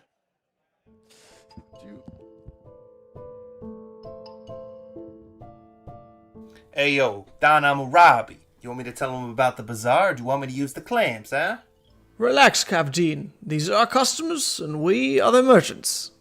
It's okay, I'll handle it. I know your problems, and I got the goods to fix them. You watched an OP deck tech and need to buy the spice. Buy from the bazaar. You are deep into theory crafting the next hottest deck. Buy from the bazaar. You are changing your Pro Tour deck list last minute. Buy from the bazaar. You follow the meta and need to change decks. Buy from the bazaar. You have an addiction to box breaks. Buy from the bazaar. You find yourself dealing fab to new customers. Yes, catch me outside and I'll hook you up. And you, don't forget, get your cards from me, Hammurabi TCG. Or else you get the clamps.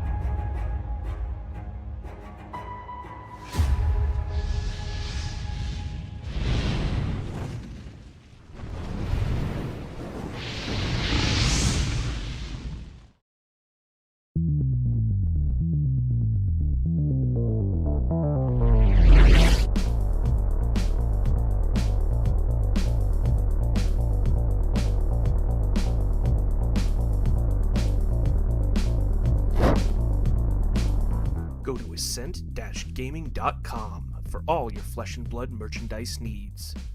Use code SAVAGE to get 5% off your entire purchase.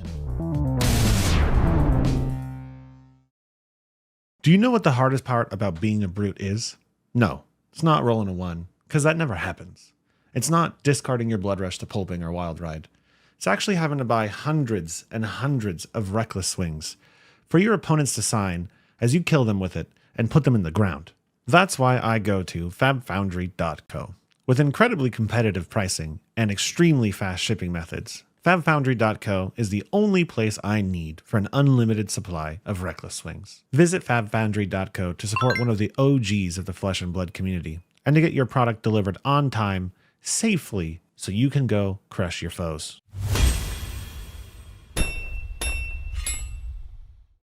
Hey there, I'm Joey from EDH Rec, and I'd like to help introduce a cool new addition to the Rec family. We've launched a great resource to help you out with your fab deck building. And in this short video, we've got a Flesh and Blood creator to help walk you through it. Basically, the announcement is, well, actually, I'll just let him explain it. Mansant, take it away. What FabRec does is gather a huge amount of competitive deck lists from a variety of sources and then provides useful insight for each hero and the formats in general. And here we have Dromai Ash Artist, a powerful and new fun hero from the Uprising set. Instantly, we can see statistics taken from the average of all the deck lists for Dromai. Now, the first thing you can see is the card distribution, pitch, and cost averages. Scrolling down, we get to the juicy part, what I definitely want to see, the most popular dragons. Notice how Invoke, Chromai, Kyloria, and Miragai are showing up nearly 100% of the time in Dromai decks.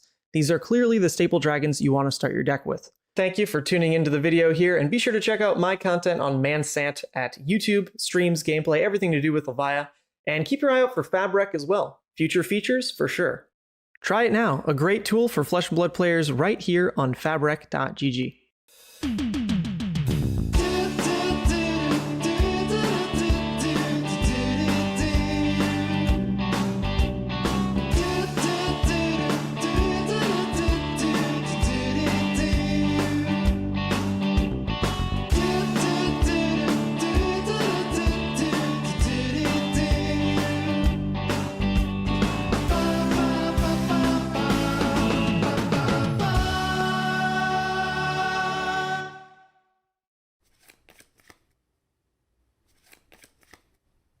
No way, dude! I can't win a single game against you! It is so hard living with such a good Flesh and Blood player. Don't look at me like that.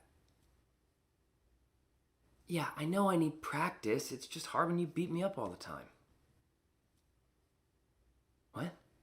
You think I need to go to the Realm Rumble? And you also think I should outline exactly what the Realm Rumble is in case anybody watching doesn't know about one of the biggest Flesh and Blood events of the year? Okay, if you say so. Realm Rumble 2023 is a first of its kind, independently organized, 3-day-long celebration of all the biggest names in trading card games. If you love Flesh and Blood, then this is the weekend for you. There's going to be a $10,000 open tournament, a $5,000 team sealed tournament, and overall, $45,000 of prizes given out over the course of the whole weekend. If you like callings, if you like Pro Tours, then this is the event for you. It's going down December 1st through 3rd in Columbus, Ohio. Head down to the Realm Games' website, realmgames.myshopify.com, to get your early bird registrations in, and we'll see you at the Rumble. All right. 3 of a kind resolves.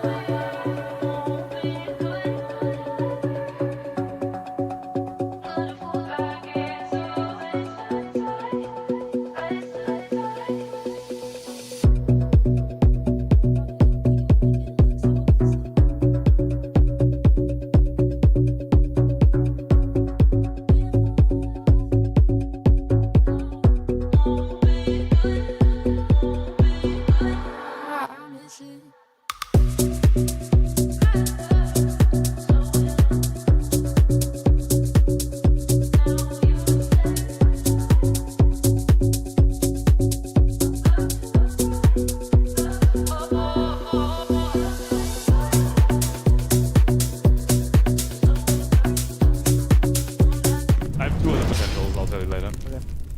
Welcome back, everybody. We are here with round 7 of this 8-round Team Blitz event. So we're getting close to the end of Swiss here into our top 4, our very exciting top 4. We've got a new matchup for the camera today. We're going to be watching Table B, Kano versus Kassai, which I've been told by Pankaj here is a very good matchup for Kano. Very good, maybe. Oh. It's favored. It's Favored, favored for Kano. Which okay. is, last time we saw Ian on stream, he was against a Dash, which was favored for him because I was favoring that matchup. Now we're seeing the opposite. He's a little unfavored in his Kano matchup, but obviously very, very strong player here. But also going up against Reed, a very strong player in his own right from the Seattle region. Also very well-known wizard player, does play Icelander and CC. So he just knows all the wizard tricks up his sleeve. This is great. I do love watching some Kano games. Watching Pete, unfortunately, not craft a lethal. Was it Pete? Who was it? No, Pete is on Chane. Pete was on Chane. It was... Who was it on wasn't- Kano? was it Alex. Najee? Alex Vore. It was Alex Vore. It was Alex Vore, Seeing yes. Alex Vore not quite piece together the final push for lethal. It was close. It was, So it he was was getting one me all off. tingly. Exactly one but off, it yeah. wasn't quite it. So I'd love to see a big Kano finish on camera here. Prism versus Kano is on the top table where you'd assume normally pretty Prism's favored quite for favored. Prism, and then Chane will win the table seat or Yeah. table C.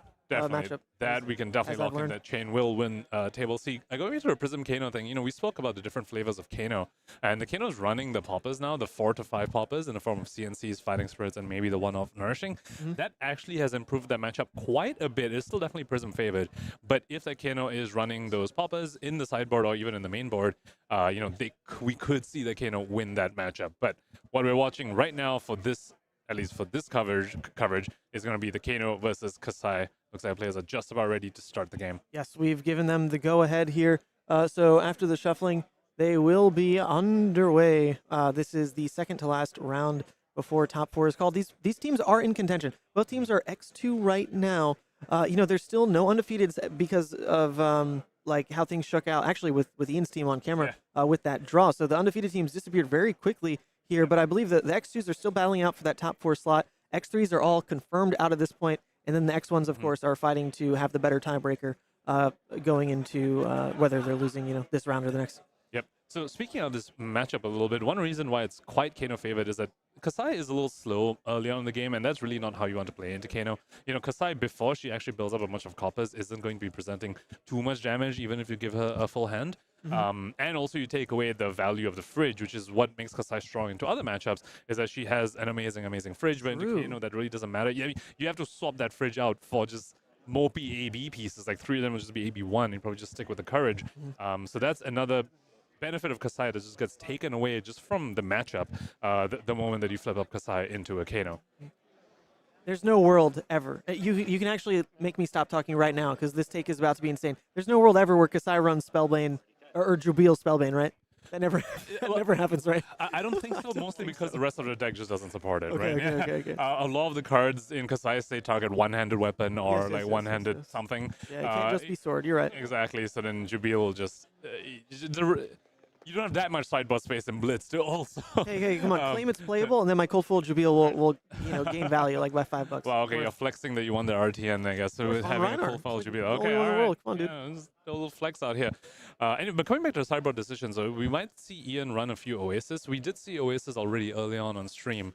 And obviously with the new sideboard slots, Ian might have some Oasis in the sideboard for the Kano matchup. So that could come in handy, and that could be what swings it into his favor slightly in his already unfavored matchup. Now, starting the game here is Reed going first in Kano. We don't know who won the die roll, but he is going first. And looks like he whiffed on that first Kano activation, which is Interesting sequencing because he's following up with the Aether Spindle. He could have just started with this play, Crucible and Aether Spindle, and then done the Kano, so he knows like whether he's gonna hit or what he's gonna hit, instead of blind Kano first into an opt. So potentially a bit of a missequencing happening here on Reed's side. And Ian, of course, blocking out 3 here, and five is tall enough. That damage will leak here, getting those life totals closer to 15-15 to start the game here. Not bad. The opt effect is going to actually. Oh, that has really rough. If he did the opt first, he could have put the tome right on top and then Kano'd into the tome, but instead he blind Kano'd, and the tome was the second card from the top. We don't know what the top card was. I almost wonder whether he's running some attacks. Maybe he's running the attack flavor of Kano. Maybe that was the whiff on top.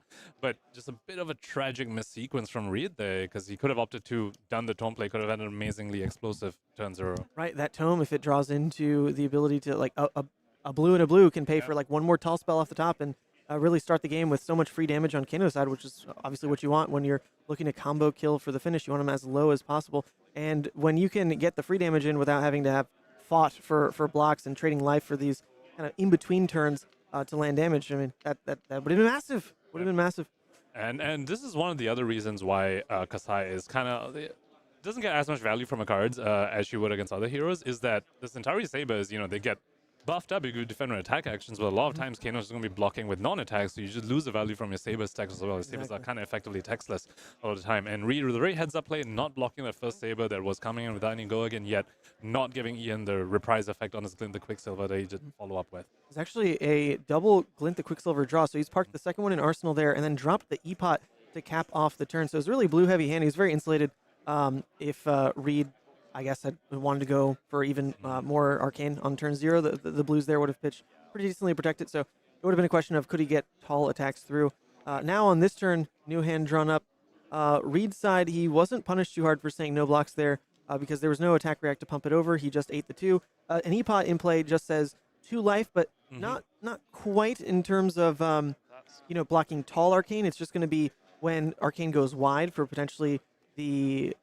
Well, it's not the waning Aether Kano, or waning Moon Kano, so maybe you don't go that tall on like your final push turn. This is the first Crucible Kano we've seen in a while, honestly. Well, you go taller than wide, right? With Crucible. Taller than wide with Crucible, true. So, yeah. I also want to point out Ian's pitch in the previous turn where he pitched that all you got, which is, once again, it just goes to show that he doesn't have that many sideboard slots to dedicate to Kano, that he's running defense reactions when not all Kanos are even on the attack action plan. So, we're seeing more and more instances of why this isn't the best matchup for Kassai. But Reed out here, kind of having a bit of a slow start himself. That was the first turn we were whiffing on the Kano activation, and now just hitting a blue Aether Dart off the top, which is, in its own right, almost another whiff itself as well. So, well, it took a card out of hand to begin with. That was a yellow pitched in, so that yellow just blocking 2 effectively. Which is, hey, blocking 2 is better for Reed than if Ian would have blocked 3 there. So he's probably fine to see that. Not the ceiling of what that card off the top could have been, obviously, but for a hand that wasn't really too fought over, he just took damage for it. Him landing and pushing Kassai down to 14 there probably feels pretty decent. Kassai, leading into her turn, has a slice and dice to get things started, and we know she has the go again in Arsenal with the Glint that Quicksilver. It just comes down to what does the rest of the hand support. I think that is a blue at least to protect from really being completely out of resources into the face of Reed here, who has life to spare and can make those decisions of, okay, sure, spend your cards. Oh, you're out of cards? We go for the kill. So interesting here that Reed opting to block this attack when it didn't have go again, and interesting that Ian not using the Glint, which when Reprise was active, instead of opting to Blade Runner, because not only are you not capitalizing on a Reprise on the Glint, you are also telling your Kano opponent, hey, I have no more resources in hand, all I have is this energy potion. So possibly what Ian was thinking about was that Blade Runner represents more damage than Glint does, and I'm still at high enough life total with this E-Pot. Kano's already blocked a 1 card. I'm just going to go for a more aggressive line that presents more damage instead of trying to get value from his Reprise like right now. Yeah, you are trying to push the Kano down to the point where your first attack, the least committal you can have to the turn yet presents lethal. Absolutely. Because that's when Kano has to really go in the tank and decide right then and there, what do they do with the turn? Do they block then? Do they go for lethal then? With less information about what the opponent's hand is. So going for the higher damage route, even though he could have gotten the Reprise trigger around, I think that was in the end fine for how Ian wants to play. Pushing Kano down to 8, he needs to have probably one more really good turn to push back Kano's blocks to make the life threshold where he wants, or he needs one more turn where Reed actually just takes damage willingly to get him in that range. So the game's not quite pushed to the range where Kassai wants it. So I think we're likely to see more aggressive plays still from Ian here. Yeah, but still no copper yet, and this just goes back to how this is a bit of a rough matchup for Kassai. Struggles to make the copper because your sabers don't get buffed because they block my non-attacks. You're a little slow until you generate the copper, so you're kind of just eating a bunch of damage from this tall version of Arcane that Reed is playing. This is 12 tidings for 6. This is actually a very strong turn for Reed. He's going to leak at minimum 3 because it's only AP3, and he's parking a Blazing Aether in his arsenal. Very, very strong piece for that final combo with with how tall he's able to go. We do know that final combo can potentially be very, very explosive. This is just Crucible and Swell Tidings. In the final combo, it could be Crucible plus Metacarpus on an Emeritus, and you can only block 3 of it. Oh, yeah. So, this is Ian's, body language-wise as well. It's, I think, feeling the pressure a little bit here in this round 7 of the Battle Hardened. It's crazy because these players should be aware that they're, in theory, playing for the top 4 slot still. They might not, maybe there's the world where they don't think their breakers are good enough to really be playing for top 8 yet, but that's a little unclear because there have been those, I don't think they were the only team to draw either. Yep. And there have just been, just so much going on in the venue today. I don't think anyone's really tracked what teams are really on the winning in type of spots yet for this event. I was asking Michael if he knew what records are making it. No idea, man. it's just crazy in here right now. A lot of people playing, a lot of fast games of Blitz, a lot happening. Yeah, also the games is going by way too quickly. You barely have even a break because you also want to make sure you're helping your teammates that are still having the game. So you're really only taking a break after your entire team is done playing, and that's quite a while. You may not have enough time to go catch up and see where everyone else is, see what your breakers are like. Yeah. Although we haven't seen most teams opt to have a dedicated fatigue player. Most teams seem to that third flex slot that we've been talking about in team composition hasn't always gone to the Yoji. Yoji only being represented by two players in the entire event. So not every team is locked into having 35 minutes each round, having to rack their brains, play through everything. So that's been nice for some, but the teams that do have to deal with that and who do end up playing slower in the when the last game matters, right? Whenever that happens, even if it's 3 fast matchups, if you're playing for match point, you're going to slow down. You're going to make sure you take your time, and everyone contributes to making the correct plays in the last game. So very taxing tournament. Definitely. And Ian posturing to put the Courage Blade on the stack here. So it could be a bit of a blue light hand because we saw him pitch his blue in the previous turn to block 3 on the Swell Tidings. And now he's saying, all right, I'm going to start the Courage Blade. And looking at his hand, I definitely saw at least 1 red, and I don't think the other is a blue. So it's at most a red and a yellow, but I think it's 2 reds. So wow, with a yellow Slice and Dice kicking off this as well, committing the Courage Blade hold to a yellow Slice and Dice turn. I would not have called that on my bingo card for this event. I didn't even think Kassai's do run that. Yeah, but I mean, Reed posturing a blocker, which he could get punished by. We know the go against Source is going to be the Glint, the Quicksilver in Ian's arsenal. Just, turn on the reprise if Reed blocks this. Looks like he said no blocks, so no. Wow, Reed. Ah, there we go. Ooh, he was close. He was so close. The first time when he didn't block, it was a Glint, and the second time. But then again, I mean, this was Ian's call. Remember, on the previous turn cycle, he could have played this to get a reprise. Instead, he chose for the Blade Runner. So anyway, so that was Ian's call. It didn't end up getting a reprise. Now, hit and run plus Slice and Dice, buffing up this final Centauri Saber. So it is coming in for 8. It is lethal. Oh, did I miss my math? Plus 3. Oh, it's a yellow Slice and Dice. It's yellow. Actually, it's still lethal. Yep, still lethal. There's no equipment block on a Kano side, so a card has to be given here. And you're actually not protected from the potential to die to an attack direct because that E-Pot, E-Pot in theory could pump for an out for blood. Although the scary thing is if you E-Pot, the Kano problem. Oh, I mean, the Kano can just go off in response to the E-Pot. Well, but if you say no blocks. If you say no blocks, then you die anyway. You don't E-Pot, the Kano would have to block and then you E-Pot. if they don't want to die to the pump, then they have to give 2 cards, right? Yeah. So, a lot of agency for Ian actually. Definitely. So redeciding whether he can afford to just block with 2 cards and buy himself another turn, or whether this is a turn to go off. Because math-wise, he knows that at most Ian can have 5 resources if that's a blue in hand and E-Pot. And even if you consider something like Oasis or something, that's still at most you're blocking 5 because Oasis blocks 4 and you have 1 left over from E-Pot blocks 1. So Reed has full knowledge of the biggest ceiling that Ian can block, and I don't believe there's a blue in Ian's hand actually. So let's see what Reed ends up deciding to do here.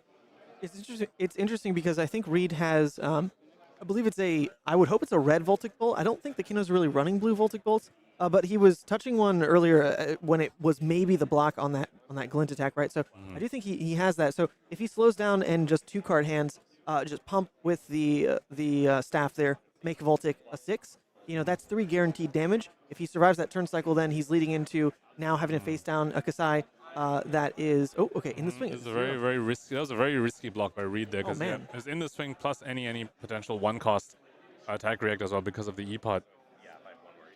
Oh, this was. So, yep, that was a very risky block. It did feel like you either block with 2 cards or you just go off without blocking at all. Let's see what is enough. So it was a blue Voltic, by the way. So now I'm wildly confused. What color did he draw off the Ragamuffins? Is that a red Emeritus? I think it's a red Emeritus and the blazing, right? Absolutely not what you want to see. The blazing is already in hand, I believe. That is not what you want to see when you Ragamuffin something. Very. Yeah, this is a bit of a. I think you just die. It's a bit of an interesting blocking decision by Reed here. If he's blocked with 2 cards, he's, would have survived and gotten onto 1, still had the extra turn. Which means he's blocking 1 card. That's one. It doesn't stop you from dying, and you're forced to go off with one fewer card in your hand. Wait, so are you? So that's Blazing Aether in hand, right? Okay, so he has 2 floating still from that pitch because he overpitched yellow blue. Well, he's already changing the play here, but in theory, if you pay into Emeritus, that'd be 6, but 7. then 2 is blocked. But now you can't. 4, and then that's 8. Yeah, so I don't think you can't. He has a Blazing in Arsenal. If he had 1 float, he could. Oh, no, he has Spellfire Cloak. Spellfire Cloak. So this might still be lethal. So only if Ian decides not. Only if Ian decides not to block with E-Pot. If he blocks with E-Pot, then he's 1 off. Yeah, it's just not lethal. So yeah, this comes in for 5. If he blocks the E-Pot, and Blazing comes in for another 5. Yeah, there you go. Yeah, he's exactly 1 off. Just do this. Take 5.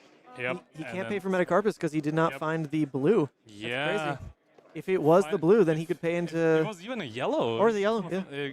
Yeah, that was. It had to be exactly a red on top for Ian to survive there. Looks like, Ian just gets there in a matchup that is, quite frankly unfavored for him. And we saw that happen. I mean, Reed put a card to block with, and he had to get unlucky and draw a red off the Ragamuffins for Ian to survive there. So, a bit of luck going Ian's way, but of course also playing very, very well. I think recognizing that was a turn he had to pop cards or blade hold, we have to commend that play because a lot of people may not make that go for that line. He's saying this is the last turn I have. I force him to pop off now.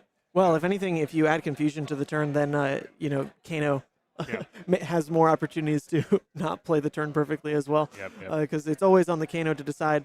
As we saw, like if they just go for the block instead of trying to go for lethal, the game's. There's another turn to play. There's a whole other turn to play. So that was just kind of it in the end. We saw Kano lose to the Kassai, and I believe we maybe have. No, we don't have a winner yet because the other 2 matches are still ongoing. So we're going to pivot to watch one of the match points real quick, and then get back to the game. So give us like 2 minutes. We're gonna fix the cameras. Be right back.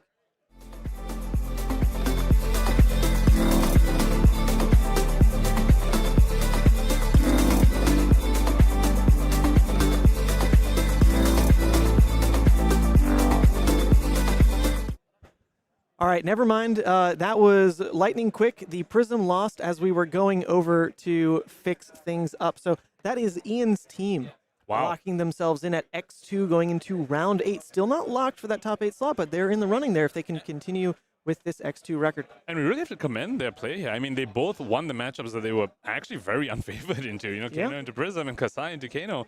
Not the side of the matchup you want to be on, but they managed to eke it out both games. So really strong showing from them here. Yeah, I actually kind of wish we saw the Prism Kano. I kind of wrote that off. It's like, Prism just wins. So who really cares about that one? It'd be kind of cool to see a Kano pull that off. I wouldn't be surprised if the Kano is running a bunch of poppers, like a bunch of attack. Just make that a little more winnable. No, I mean, even without those, Kano can just eke it out, random tomes off the top and stuff. So I had such fun practicing Blitz on stream this week. I played a Prism game I played a Kano game into Prism. Yep, I watched that one. Oh, you were there? On turn 0, I went down to 6 life. Turn 0 as Kano. I didn't even dump my hand into Kano activations. It was just the Prism had it. I had no poppers. It just kind of went crazy. Went down to 6. I still won that game. Yeah, and that was on the back of poppers. I remember watching the game, and it was on the back. Yeah, it was the back. Throwing multiple poppers later on, which is double popper hand. Really, what you need, because if you don't have that and you fell that far behind in turn 0, there's just absolutely no out. Yeah. Ooh, that would have been. Yeah, I still can't believe that happened. Anyway, but there we go. That is a relatively early end to this round as well. So we're going to try to set up some of the other segments we've got going. So let's jump to the ad break real quick. I'll set up some other things for us to do in the downtime since we already had our lunch break. And then we'll be right back. Thanks for watching, and thank you to all these sponsors once again. Let's check out their wonderful products.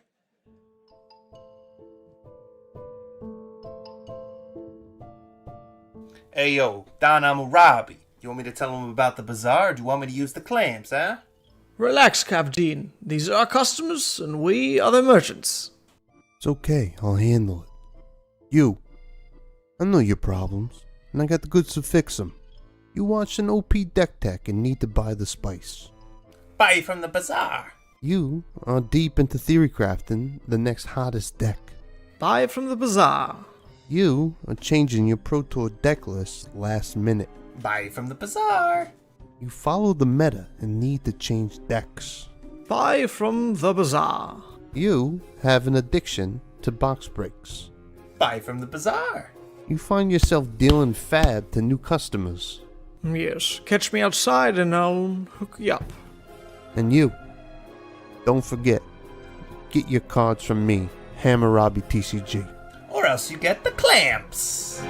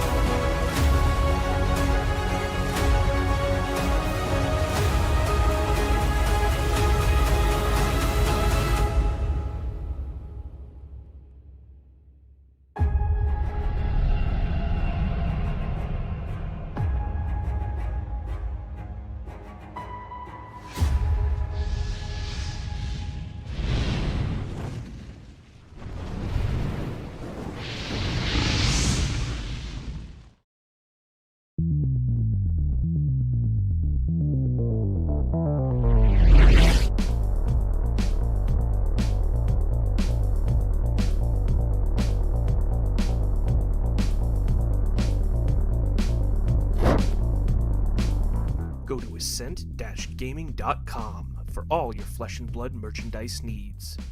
Use code SAVAGE to get 5% off your entire purchase. Do you know what the hardest part about being a brute is? No, it's not rolling a 1, because that never happens. It's not discarding your Blood Rush to Pulping or Wild Ride. It's actually having to buy hundreds and hundreds of Reckless Swings for your opponents to sign as you kill them with it and put them in the ground. That's why I go to fabfoundry.co. With incredibly competitive pricing and extremely fast shipping methods, fabfoundry.co is the only place I need for an unlimited supply of Reckless Swings. Visit fabfoundry.co to support one of the OGs of the Flesh and Blood community and to get your product delivered on time, safely, so you can go crush your foes.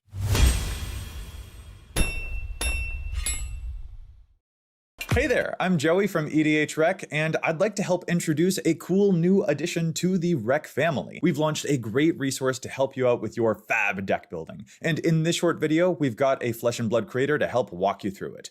Basically, the announcement is, well, actually, I'll just let him explain it. Mansant, take it away. What Fabric does is gather a huge amount of competitive deck lists from a variety of sources and then provides useful insight for each hero and the formats in general. And here we have Dromai Ash Artist, a powerful and new fun hero from the Uprising set. Instantly, we can see statistics taken from the average of all the deck lists for Dromai. Now, the first thing you can see is the card distribution, pitch, and cost averages. Scrolling down, we get to the juicy part, what I definitely want to see, the most popular dragons. Notice how Invoke Chromai, Kyloria, and Maragai are showing up nearly 100% of the time in Dromai decks. These are clearly the staple dragons you want to start your deck with. Thank you for tuning into the video here, and be sure to check out my content on Mansant at YouTube, streams, gameplay, everything to do with Levia, and keep your eye out for Fabric as well. Future features for sure. Try it now, a great tool for Flesh and Blood players right here on fabrec.gg.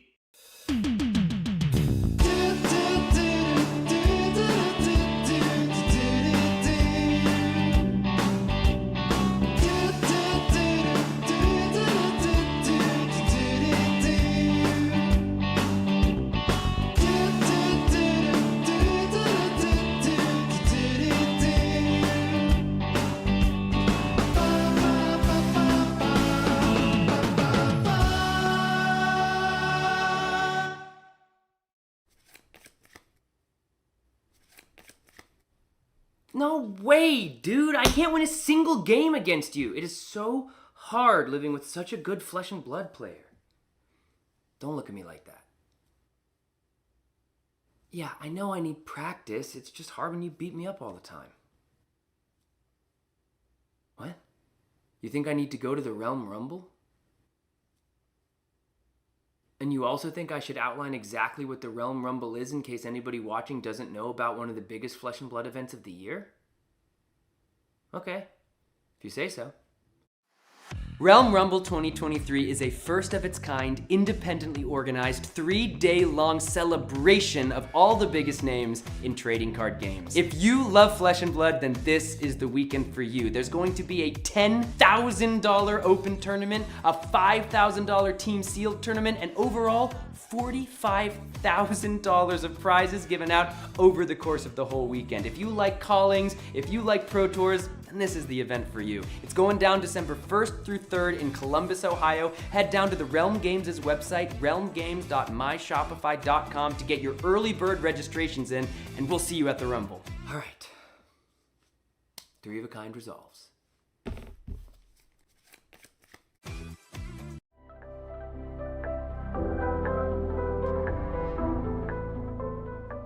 All right, welcome back, everybody. If you want to see something potentially pretty cool, we're gonna give this a go because it never, it never works. So we invested in quite an upgrade here with the mobile camera. So let's give this a go. Go ahead, switch this over to 2. Oh man, that's going infinite. That's going infinite. Let's move the camera. All right.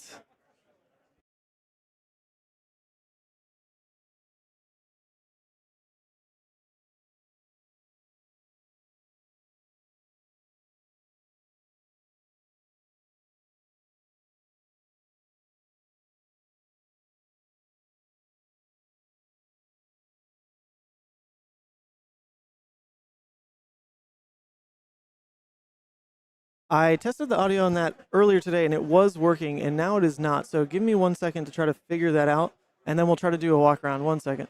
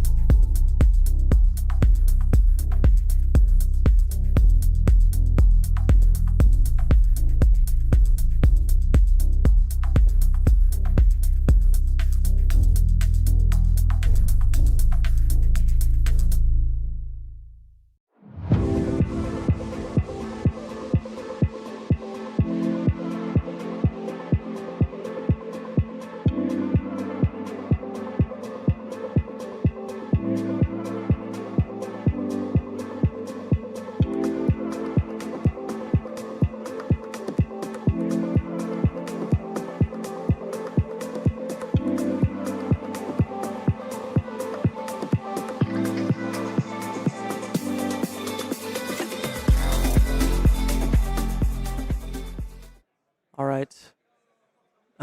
Testing one more time here. What happens? Yeah, well, let's see. Sorry, trying to figure out an audio thing here, which I can only actually try to fix live. It It was working this morning when we tried it, but then the stream did crash for 1 second. And then it stopped. Oh, there it goes. All right, folks. The audio should be coming through.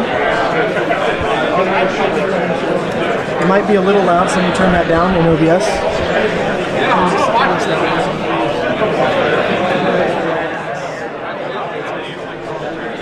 All right, everybody. In theory, this is broadcasting live from the floor, so we can give you a tour of the venue. Hopefully, you can hear me. It is very loud in here. This is the venue itself that is rented out to background out here in Portland. It's actually a really nice space. It's attached to a hotel. You can nice and water feature out there. There's this restaurant attached to it. And then this is not only the Team Blitz today, but the Kassai tomorrow. Yeah. So there's a bunch of banners everywhere. The stream table is set up over here. Stream table we've got going over here, where players A, B, and C set up with the producer cable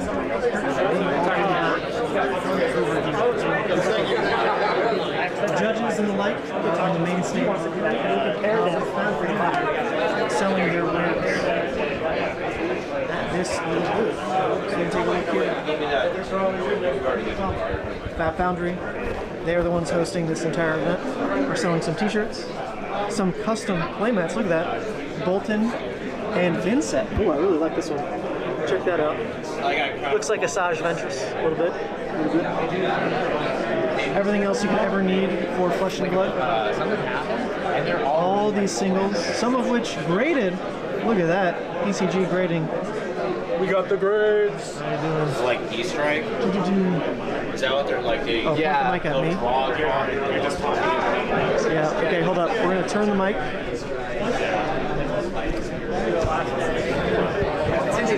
All right, the mic is now pointing at me.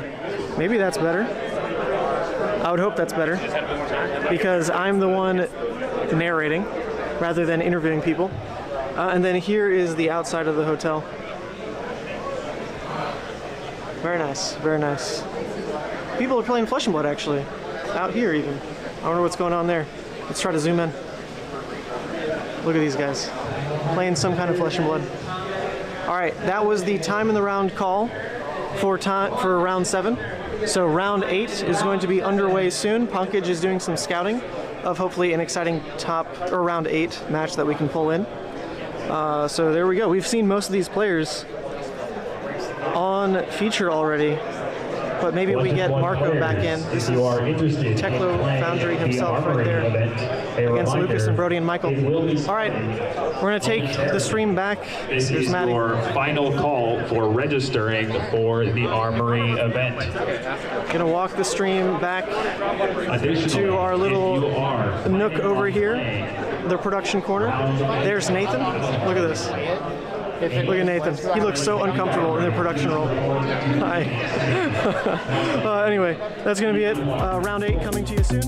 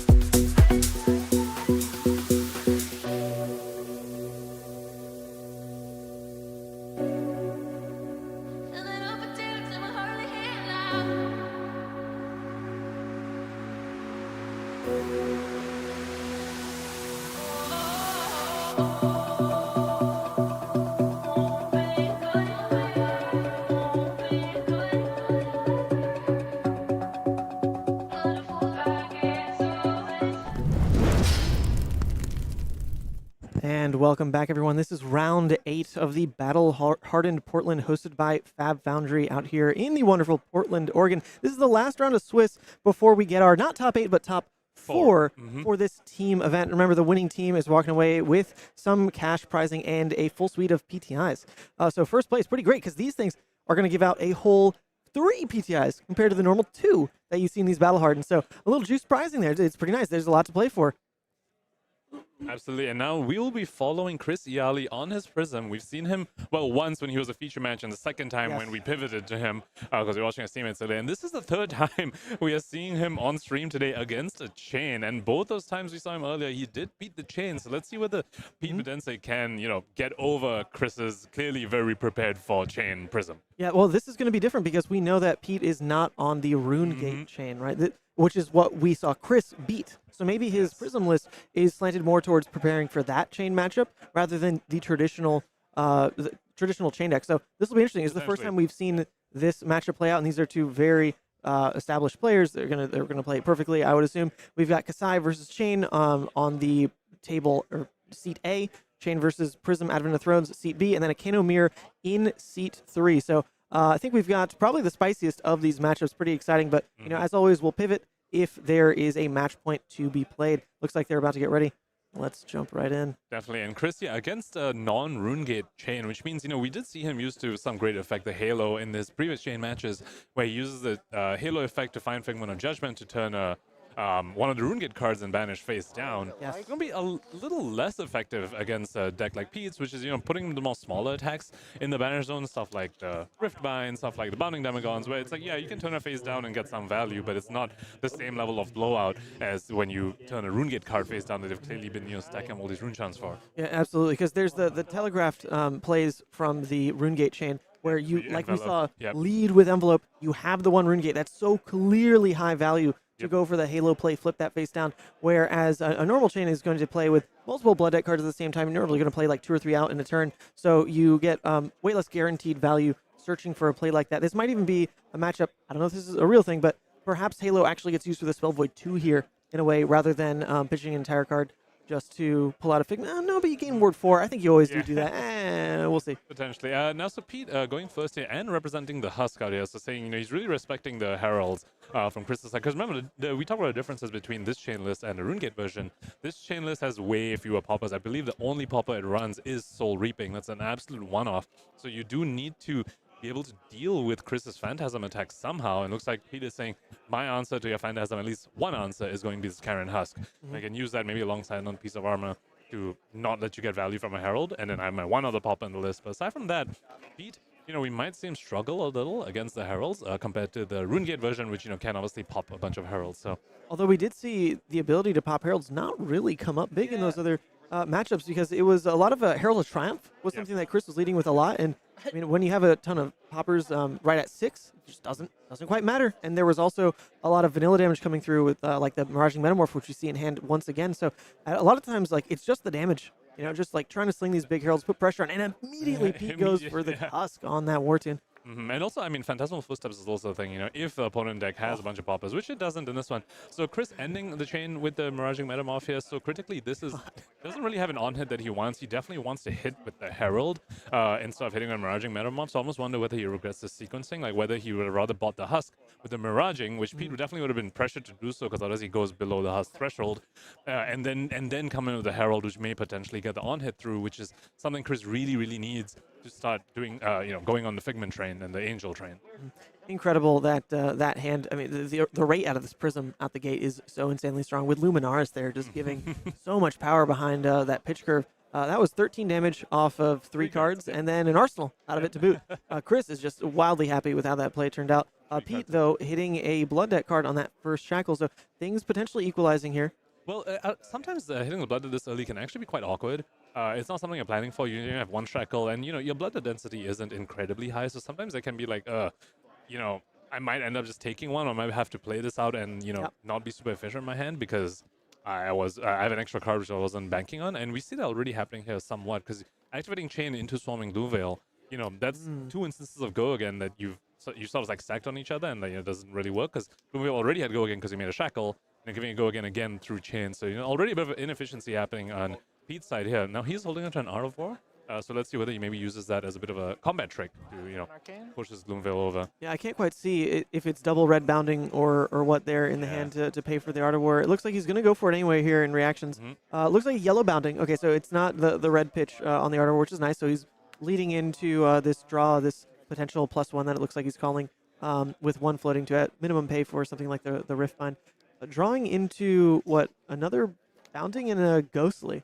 So banishing this bounding from Arvo, he's yet to play a non-attack, so you can't actually play the bounding. He can play the Riftbind, but of course, but he won't get any additional damage from this. So unless the Arsenal's a non-attack, which I didn't quite catch what the Arsenal is, that bounding Demagon might just be stuck there, and he might be taking a couple of blood dead. And we have seen the way Chris likes to play this matchup, where in the first couple of turns of the game, he will, he doesn't mind taking a bit of damage to send the heralds in, and then later on, he says, all right, I'm going to block you out, and you're going to die to your blood dead after I've got some angels. Okay, it looks like... Yeah, Arsenal there was a non-attack, critically buying another action point in with creepers as well. Yep. So that Minnowism, because it had base go again, when it resolves, it gains an action point. There was already go again coming off the swarming. So the double stack of go again, there is go again to spare in the end anyway here, because now this Riftbind's coming in for 8 with another action point left with 1 floating. So threatening the Rosetta on this. Quite the turn. Yeah, threatening Rosetta or maybe the bounding to save yourself 1 blood dead and get your Art of War buff, 1 more attack. Oh, yeah, you're right. Yeah. That would make sense. So it's either Rosetta or bounding, potentially the bounding, because you're not really getting fatigued in this matchup, so you don't need to leave cards and blood dead. Yep. 5 damage is more than 4. You're correct. And when a Prism starts at 16, that's the way math works. didn't just like make a Herald for free. By blocking the husk there, it really just bought potential 4 life from that kind of situation. If you let that thing hit, then Prism searches the Figment, you flip with Empyrean, you just gain 4 life. So taking that away from Chris when that hand was like the free draw up, right? Like that was Chris's going second play. He was not taxed to keeping that hand. Now Pete's saying, okay, I gave you my husk to deny your free on-hit gain 4. Anytime you want to gain 4 again, you are going to have to protect cards in hand to pull off those Herald attacks, which means you leak damage somewhere. One drawback of sending bounding instead of Rosetta here is the creepers, because he has activated creepers here. So if he sends bounding, he won't be sending Arcane to keep the creepers around. So Pete has a bit of a decision to make here. He's going to send Rosetta or leave the bounding and take that blood dead. So it looks like he's posturing to send a Rosetta. And this kind of goes back a little to the action point sort of wastage that happened when you went Chane into Gloomveil. If he had the extra action point somewhere, he could have done bounding and Rosetta Thorn. In which case he's opting to do the Thorn, leaving the bounding there, missing a bit of the Art of War value. That would have come in for 5 instead of the Rosetta's 4, and you're taking 1 extra blood dead by leaving that in your blood dead zone. So he's saying he's giving up the 1 extra damage, taking 1 extra to keep the creepers around. Was there actually a reason then to not just lead with Art of War? Like what kind of mind game did he really gain by doing the Art of War in reactions to the swarming? Because it's not like there was a shield or something that he was really trying to push 3 to 4, get some breakpoint going. If anything, he wasted the potential for that bounding to get played this turn for 5 damage, right? Potentially, but at the same time, you don't know what Art of War is going to draw for you, so it's a bit of a tricky situation on the Chane side. Now, once again, going back to Rosetta Thorn play to keep creepers around, Chris could have used Spell Void 2 on Halo to actually snipe the creepers, where you trade your headpiece for the opponent's boots. See, I said that was a thing that they might do. In that situation specifically, it could have been a thing. Chris opting not to do that, saying, this is potentially going to let me find a Figment, maybe, and do the blowout of the Figment of Judgment, potentially. So, he's saying, I'm just going to keep that instead. I think it'll buy me more than just the creepers. So keeping that and then saying, here's a Warmongers, which will also affect Pete's ability to send Arcane, because neither can you activate Grasp, and nor can you play a non-attack to turn on Rosetta Thorn. So maybe Chris saying, this is the way I'm going to get rid of the creepers instead of giving you my Halo. Yeah. We still haven't seen the legendary nice guy play of flipping down the Carrion Husk for Pete there. Chris is such a homie, though. We'll see if it happens. How Warmongers works, and this is interesting. Let's listen in. Yep. So I chose War, right? So can I, if I attack with something, can I spellblock creepers and then play a non-attack as an instant? I believe you cannot. Is that but it is interesting because Warmongers does say the only actions you may play or activate are non-attacks. So I don't know. Yeah, let's just see what the judge says. It is an instant, but you're still playing the non-attack action. Yeah, it doesn't, that's my understanding. It doesn't lose that card type. That's my understanding you're just as playing well. It as an instant, Yeah. So it shouldn't be legal. We do have Soul Shackles coming in, though. Oh, oops, I clicked the wrong button. That was the hate. That was like the aura spammy one. This is the Soul Shackle one. There we go. Although they're not that scary this turn because Warmongers is there to impede how powerful this turn could be. Definitely, but Warmonger's being put, in the graveyard when Pete just banished Invert Existence. There is a bit of a drawback to playing Warmongers. Sure, you buy some life now by crippling Pete's turn because he can't even activate Chane. Now you can't play non-attacks, but that's a non-attack you put in your graveyard alongside your attacks to turn on the opponent's Invert Existence. That'll do 2 Arcane at some point later in the game. True. And actually, critically, oh my god, we were speaking about how Chris could use Warmongers to snipe the creepers because you can't send Arcane without a non-attack or without making rune chance. But Invert Existence is a perfectly legal play to play into a Warmongers because it's an instant. True. So you could do that and keep your creepers around anyway. So, we might see that happen from Pete over here. Very, very fortunate banish for him here. Wow, that's Warmongers might be like the only non-attack as well that is probably in this Prism list. We don't see it running, the Figment's kind of instance, right? Yeah, we haven't seen the blue auras in this list. Well, at least we haven't seen them sided into Chane. I think Chris probably saying, I don't want the 2 blocks into... Oh, fair. Yeah, they might be in the sideboard. That's true, because the list, things work differently now. Yep, and there we see the invert coming, and Chris definitely not happy. He was really hoping the creepers would be gone. But it's fine. Let's see whether he opts to do the Halo play. Maybe find a ward, or maybe just, pop the Halo to prevent the creepers. He's definitely looking at it. He's deciding. I love to see how pensive Chris is. He kind of takes these moments and like blinks, and that's a deep thought. Something just happened there. So this is this is the pause. Do I want to use Halo? Break your creepers. Let's see. And give up the potential blowout that we've seen him do. We've seen him really, really treasure that play of tutoring a Figment of Judgment at instant speed to really shut down what a Chane's trying to do. So he's weighing that. He's like, I give up that opportunity for later on, but I get the creepers right now. Yeah. That's what he's weighing. And this being said, this is a pretty weak turn from Pete here, obviously because of the Warmonger. Sure. He might do that, and if he is able to follow up with some Heralds, because the Husk is already gone. This could be a very viable play if he chooses to do that. Yeah, generally because of Luminaris, you can get some really good 3-card plays as the Prism, where you lead with a like a 1-cost, 1-cost Herald into if you're pitching a yellow, 1-cost Herald, fit a 2-cost in there if you're pitching blue, whatever. But then it wouldn't have Goken. Whatever. 3-card plays though is where you can really threaten the double Herald. So it's not actually Chris could in theory pitch 1 card just to AB1 and still have 3 cards to make this kind of like double Herald play that he wants to. I just I don't know how he values like that 4th card in hand here. Really.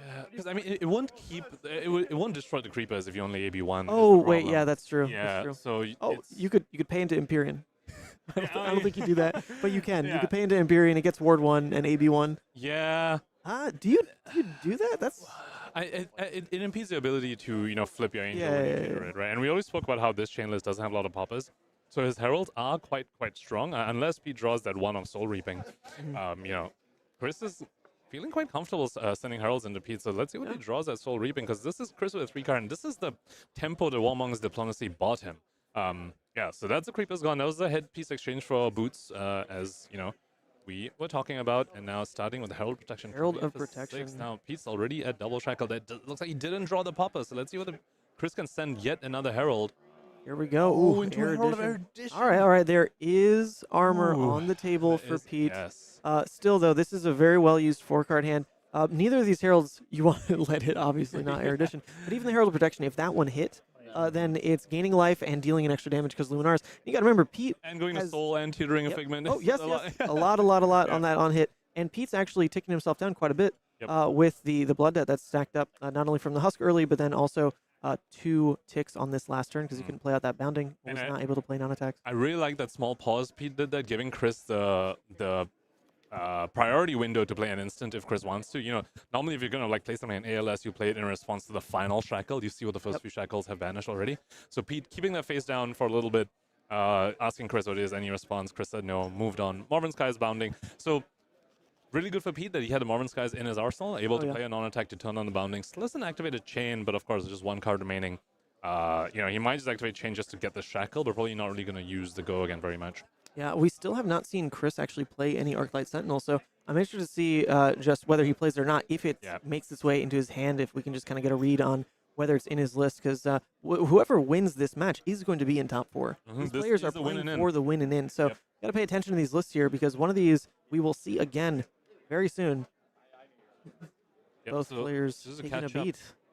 After the last round, we had 7 teams in contention for top 4. Well, 2 of them were 6-1, so those 2 are guaranteed to get in the top 4. Locked. And then the 5 teams afterwards are X2s, and these are 2 of those 5 teams. So really, these X2 teams really fighting in that gauntlet for the win, and as we pointed out. So Chris opting to pay into the footsteps here, really, obviously, the Rosetta play was pretty face-up. So he's saying, all right, I'm going to pay into footsteps because I know I'm going to need to pay into Arcane, but looks like Pete forgot to activate Grasp. Wait, yeah. He did just point to it. What's happening here? He just straight didn't grasp. He didn't Soul Shackle either, so it's not even like you can Rosetta and then Rune Chant bank for next turn or something. This is just straight awkward, I think. I'm not sure why he wouldn't Rune Chant. I mean, the Rune Chant's the same. I mean, Chris has 1 floating anyway. Like, it wouldn't have mattered. Oh, yeah, okay. Yeah. Just skipping a step, I guess. Skip a game action because it didn't matter. The more curious thing is not activating Chane then, because, when you're playing aggressive, you do want to just build up the Soul Shackles. Your opponent isn't going to be able to fatigue you with this sort of list, with this sort of deck. So, not activating Chane there. Let's see whether it comes back to bite him, if he doesn't hit a proper shackle off the top. It looks like he once again didn't find that one of Soul Reaping as a poppers. Now, this 7 attack, not only he does have 1 block on the Grasp. Not only did he not find the popper, I think, is that a 4 red hand? I'm not quite. Can we zoom in there? It's at least the double min. Okay, no, one of those minnows is blue. That's at good. least. Oh, but that's a lot of 2 blocks. It's a lot of 2 blocks. Anyways, he can't even put 2 3 blocks and the Grasp in front of this. He only has 1 3 block in hand. I mean, he can give up the 3 reds and keep a blue and kind of do the classic Chane thing where you just hope your blue carries your turn. Chris is only at 3. Because this on hit is way more than just 1 Spectral Shield. This is 1 Spectral Shield plus Ward 4. This is plus 5 life on Chris's side. Now, Chris winning the tempo game here. That was 2 cards for 3. Now, of course, this is still Chane, and it's okay. Shadowverse, that's a blooded hit. And now he's once again offering the priority window. Which we still don't see the Arclight in hand. Okay, so just a Shadow of Ursa. And, it goes back to the not activating Chane the previous turn cycle. Does he regret it, He could have gotten an extra hit had he actually activated Chane the previous turn cycle. Maybe he might be slightly worried about the potential for Chris to try to fatigue him. Not even just by, the fact that, Chris didn't play, a straight fatigue plan from turn 0, but he's taken so many cards from Pete as well. There could be a consideration of, well, at this point in the game, if I'm just blindly soul shackling, the fact that I've committed 6 cards at this point to the block, I just don't have enough damage to get over. That could kind of be a fear. So he's been a little bit reserved, but now pushing again where he didn't last turn, pushing again now with that soul shackle. This turn is very piddly though. Just coming in for 5. I mean, it's a 1-card hand for 5, so it's not the worst, I guess. You can't complain too much. That is true. 1-card hand for 5. Just Chane just casually does it, banishing a blue off the top. Now, Chris being at 3, this is a little awkward because this is 2-1-2, right? So, and you've got the footsteps. You can pay into Rune Chant and then pay block 1 on footsteps, but it does feel like Chris is forced into turning cards in his hand just into 2 blocks, whereas that's really, really not where you want to be. Still, his ability to take 2-card plays is a pretty comfortable spot for the Prism deck to be. It just comes down to if you take that 2-card play, because you've got to use 1 card, 2 cards to block on this turn, right? You can't just take 3 damage. Then if Pete draws into that single Soul Reaping, that could be the turning point. Chris takes a 2-card play, throws, gets popped. Pete 3 cards in hand, Soul Shackle 3 with Chris at 3. That really could be it. Yeah. So if Chris does end up going for the 2-card play, which, is the most efficient thing, and him taking a Rune Chant kind of, Or, going to 2 rather, not 3, So blocking this and then blocking the Thorn is very likely the play he's going to do, and he's going to send the Herald and just pray that Pete did not draw the 1-off Papa. And he's keeping the Heralds in hand because he's going to send, but does he have a red, is that a red War Tune?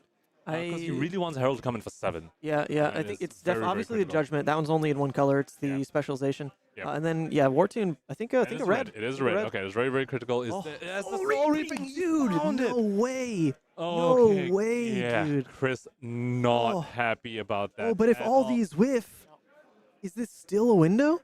Okay, that is a full whiff. Wow.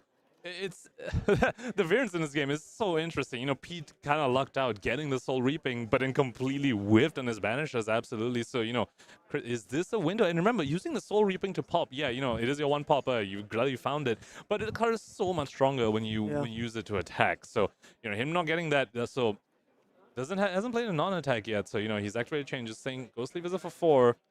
There is a world though he can. So if he pitches the Revel in for just the Rune Chant, though, he takes 3 cards. Well, the Rosetta Arcane won't be turned on. No, it won't be turned on. But actually, he could Actually, it's more value for him to just burn the Revel, right, to turn on Rosetta, than it is to pitch into the Rune Chant for 1. But yeah, like the Ghostly here coming in for a breakpoint at 4. Chris, if he just decides to 1-card block it, is then put in the position of, well, now the Rosetta coming in for 2 and 2. You've got to pitch in 1 card for the Empyrean and AB, and then block with another card. That's a 1-card hand. Prism does not function on a 1-card hand. So Chris does have the Soul Shield alongside with the Footsteps, so that can, be like you can pay into Footsteps. Yeah, but there's also a non-blocking hand though. Yeah, but the point being, like, with Footsteps, there's potentially some stuff you can do to like work around the awkward breakpoints that Chane is presenting. Sure, yeah. You've got the 1 floating right now. You can pay that in Footsteps. I'll pay that into AB. So let's see what ends up happening. Let's see whether Pete goes for that. I'm just going to burn the Revel just to send Thorn. Yeah, actually, at this point it does look a lot more awkward because, like you pointed out, the Soul Shield. With the 1 floating there, if he burns the Revel just to turn on Rosetta, that only pushes Chris to 1. There's effectively the 1 floating right there. He takes a card, and that's probably good enough because Prism on 1 card doesn't do anything, and then we know it's not even a live Arsenal. It's a Figment. And this is not old Prism. You can't just, like, burn a yellow like that for a Spectral Shield and gain a life. That's just going to sit there and do nothing unless you pay 4 into it, which is never going to happen in this game. So it's like he is burning the Revel because if you just send Thorn, you still give Chris the 2-card hand because he could just put Footsteps in front of it. So you're saying, no, I can't let you have a 2-card hand because my only popper is gone. Yeah. My only popper is gone. I can't let you get a Herald and gain up to 5 life. That's another Red Herald protection. Too much. I'm just going to rip your hand, and this will rip Chris's hand. And if he doesn't opt to ward, he will go down to 1 as well. So yeah, the best 1-card hand that Chris could have is a Warmonger's Diplomacy. That would be the one 1-card play that really puts him in a comfortable position. And we've already seen the 1 gone, so it's unlikely to have anyway. And obviously, we see in caster vision that he doesn't have it. Pete, though, that's what he needs to fear. The 1-card play that probably still doesn't even like make him lose necessarily, but just give Chris a window to potentially herald again would be that Warmonger. So he's not feeling too comfortable either. Absolutely, but yeah, Chris. Yeah, the decision right now is whether he wants to pop Empyrean right now to cash in the second point of AB, basically, the one time he gets the second point of AB, or whether he wants to save it for the future turn. Now he already has a 1 floating, so it. Yeah, maybe that's the decision, right? So he's going to pay with that Figment rather than put the Figment in Arsenal because it's a dead card. He's doing it this way and then paying into the Footsteps so that his Arsenal card. Oh. Yeah, so he paid into AB and the ward. Okay, I see. Oh, yeah. Yeah, so he's choosing not to go down to 1. Yeah, exactly. I see. Not going on 1, but you gave up your 1 option to block the full Arcane from Rosetta. So from now on, if Pete swings Rosetta twice more, which is pretty easy for Chane to do, then, that is game over for Chris. Now, Pete not getting very fortunate with these banishes. That was 4 banish. He's just hit 1 bounding from that, but he does have a Belittle in hand with Shrill to reveal to it, so So that Nimblism plus the Minnowism that he can pull out is going to make that bounding quite tall. Not to mention turn on Rosetta, not to mention go wide anyway because Belittle has go again, not to mention with 2 blues you can pitch into Grasp. Like there is a lot of damage still coming this turn regardless of the shackle sitting. So he's checking his graveyard and the banish just to see whether he wants to pay the additional cost for revealing to Belittle, because if you don't have a Minnowism to find, you might as well not pay the cost unless you really want to shuffle your deck. Because you couldn't just reveal just to shuffle and fail to find a Minnowism, if that's what you want to do. But looks like he's got the blue, so the blue that he pitched in earlier. I mean, does he? He probably at this point is safe to burn that card for just a singular damage. Well, it turns on playing bounding from banish. Well, he has Nimblism anyway. Yeah. But so yeah, in terms of what it does for breakpoints, it makes a 7 and 8, so you can't just 2-card block take 1. Yep. So I think that is relevant. Yeah, definitely.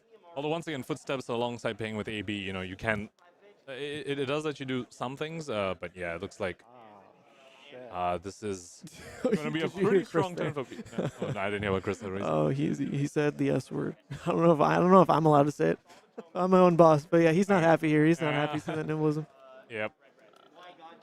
So. Not burning the Minnow then, actually. Yeah. All right, and the Chane is affecting this bounding limit. So this bounding limit does have go again. Not using the Minnowism, so coming in for 1 Arcane and 7. So Chris can, pay AB. Oh, Oh, but then, that's it. That's the game. Straight showing it. There's the non-blocking hit. That Warmongers was one hand off from being like the potential one-card play that you could try to stall, since like it for sure means like the Rosetta wasn't on, so you're safe at 1 in theory. And on the flip side, if the Soul Reaping was 1 turn later, that game also looks very, very different. So, very, very close game there. Not super what you always expect in Blitz, but what we've seen from Trey, lots of close games. That really came down to if the Soul Reaping came 1 turn cycle later, the Warmongers 1 turn cycle earlier, this whole game looks very, very different. That's 3 games on stream now with Chris versus Chane, versus the 2 RuneGate chains. You got that. He won. Yep. But versus the OG chain, he didn't get there. Didn't quite get there. So I wonder if that's an actual like if the matchup is like that much different because there is just no blowout with the Figment of Judgment flipping that face down. Because I don't think I mean Pete played it correctly to deny like a Herald ever hitting. Yeah. It was kind of like a big deal. I don't know if every player necessarily does that, where they respect every Herald so freaking much, but Pete understands you let one Herald hit in this matchup, and it catapults the Prism's life lead. Just the Figment, not to mention like what it'll do if it's like the Ponder gain card advantage, the Spectral gain an extra life. Like there's just such momentum gained by letting even a single one hit, and Pete just said no. Yep.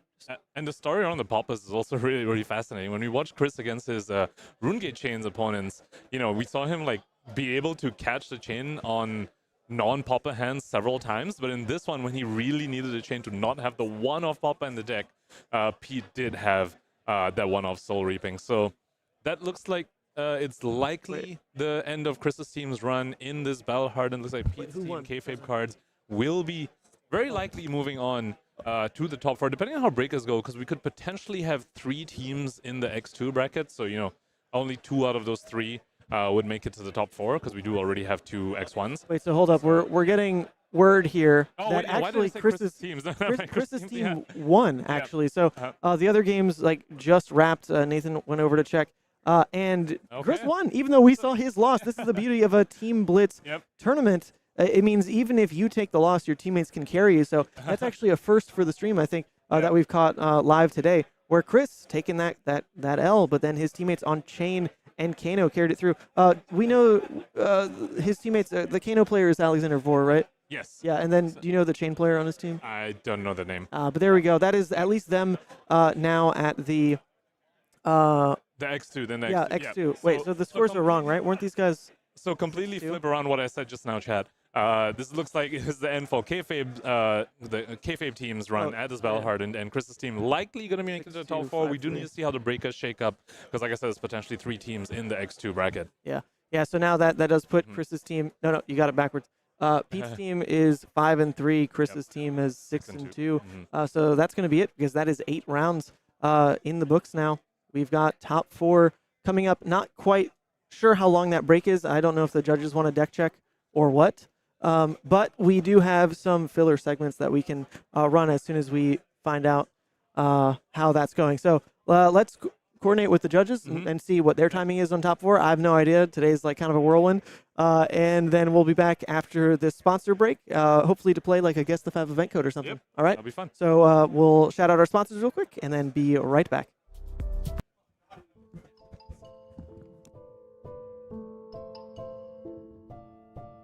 Hey yo, Don Amurabi. You want me to tell them about the bazaar, or do you want me to use the clams, huh? Relax, Captain. These are our customers, and we are their merchants. It's okay, I'll handle it.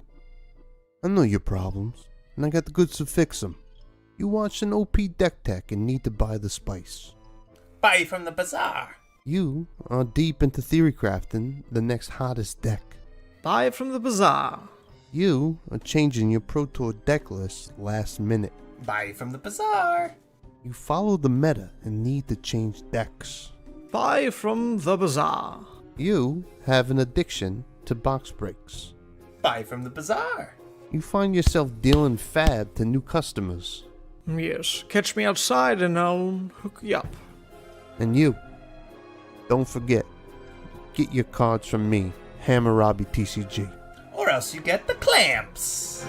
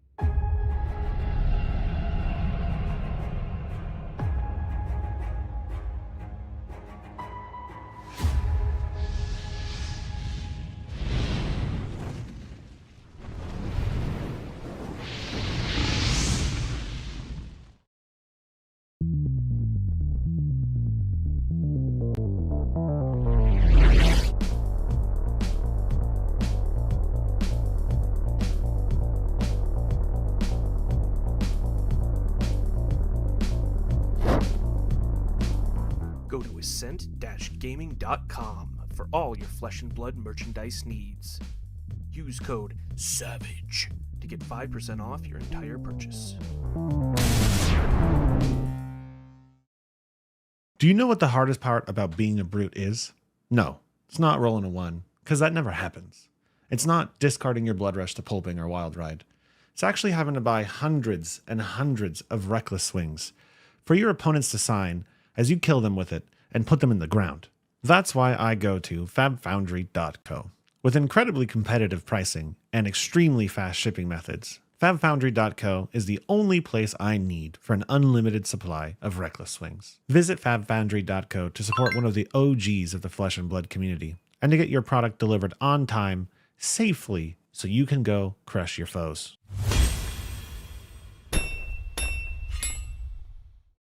Hey there, I'm Joey from EDH Rec, and I'd like to help introduce a cool new addition to the Rec family. We've launched a great resource to help you out with your fab deck building. And in this short video, we've got a Flesh and Blood creator to help walk you through it. Basically, the announcement is, well, actually, I'll just let him explain it. ManSant, take it away. What Fabric does is gather a huge amount of competitive deck lists from a variety of sources and then provides useful insight for each hero and the formats in general. And here we have Dromai Ash Artist, a powerful and new fun hero from the Uprising set. Instantly, we can see statistics taken from the average of all the deck lists for Dromai. Now, the first thing you can see is the card distribution, pitch, and cost averages. Scrolling down, we get to the juicy part, what I definitely want to see, the most popular dragons. Notice how Invoke Chromai, Kyloria, and Maragai are showing up nearly 100% of the time in Dromai decks. These are clearly the staple dragons you want to start your deck with. Thank you for tuning into the video here, and be sure to check out my content on ManSant at YouTube, streams, gameplay, everything to do with Levia, and keep your eye out for Fabric as well. Future features for sure. Try it now, a great tool for Flesh and Blood players right here on fabric.gg.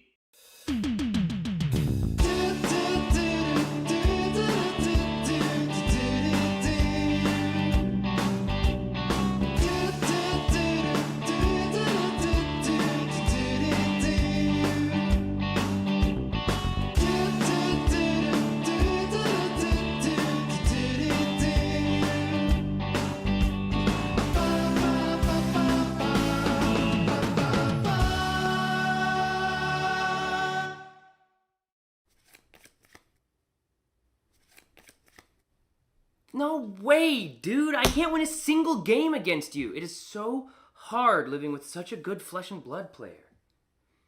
Don't look at me like that. Yeah, I know I need practice. It's just hard when you beat me up all the time. What? You think I need to go to the Realm Rumble?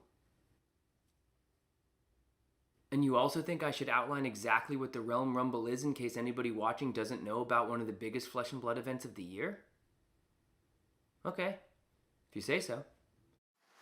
Realm Rumble 2023 is a first of its kind, independently organized, 3-day-long celebration of all the biggest names in trading card games. If you love Flesh and Blood, then this is the weekend for you. There's going to be a $10,000 open tournament, a $5,000 team sealed tournament, and overall, $45,000 of prizes given out over the course of the whole weekend. If you like callings, if you like Pro Tours, then this is the event for you. It's going down December 1st through 3rd in Columbus, Ohio. Head down to the Realm Games' website, realmgames.myshopify.com, to get your early bird registrations in, and we'll see you at the Rumble. All right.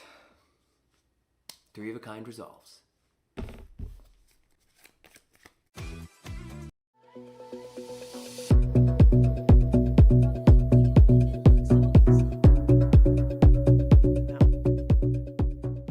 And welcome back, everyone. I am here with Majin Bey in the booth. We did just watch his team in the final round of the Swiss matches. Now, Majin Bey, I think you don't really need introduction, but I'm gonna give you a bit of a space here. Just to, tell the chat who you are, what you're about. What's up, guys? My name's actually Caleb. I like to play wizard heroes and guess guess what doodles are Yeah. named. Yeah, that's my second favorite activity after playing Wizard. It is really, really fun to do. And you definitely don't play like Legends of Runeterra. That's not one of your favorite activities at all. No, never It's even heard down of that there in game. like the 17th favorite activity or something. No. I play a lot of Legend of Runeterra. I really like that game. All right, so we are here. We do have a bit of time before we get our top 4, and there'll be a bit of picture taking as well. So we have a bit of a break before you get to top 4. So in that time, we will be playing Guess the Fab event code. So now we have Deb on Twitter, has made some amazing doodles here based on Fab event codes, which those of you who go to your armories, Fab event codes adjective into an animal. So she's made some doodles around those. And then Ethan has made other potential guesses for what the doodle could be about. And me and Majin Bay here, as well as you, chat, are going to be guessing what the Fab event code is. And we'll be putting a poll up in the chat, so please go ahead and vote. This is all about chat engagement, and we're just going to have a fun, good time with it. Yes, well, I will be winning, so I'll be having the most fun. Absolutely. I'm going to pick whatever he isn't. All right, so we're going to start with this one. What have we got here? We've got a necklace with a $sign, shades on some sort of feline-looking animal, although, I mean, not necessarily feline. Could it be something else, you think? Could be a dog. Could be a dog? Small dog. All right, I gotta reel you in. Look at the guesses though. Is there a dog in the guesses? I mean, mongrels-ish. Okay. Yeah. Yeah. What? Okay. So maybe Ethan didn't come up with that one because he doesn't even know what mongrel means. So maybe it is rich mongrels, and he doesn't know a mongrel has like dog implications. I think it could also be a turtle. Imagine. What do you think? Yeah. Yeah. No, you should go for that. Yeah. Okay. So let's go through our options here. So, gangster cat. I mean, $ shades. Gangster yuppie. You know what yuppie means? No. It's a cool word though. Definitely quite yuppie. Now, wealthy Rex. I don't see the Rex here, unless Rex is supposed to be a common name for like a the cat, dog's name I suppose. or a cat's name. Yeah. Yeah, a common name for a pet. So wealthy Rex, maybe it's there. But it does feel like if you were someone doodling the term wealthy Rex, that's not what I would. Yeah, exactly. Yeah. I don't think this is the animal you would draw. So I think we can probably safely cut out D from here. I think I'm going to jump straight into gangster cat because I think if it was a rich mongrel, there'd be money. More $signs. Yeah, around. yeah, exactly. Maybe the things doing like exactly. one of Yeah. What's it called? Make it rain. Making it rain. That one, yes, yeah. Maybe he's doing the make it rain thing. So yeah, I'm leaning towards gangster cat as well. You can't pick that one. Oh, I can't. I picked that one. I don't even know what yuppie means, so I feel I'm Yuppie's like shishi, like ritzy, like if you're yuppie, you've got money. But you probably you'll flaunt it a little bit too much. I see. All right. Well, apparently my co-host here has denied me from picking B. So I guess I'll go to rich mongrel. Based on the fact that Ethan didn't know what the hell mongrel was, so maybe he didn't come up with that one. Because for those of you who don't know how this works, one of them is the actual code, and Ethan came up with the other 3. So we're here trying to we're trying to play Ethan and we're trying to play Deb as we try and play this game. So fine. I'll go with A. The chat is playing, and we're at 39% for gangster cat. Yeah. The community is with Majin. Let's go. However, that makes sense. However, you ready for the reveal? Yeah. That's the reveal sides. Oh! I can't circle missed. apparently. Yeah. This is why I don't play shooter games. Got him. Oh god, I still can't do it. You gave it away. You said you didn't know what mongrel meant, so Yeah, you gave it away. How could you come up with the term if you don't know what it means? Maybe I made the rest of these guesses poorly. That's right. I actually didn't think about Yeah, that at all. Absolutely. You were Got saying him, it, and I didn't it didn't compute yet. Yeah. Ha! Got him. Got him, chat. How many people voted for A? A was a solid 32%, but Okay. it was 39% at B. So I duped the chat. That's a personal victory, and I duped Majin. So that's major victory. Yeah, that's The day after my birthday. How could you? After you lost your win in it. Oh no! After I lost my win in it, bro. Not like this. Yes, this is the day after Margin Bay's birthday. They had an amazing cake, actually. It was a cake, and they printed the photo. You can find it on Twitter. On how do people follow you on Twitter? What's it's at Majin Bay LOR on Twitter, but with 2 eyes. 2 eyes. Okay, there you go, Chane. You can find the picture that was on the cake. It was you holding 2 drinks? It was me at a bar? It was me at a bar drinking 1 drink and then holding a 2nd drink with the kayfabe jersey. We just I had just lost a feature match to Michael Hamilton. And then I was like, we ball. So is that a story for tonight as well? Yeah, it might be. It might be. Just lose, win, and then go to Korean barbecue, soju it up. Well, you've got birthday cake, so you know. Yeah, true. All right, so moving on to the next Fab event code. Oh yes, this is doodle number 2. I forgot that apparently, but yes, number 2. All right, what do we have here, Majin? Walk us through. Okay, What are we looking at? literate pillbug, which makes sense because it's a book. Okay. I'm glad it's labeled book as well. That's great. Yeah. Bookish roly-poly. Hmm. Studious isopod. That's nice. And then serious woodlouse. Okay, I feel like Ethan over here, because I actually don't know what most of these animals are. Just like how Ethan knew what a mongrel was, I don't know what a pillbug is, roly-poly is, isopod is, or woodlouse. I know what roly-polies are. They're the ones that they curl up in like a ball. And then they roll. I actually don't know if they roll. I just know that they curl up into a ball. Do they pull? They might pull. Only on Tuesdays. Roll, but they definitely might pull. Okay, so. Okay. All right, you okay? Phone a friend. These are all literally the same thing. Okay. Pillbugs, roly-polies, isopods, and woodlouse they're all literally the exact same thing. I bet. Damn it, my strategy of going for the one that Ethan doesn't know is completely gone because he knows all 4 of these. So he could have come up with these guesses. So, damn it, Ethan. There's some good stuff here. Like literate and bookish kind of filling the same little niche here. But that's a very serious face I'm seeing on this bug.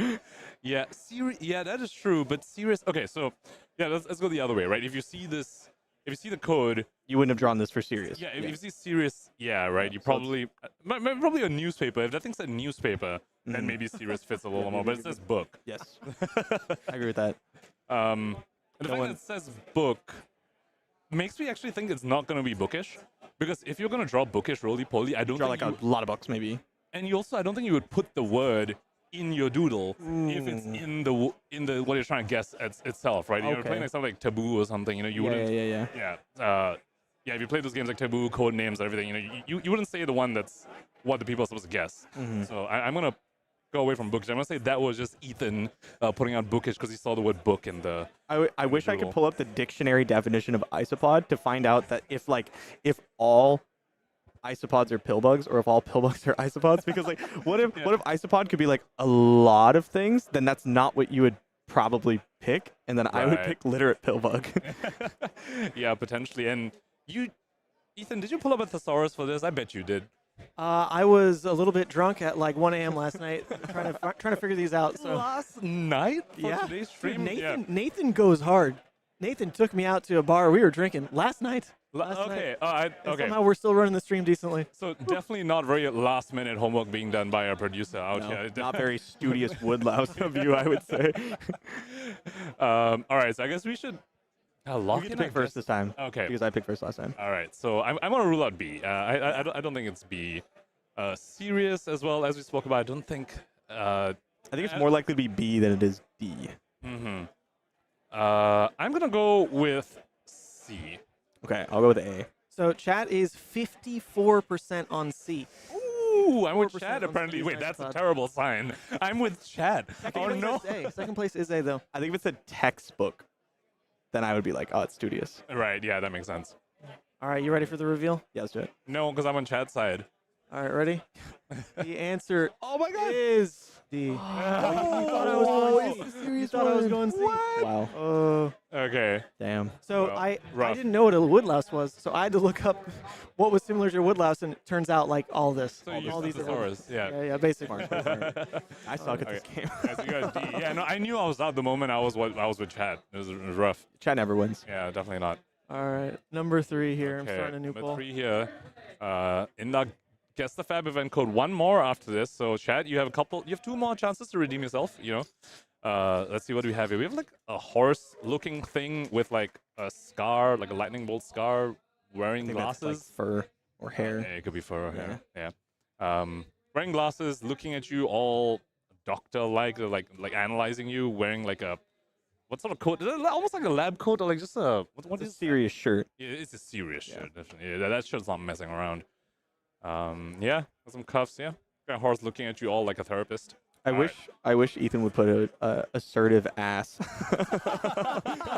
Oh man, with one more drink I would have. All right, so the options are: we have the first one, judgmental donkey. Yeah, I could see that. Political horse. Political, you know. Okay. There'd be a flag. Yeah. Or something. Pin. Practical pony. Okay. I mean, I guess I don't know. Glasses are practical. A coat is practical for a pony. Not so sure, but you know. Shrewd mule. Judgmental donkey would be really hard to draw. Yeah. I think it would look exactly something like this.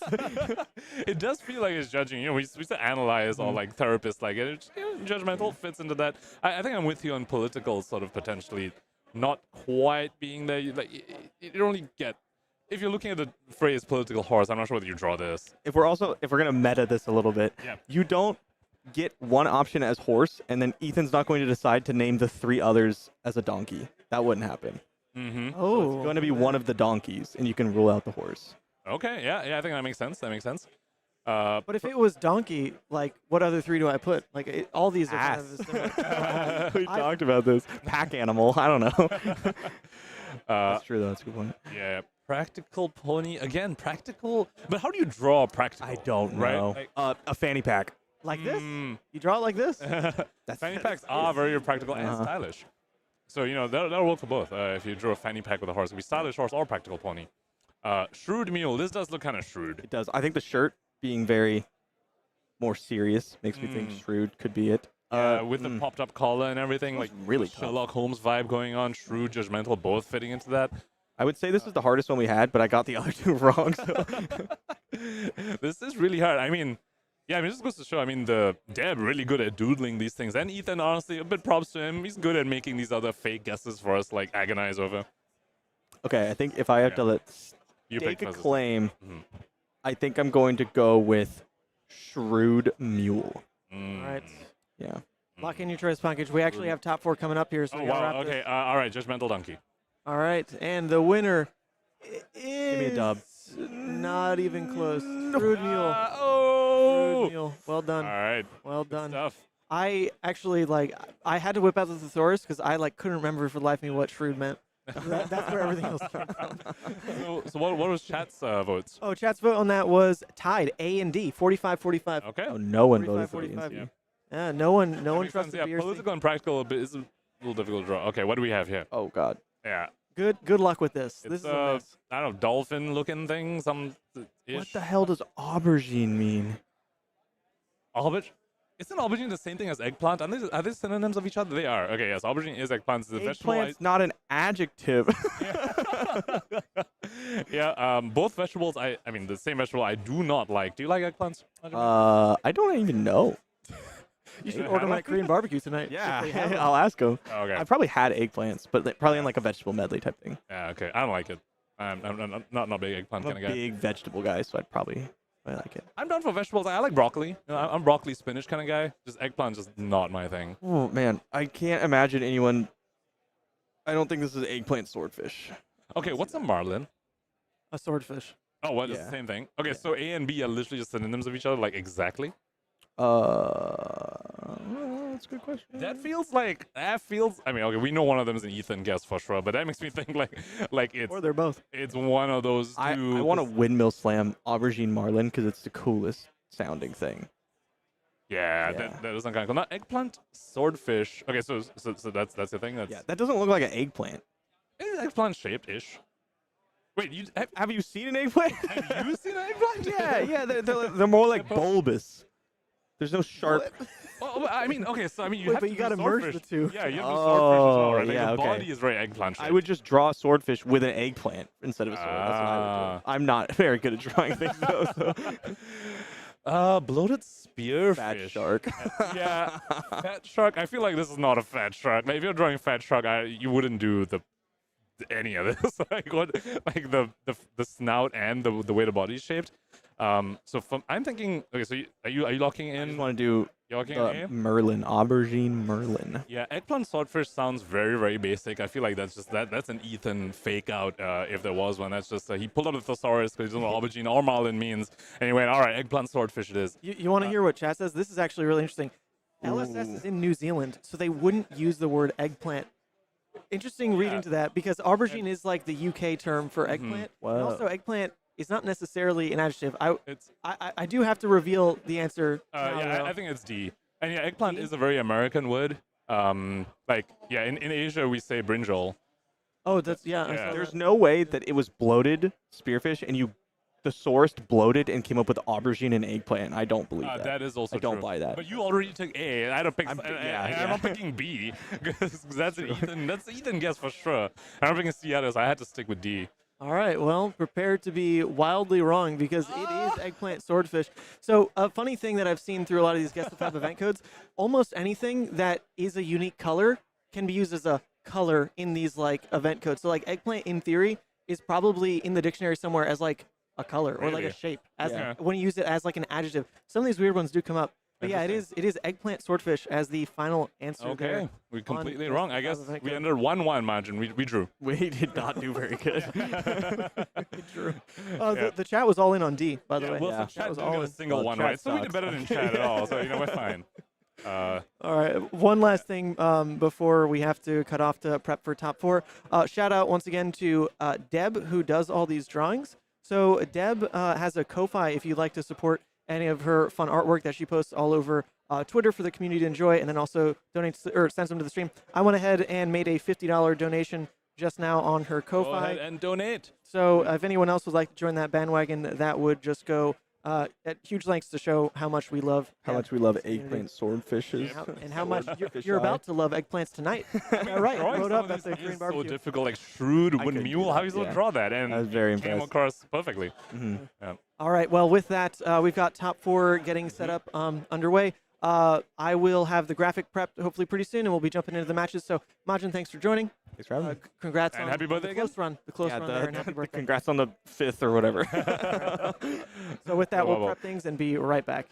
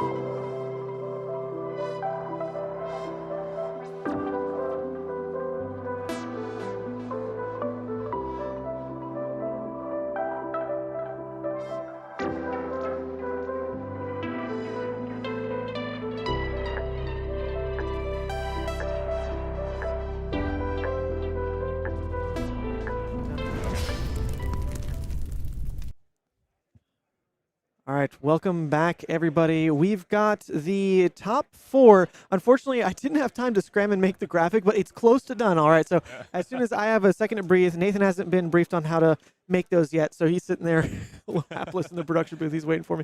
So instead, what we've got now is the second versus third seed on the table. It is Tristan on Yoji, Nitan on Bravo, and then Archer on Chane versus Dylan on Kano, our boy Marco on Dash, and then Ryan on Chane. This is the second seed on the right versus the third seed on the left, while the first and second seed, first and fourth seed is, first and fourth rather, is Brody Spurlock's team. Yep. Michael Fang on Briar, Brody on Chane, Lucas on Dash, and then I don't have their names yet. It's Chrissy Ali's team, though, on Chane, Prism, and Kano. So that is our top four. We're going to have a pretty interesting match to lead into this. The players have been waiting for us. I think they're ready to go now. You can go ahead, lead us in. We haven't seen this match yet today. What do you think about it? Yeah, we have seen both these players, but yes, we haven't seen this matchup yet. Now, Dash, historically pretty good into the fatigue matchups. When we know Natan, we saw him earlier. We know he's on the fatigue side. He's got those blessings in his deck. He's got the sigils in his deck. And Dash, is a little more robust against strategies like that because of the items package that they're able to run. Now, I believe Marco does have an extra induction chamber, which he almost certainly has sided in for this matchup. Now, one thing to talk about as we approach top 4 is that the highest seed, each player on the highest seed team gets to decide whether they're going first or second. And that's a very, very big deal in something like Blitz. So here we see Natan choosing to go first, which, we talk about life gain stuff he has. He can just start at a much higher life total, or if he doesn't draw that, he might even activate Bravo and go for a big dominate on turn 0. Looks like that's not what's happening here. Looks like he's opting to just make a seismic surge and swing the hammer.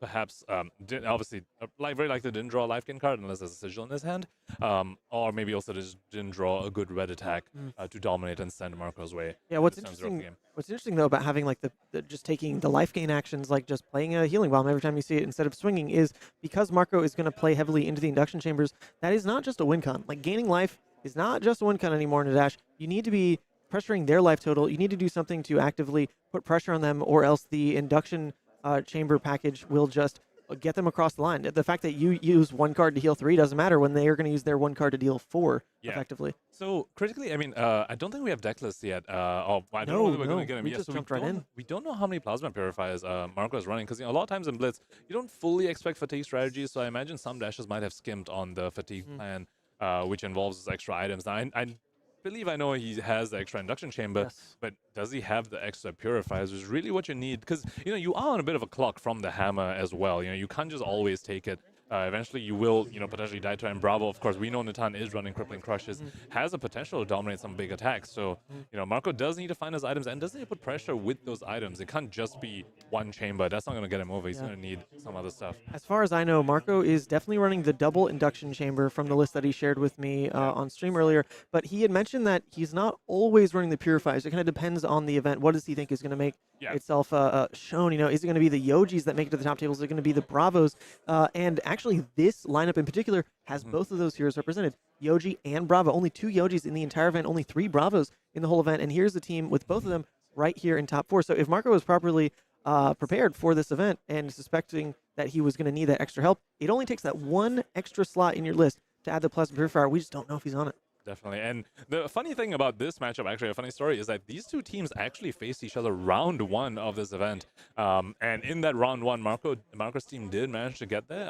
I think the other matchup, so this matchup, we spoke about how Dash is a little favored into fatigue strategies. And the other matchup, which is the Kano versus Yoji, Dylan, very, very skilled Kano player, was able to pitch stack the kill against the fatigue Yoji as well. So let's see whether these players are able to do that. To repeat that in this top 4, or whether Natan's team will be able to fatigue out Marco's team here. Now, Marco did end up boosting away a Teklo Core, which is, it's not a purifier or a chamber, but it is still an item that allows you to, propagate your value into your next turn to go over the blocks that Natan's going to present. So I don't think he's too happy seeing the Teklo Core go away, but at least it's not his, second induction chamber. Yeah, absolutely.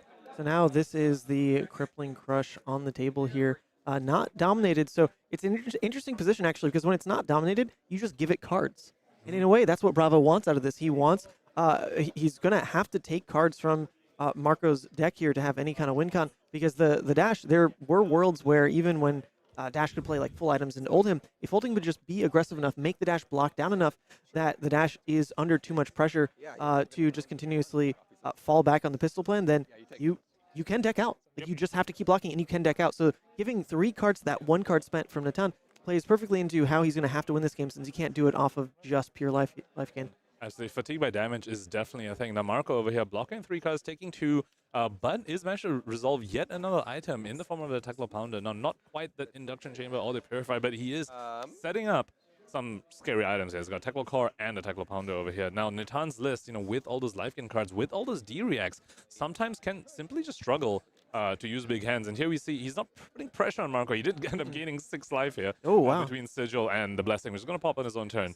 So still, getting value from his cards in a sense, where he did get to use his hand, but he's not putting any pressure on Marco, as his Teklo Core gives him 2 resources and he has a pound on the field. Yeah, this is that window where some kind of pressure, obviously off the back of any kind of disruptive effect, a spinal or crippling, could have landed pretty well here, going for the life gain into a turn where Marco was going to try to fight for this hand anyway. This is the last tick of that Teklo core. This is the first turn with like 5 card push with Teklo ready. He wanted to actively trade this turn, and he was given it for free. Given this 5 card hand. It's actually a little scary to boost in this position for Marco, simply because he doesn't know where his other induction chamber is. You do not want to boost that away.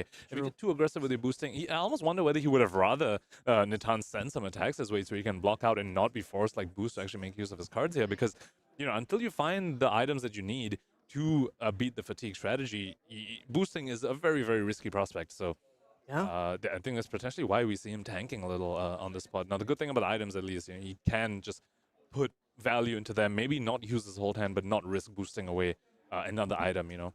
Yeah, because boost away the first Teklo card. It's not like him just dumping these cards into boosting is really hurting how the Bravo wants to play their next hand anyway. Bravo's definitely happy here to just say, I'm blocking 12 and actually I'm gaining 3 on this. Like if that's like the floor of Bravo's turn, he's happy. So Marco here, by boosting and playing a little bit greedy on this turn, because there is that risk of boosting induction, doesn't actually gain him any points. Definitely. This is what Bravo wants. And boosting, yeah, and that's just fatigue, just getting yourself closer to fatigue as well. You know, aside from even the risk of banishing away the items, that'll become that fatigue. You're also just losing cards from deck, even if they aren't the induction chamber. That is still cards out of your deck that you're just spending to get go again. And Natan's will also be very happy to see that. Now, we still do see Natan like taking all these pistol shots, probably recognizing that he can't block out these 2s forever, and he's still keeping his armor up. Yep. So he's tanking on this second shot here, apparently. Not quite ready to decide what's happening here. Marco's still pensive as well. The go again. Or no, sorry. This is not the second shot. It's just the go again. Yep. And now he's loading more. Yeah, Marco's saying, yeah, I don't dare boost right now without knowing where my next induction chamber is, or even the Purify if he's running them. Well, if that's what he wants to do with this turn, the tallest attack he can play is just 4 damage. It's not even like he can play a overload or something to preserve the boost, but he does go for it here. Actually is boosting the high speed and hitting a pretty irrelevant card. There we go. We're resolving the Teklo here because it is 6, just to clarify. Yep. And banishing a blue 0 to 60, so he's pretty happy that he didn't end up banishing a relevant item or something. Natan blocking 6 with just 1 card in terms of, he has 2 cards tempo-wise, but 1 card economy-wise. Is literally 1 card is going to graveyard on his side. So, you know, still winning on the card economy side. That was 2 cards out of Marco's deck, the high speed impact and the card that was boosted away. And Natan just used 1 to combat that. And previously, on the previous turn cycle with the Crippling Crush as well, getting 3 cards from Marco for just 2. Oh, he just keeps doing it. He's committed. That's another boost. Natan definitely winning the card economy battle very, very hard. Marco will really need the items to come back in the late game. Yeah, spending an entire boost just for a card that's a pretty base rate. You know, coming in, the T-Bone there is just 3 damage, and blocking with an equipment piece when Natan generally like wants to be protecting his life anyway, doesn't feel so bad. Here comes another T-Bone though, eating another equipment here. And I think that's a blue T-Bone. I don't think he boosted that one. Do you have to? No, you just need to boost. You need to boost on the chain. Yeah. That one will still eat one without needing to boost. So Marco taking 2 risky boosts and not getting punished for it. So, you know, pretty fortunate for him there. And let's see what Natan follows up. It looks like it's more life gain. Wow. Marco with the shake of the hand. The blessing did pop as well. So Natan up to 27 here. Spending the T-Bone like that, even though he didn't boost that T-Bone, that is an entire card used from deck for 1 equipment piece, like a 1 block. He spent a blue T-Bone there, which normally the floor there is a block 3. Instead, he sent it for 1 damage and it ate a boots. Like, I don't know if that felt that good either. So important to point out, Sparker Genius is a card that Marco is yet to see. And, you know, we talk about the 1 copy of Induction Chamber, but there is copies 2 and 3 effectively from Sparker Genius, which he still hasn't found. And he's, you know, really hoping he finds that, because, you know, when Natan keeps doing turn cycles like this, he's sort of forcing Marco into boosting. And every time Marco boosts, you know, his heart must skip a beat a little, saying, please don't be my second induction chamber, because I'm going to need that in the late game. So doesn't found the sparks, doesn't found the second induction. So playing on a high octane here, indicating that he's going to be boosting a little. Yeah. And that can be very, very scary. He's committed again. The high octane, you need to boost for it to do anything, because if all you're doing is the card draw, then you're just like milling a card from deck. You need to be boosting in this kind of turn cycle to gain anything from the card played. So there go more cards to the banish zone. I don't think that one was super relevant. That was just like just some color of T-Bone. Yeah, some color of T-Bone. Oh man, every time he boosts and he reveals the top card, it's so scary. Hearts in my chest here. Yeah. Natan here just blocking 2 here. Now this time, this was 2 cards from Marco's deck because of the boost for 2 cards from Natan. So, card economy all Natan's way. Now, to be fair, he is eating all the pistol shots. So he's not exactly coming out of these turn cycles completely scot-free. He hasn't been able to swing the hammer. He's always eating pistol shots. I almost wonder whether Marco will just say, look, I've got 2 action points from my Octane. I'm not going to boost anymore. He is boosting. Okay, he had a combustible Karen. I believe that's a blue. So getting quite fortunate with his boosts here. And going up to 3 action points. So, he should be able to swing the pistol a few more times depending on what color that last card in hand is. Sorry, I'm responding to our boy Sam O'Byrne in the chat right now. Shout out to Sam. Just a reminder, the graphic for top 4 I cannot make right now. There is just a couple more things to tidy up on the graphic before we can post it out there. But just a reminder, the other top 4 teams, the first seed was Michael Fang's team, and the 4th seed was Chris Iali's team. So that's what's happening on the other table right now. We're watching the 2nd seed versus 3rd seed. So I don't have everyone's name on Chris's team, I apologize, but it's at least Chris Iali, Alexander Vore, then Michael Fang, Lucas Oswald, and Brody making it there. So that's the update. Graphic will come in a second. Do apologize. We've got this game to finish at least before I can jump in to the producer chair and get that done.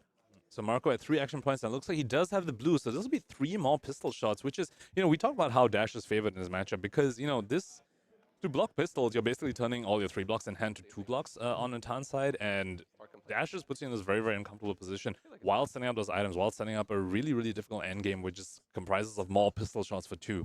So Marco representing 3 more pistol shots coming after already having a pretty strong turn, and fortunately for him, not boosting away those items. Yeah, there's still, every time you don't boost the item, it is getting closer to what you already mentioned with the Spark of Genius. Or the item itself. The effective 3 copies of this card that's so critical to how he's going to dump all of his resources into damage, turn in, turn out. That's the entire game plan, right? Double induction, not to mention if he is on that Plasma Purifier as well. The sooner he finds those, the sooner his damage just doesn't tax any cards from deck here. So that was a really big win for Marco. Yeah. Natan has gained a lot of life in this matchup so far. He's used 2 sigils, he's used the Sunkiss, and he's used the Blessing. He's gained 12 life so far, and he's just sitting at a measly 2 life above Marco right now. So Marco definitely feeling pretty good here, but has he still found the Spark of Genius induction share? Because he has been taking very, very risky boosts, and you have to wonder if he still hasn't found either Spark or the induction. Is he going to continue boosting? It gets more likely that he boosts away those items every hand he doesn't see it. This hand, though, doesn't have to play too heavily into boosting to still present something. This is I've seen him fall back on these kind of turns before where, like when you're in these waiting game positions, he can just pistol into payload, something that's a decent rate, not risk burning away those potential items off the top here, or he just takes it and goes ahead and boosts, because there were about 2 turns where he just said, send it. Let's just see what happens. And this is the last Teklo Pounder turn, and actually, with a hand like this, it should land enough damage that maybe he still just goes for it. Yeah.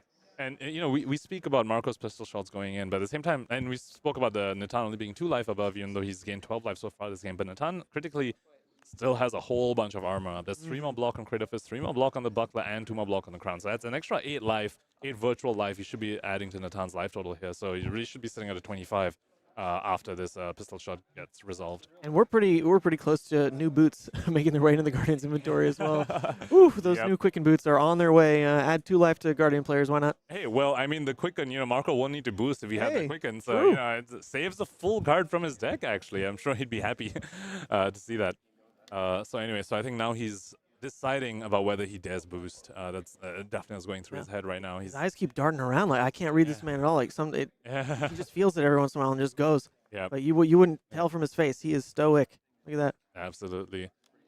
So he's loaded the pistol with his last flowing, popping the Goliath. Looks like we are going for a boost here. Okay, high speed. Here it is. A max V. Boosting a max V. That's again one of those cards that lets him go over the top of Natan's defenses. So that's that's a scary second boosting. We saw the Teklo card being boosted away, and now this max V. So that's he's getting punished a little for the boosting that he's doing. Little punished, yeah, because the max V turn. Generally, you probably don't get 2 off in a game, but now that 1 is gone, you only have that exact 1 copy to ever play for again, and it's going to put a lot of pressure onto kind of saving your cards in deck to boost that away critically after when you already find your items to play those out. So now the pace of the game is like being set by just the cards left in deck right now. Yep. But this was a decent enough turn that he did decide to go for it and push the damage here. Just with one card left in hand, you got to assume that Natan's probably keeping it. He seems to be pretty happy to just play out those heal spells. But it ends up being exactly that surge and heal spell. Surge into a blessing. Now Marco, they honestly got to commend him for that turn cycle. He only boosted one card. Yep. So that was a much less risky turn cycle compared to previous ones where he was boosting 2 cards. He only boosted 1 card there and then got the dominate on the payload, which forced some armor blocks from the turn. And he's drawn up the max V here, but again, still that no items. Or Spark, all 3 of those cards just kind of eluding Marco here. As you talked about, every hand you don't see it just makes it more and more likely it's on the top of your deck, just like waiting to be boosted away. Natan once again just putting Marco in these awkward spots where you're saying, do you dare boost? Are you gonna roll the dice to boost and potentially lose your win condition, which is that final induction chamber? But what's interesting here is that if Marco decides to now stop boosting, slow down, just make his turn, pistol into zipper hit, something slow like that. Natan actually drew up his second copy of Crippling Crush and has the Seismic in play as well. So if Marco doesn't present that much, because he's really now banking on the fact that because he hasn't seen the induction, he just needs to be that much more careful of the boost. Natan has the punish hand right now. I don't even know if this man's running Spinal Crush. Like I don't think I've seen it. But the Crippling is that card that you force to dominate here. There is 4 block up on armor, 3 block from hand. That still lands the crush effect, actually. So if he decides to go for that, that is devastating, because what if the next hand is the item hand? Yeah. Although at this point, he will no longer be able to dominate because he's already committed the card to blocking chain. So at this point, Crippling Crush will be undominated if it even comes through. Yeah. Still 3-card 11. Yeah. So.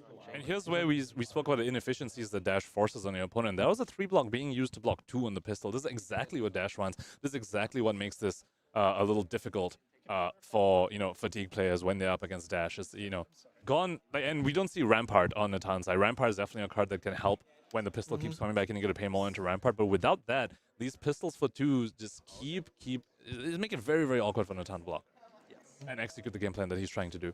Exactly. Marco like really in the tank here. Seems like he's even a little undecided on how he wants to play these lines. He definitely is the kind of player that will go through like the 5 different options that Dash like really has open. Because what if he makes the call now? Oh, you know what? We're sending. We're Teklo Foundry Heart.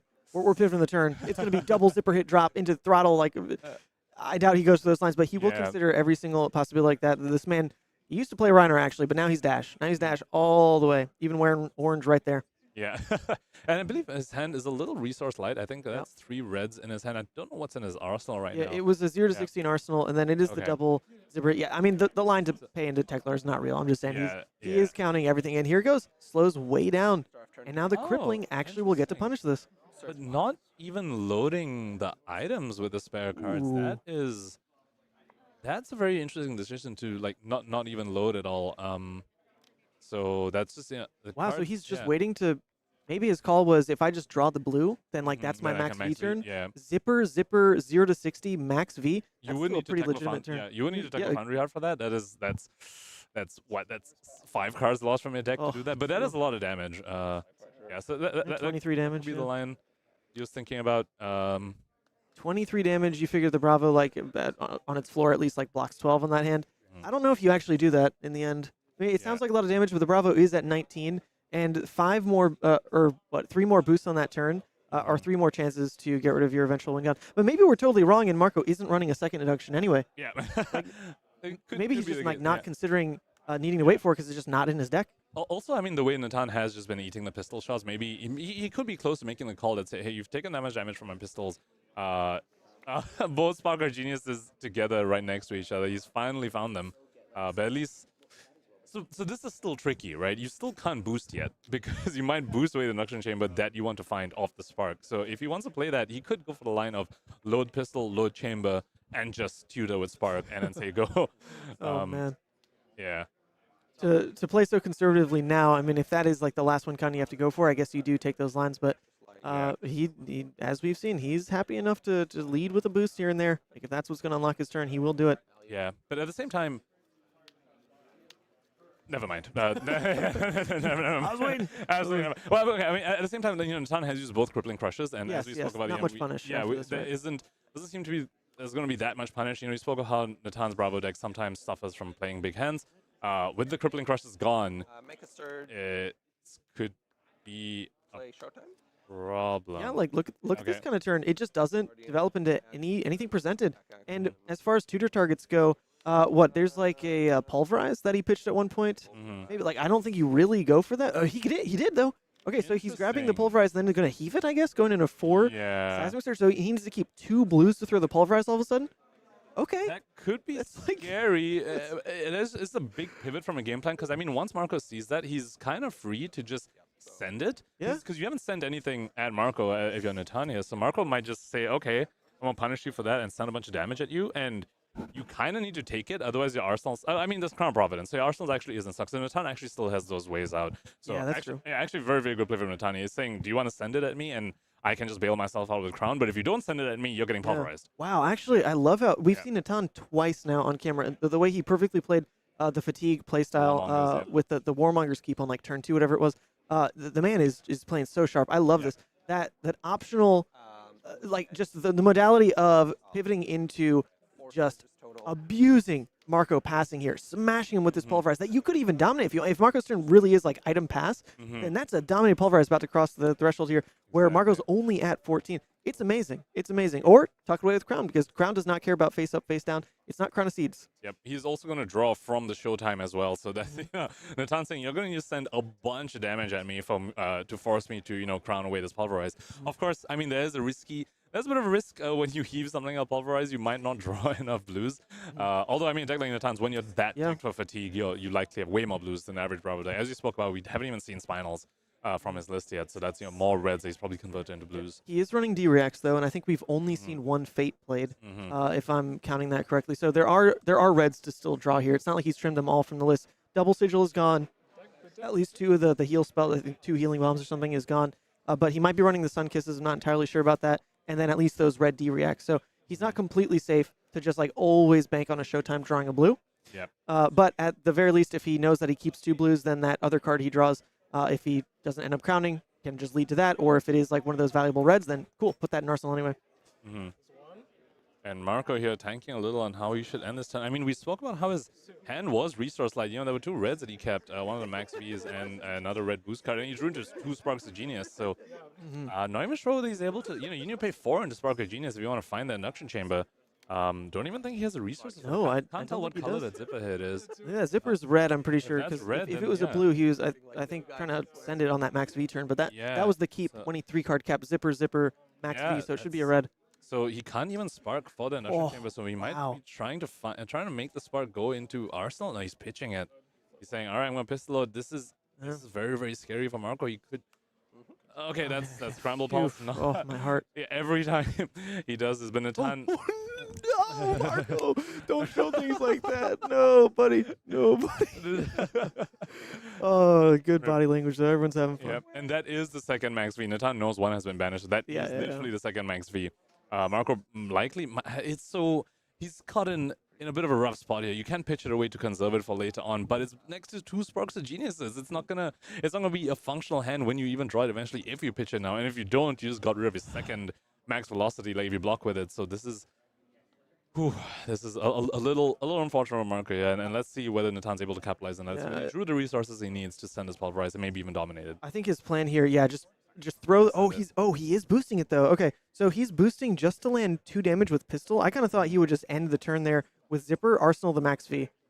Right, like it's not costing you a card. Just still throw like a 1 card 4 there. You're banking a resource on your pistol anyway. It seems fine, but he's opting to spend an entire card from deck just for 2 damage on the pistol, putting the max V in arsenal, which is unfortunately now because of that dropped hand completely face up. But this is something that Crown lets you do with max Vs, even if you don't end up being able to play them. The Crown, similar to what it's doing on Natan's side with letting him cycle out the pulverize if he doesn't end up going for it.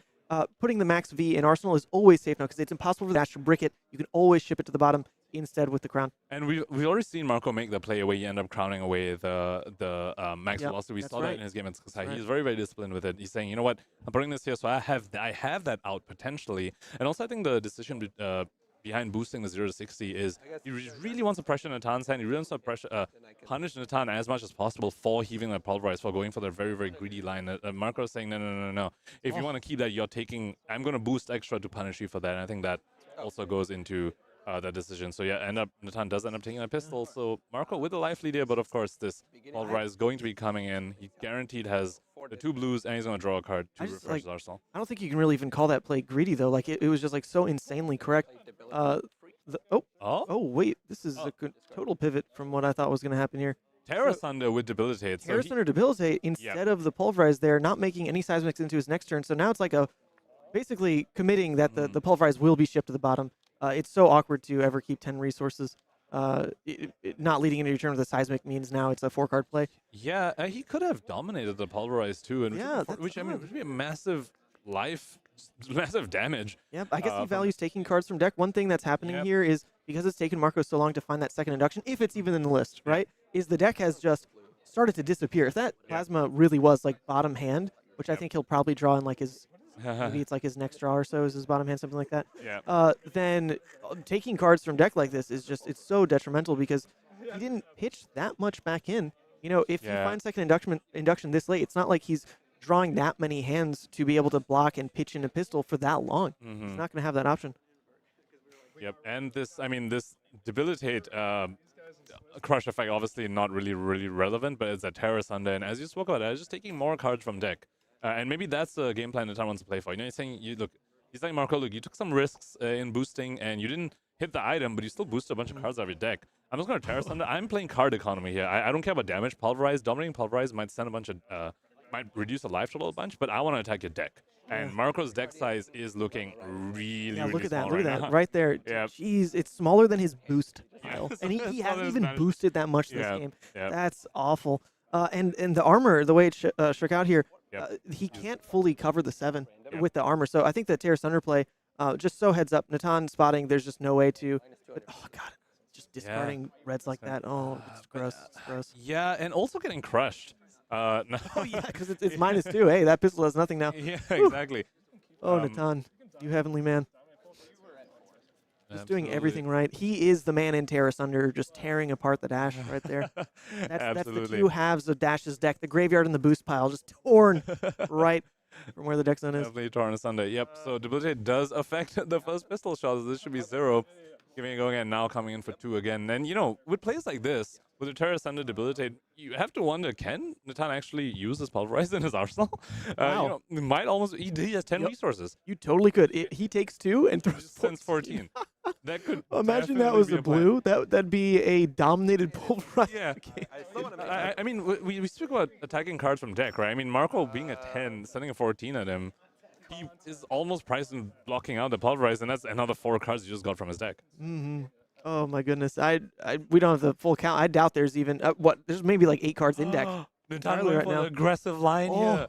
He Did he find the a blue? Red. I don't know find what the he blue? found blue, but he crowned away the red. He wants I to think he dominate did. his Pulverize. Look at this. We've got it ready. Oh, Dominate. Oh, here it is. My Dominate Pulverize coming in for 14. Marco is not dead because he still has armor block up, but this is effective death. This is man, Natan using his own dice for this. This is too big for my dice. My dice only go up to 12.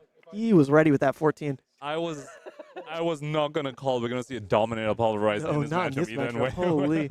When we started with this match. Okay, so 14 Pulverize, which basically nullifies the first attack Marco does. Now, honestly, with the pistols, you can just send a first pistol, make that eat the -4 from the Pulverize, but still, this looks He forgot about the Dominate. buddy, look at that. He's fanning out the cards here. That is a true 4. It was 8 cards, like I said. That is true 4 cards left in deck here. Not counting like if he crowns something back in, right? So he's going to choose 1 card on the block. He's got to commit both armor pieces to... I mean, no, it doesn't have to be both. It doesn't have to be both. He can just block like this, go to 1. And we're probably going to see that max velocity crowned away, because I doubt he's going to be able to, use that.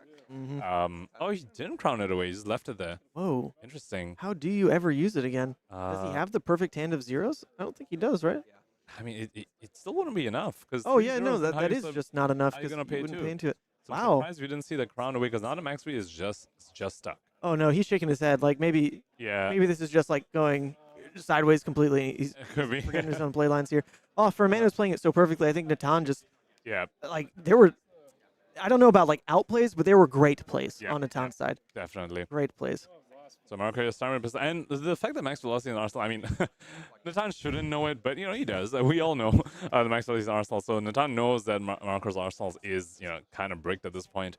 So Natan really playing it really cool, and this comes down to an end state where even if like Marco has the pistol with induction chamber, the one induction chamber, but he's at such a low life total that he simply is going to deck out, having to block the hammer. And this goes back to the card economy that Natan was winning early on in the game. The crippling crush taking 3 cards. The other players are taking 2 to 3 cards from Marco. Marco himself using 2 cards to send just like 6 damage. Gets covered with 1 like unmovable. It wasn't even just the boost. It was like playing out a blue T-bone, just spending a card in deck to like effectively do nothing. Exactly. A lot of inefficient card use early that's coming up now because there's not that extra hand that he might need. I think what we're seeing though is he actually just doesn't have a second induction. There's no way. Like where would it be at this point? The last 4 cards, he's definitely pitched more than 4 cards that we would have seen. So he didn't have the induction chamber. So his boosts were a lot less risky. Looking back, risky in the sense of you're not boosting away a win condition, but you are boosting away a deck, which is quite it's almost like your lifeline in this matchup. So I wonder then, what was Marco's line to victory? There's no way he just like sits down and gives up on an opponent that's full fatigue. He has to be prepared to beat this kind of matchup. Yeah. So his game plans then, when he was being hesitant about boosting, perhaps what his worst case boosts were something like the Teklo Core and like the Max V. Those seem to be kind of the most important cards that you could end up wanting if the induction's not in there. And he did boost away one of the Teklo Cores, and he did boost away a Max V. So like actually. Oh, wait, is that just over? That was the dominate? Oh, shoot. Marco just called it. He just conceded. Okay. I mean, he knew there was no out, right? I mean, it's just on board. Look at that majestic man. I like this in the time. He's doing great. So looks like we have one of the results from this team match. We don't know the results of the others yet. As we spoke about, this team did face each other in round 1, and the Kano and the Chane both on Marco's side did manage to get there in round 1, but let's see that guy. I mean, the Chane mirrors really can just go either way. On the Kano side, I do believe the Kano is slightly favored, so I think this is probably going to come down to that Chane mirror.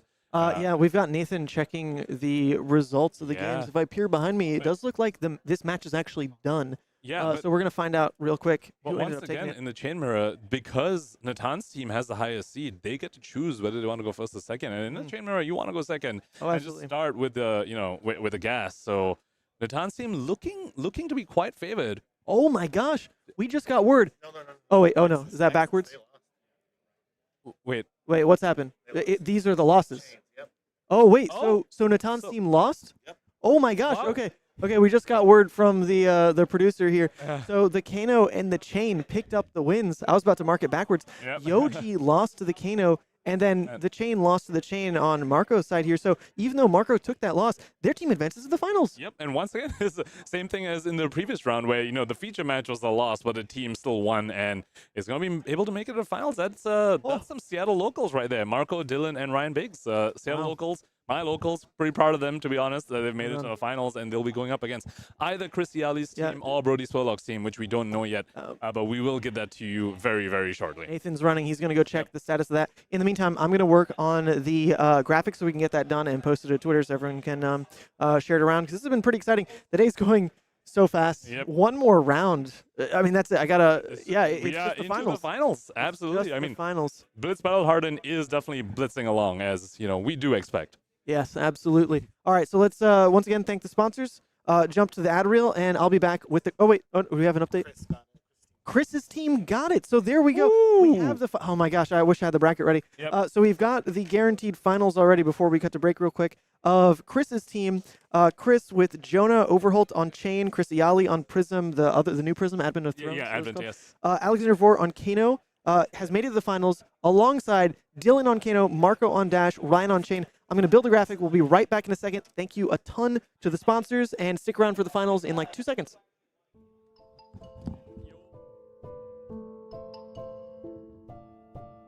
Hey yo, Don Amurabi. You want me to tell them about the bazaar, or do you want me to use the clams, huh? Relax, Captain. These are our customers, and we are their merchants. It's okay, I'll handle it. I know your problems, and I got the goods to fix them. You watched an OP deck tech and need to buy the spice. Buy from the bazaar. You are deep into theory crafting the next hottest deck. Buy from the bazaar. You are changing your Pro Tour deck list last minute. Buy from the bazaar. You follow the meta and need to change decks. Buy from the bazaar. You have an addiction to box breaks. Buy from the bazaar. You find yourself dealing fab to new customers. Yes, catch me outside and I'll hook you up. And you, don't forget, get your cards from me, Hammurabi TCG. Or else you get the clamps.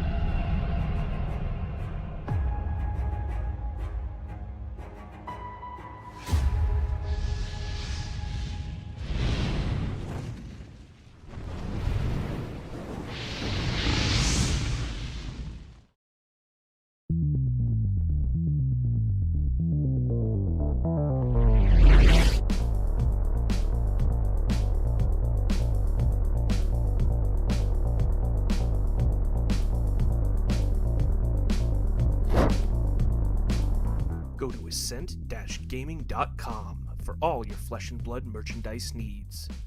Use code SAVAGE to get 5% off your entire purchase. Do you know what the hardest part about being a brute is? No, it's not rolling a 1, because that never happens. It's not discarding your Blood Rush to Pulping or Wild Ride. It's actually having to buy hundreds and hundreds of reckless swings for your opponents to sign as you kill them with it and put them in the ground. That's why I go to fabfoundry.co. With incredibly competitive pricing and extremely fast shipping methods, fabfoundry.co is the only place I need for an unlimited supply of reckless swings. Visit fabfoundry.co to support one of the OGs of the Flesh and Blood community and to get your product delivered on time, safely, so you can go crush your foes.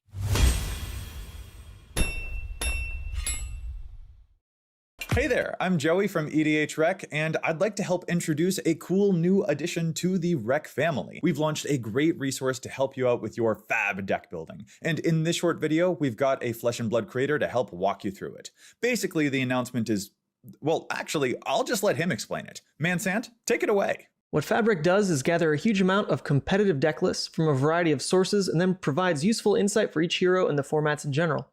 And here we have Dromai Ash Artist, a powerful and new fun hero from the Uprising set. Instantly, we can see statistics taken from the average of all the deck lists for Dromai.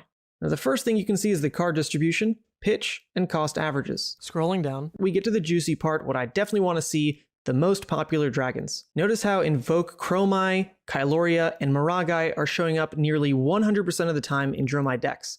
These are clearly the staple dragons you want to start your deck with. Thank you for tuning into the video here, and be sure to check out my content on Mansant at YouTube, streams, gameplay, everything to do with Levia, and keep your eye out for Fabric as well. Future features for sure. Try it now, a great tool for Flesh and Blood players right here on fabric.gg.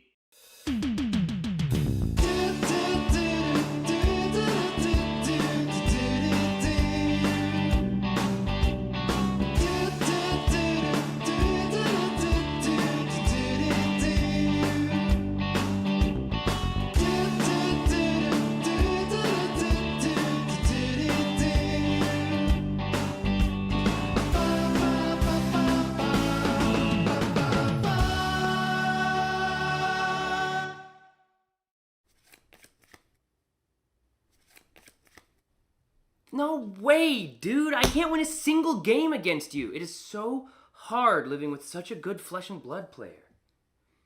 Don't look at me like that. Yeah, I know I need practice. It's just hard when you beat me up all the time. You think I need to go to the Realm Rumble?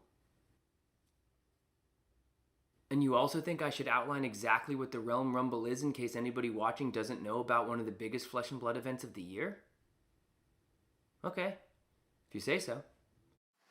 Realm Rumble 2023 is a first of its kind, independently organized, 3-day-long celebration of all the biggest names in trading card games. If you love Flesh and Blood, then this is the weekend for you. There's going to be a $10,000 open tournament, a $5,000 team sealed tournament, and overall, $45,000 of prizes given out over the course of the whole weekend. If you like callings, if you like Pro Tours, then this is the event for you. It's going down December 1st through 3rd in Columbus, Ohio. Head down to the Realm Games' website, realmgames.myshopify.com to get your early bird registrations in, and we'll see you at the Rumble. All right.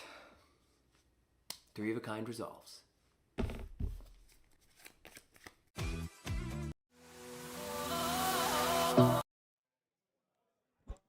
All right, everybody, welcome back. So I was reminded in the chat, thank you very much, that we have more giveaways to do. Oh, I am so fried, folks, so fried. But we're going to reel it in. We're going to look straight at the camera and remind you that you can type finals in the chat right now to enter a giveaway for a $25 gift card to Dragon Shield.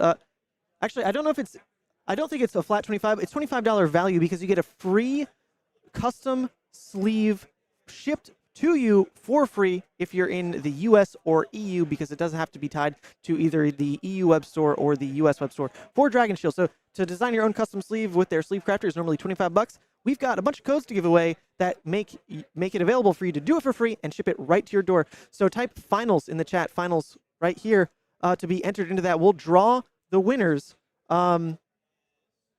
Probably we'll draw the winners right before finals, just so that people don't need to stick around after the game, and then they can peace out, because it looks like there's going to be a bit of a break before the finals. So we've probably got like a 5-ish minute window until we'll draw another 4 winners, and then we will probably use the rest of all those tomorrow, because tomorrow is the PTI event. So don't go anywhere. The weekend has more Flesh and Blood coming right to you, even though there's one more round today, only the finals left. There is the PTI event, Classic Constructed, a farewell to Briar before she LLs, and a last hurrah with whatever this format is before the banned and restricted announcement on Tuesday as well. So that's coming to you tomorrow. For now, we got one more round. We also have an updated graphic. Check it out. I have wrapped it up here. Let's pull it onto the screen. So, and it is off center. Oh, it's way off center. Whoa, this thing is massive. I should have done this in studio mode. All right, here we go. Here we go. Here we go. Here we go. Still too big. Here. Here.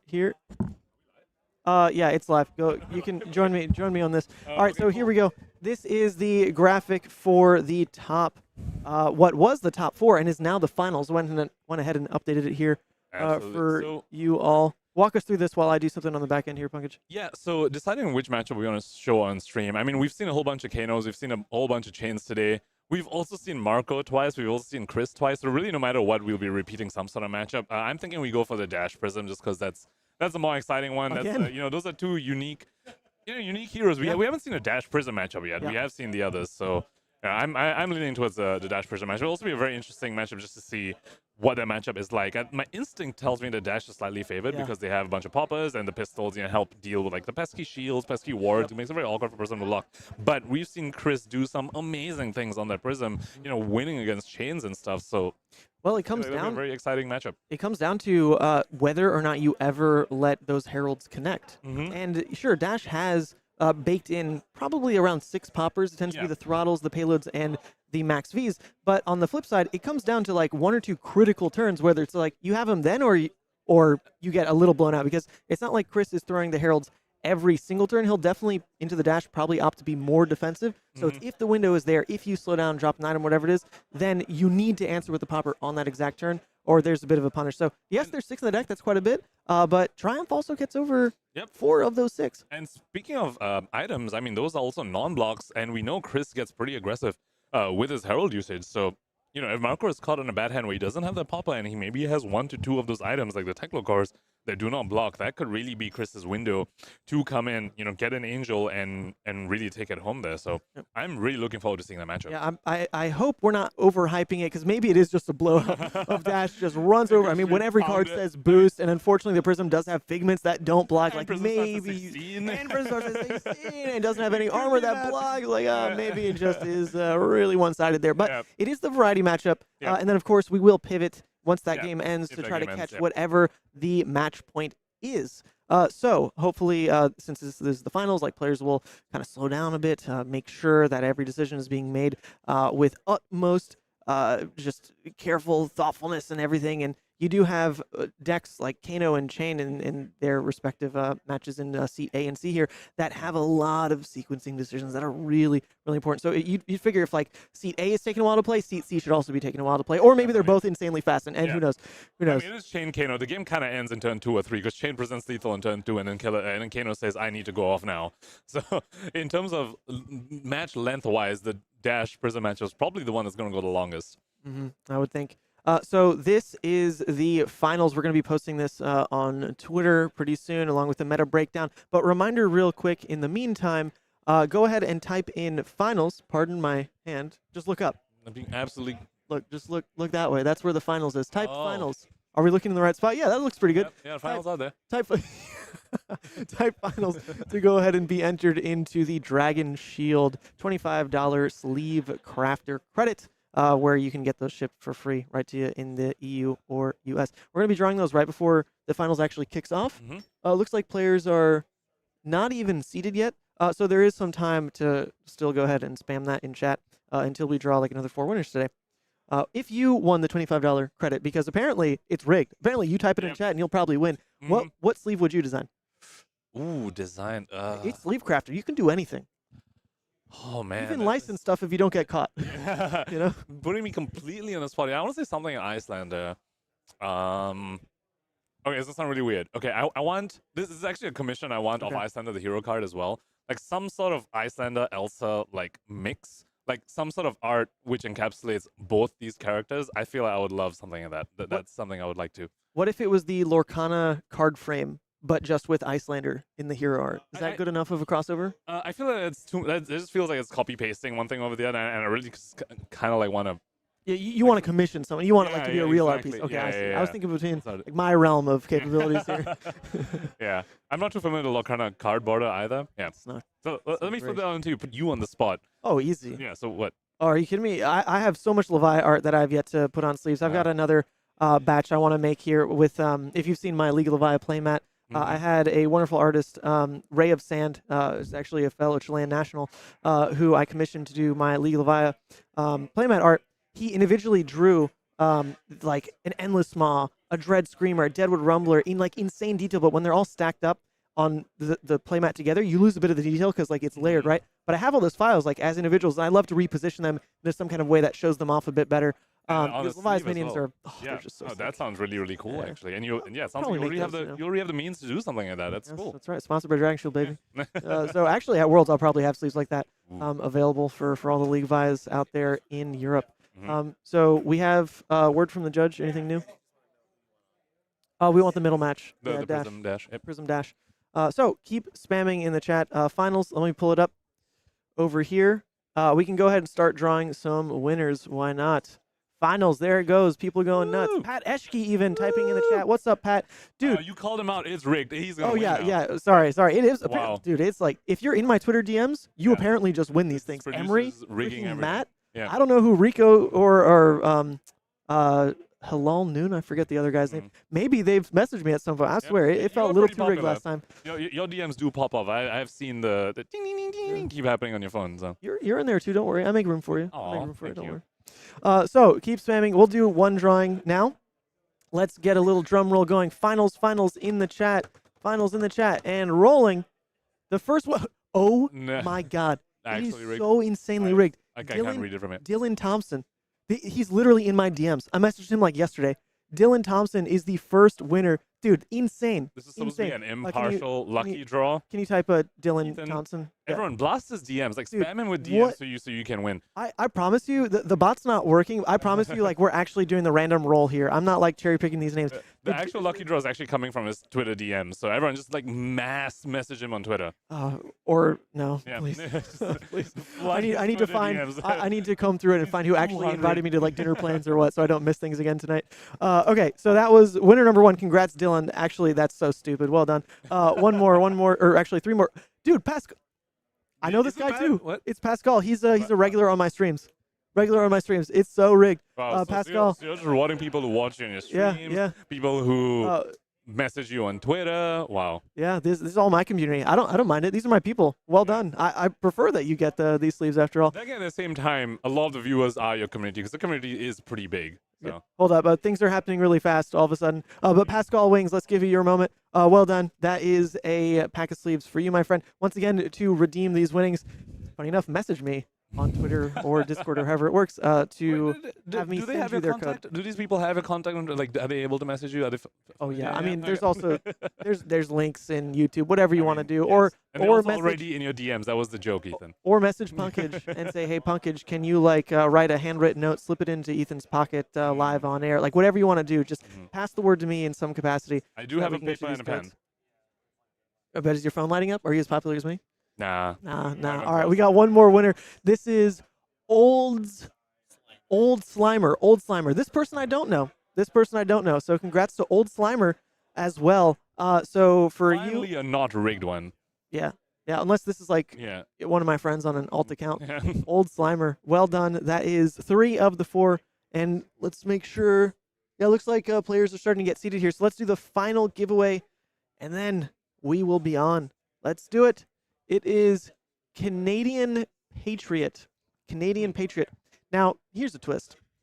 Dragon Shield specified that the winners need to be in available to, or rather, in the U.S. for the U.S. web shop, or EU for the EU web shop. I don't know where Canada lies. It's close enough to the U.S. It's not the North American web shop, so I actually don't.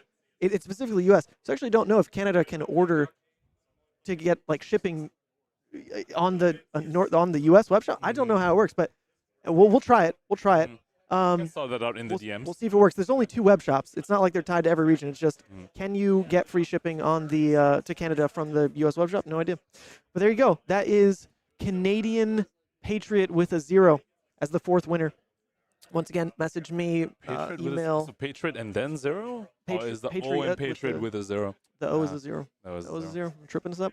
But there you go. That is the 4 winners of the Dragon Shield, who is actually on the little reel right now. Look at that. Dragon Shield giveaway. So thank you all. There are other sponsors to thank, though. There are, Fab Foundry for hosting it. I need a little cheat sheet for myself. Let me pull up the entire list. They've done an amazing job hosting the Battle Hardened event. This is no small feat to host Battle Hardened this big, and they've run it so smoothly. We've just had like almost no hiccups in between rounds and stuff. Everything's just been flying past. It's been an absolute treat to be here at this event. They aren't the only people to thank. They're obviously the organizers, but the people who make this stream possible are actually just wonderful people. There's Team Ascent, who we deeply have to thank. They're actually the ones who provide the internet for these events. And let me tell you, when we did the internet test for this event, dude, we are clocking in with megabytes to spare. Our upload speed is insane. We could run like 8 streams off this mobile router and just not even sweat. So huge shout out to Team Ascent. They supply that.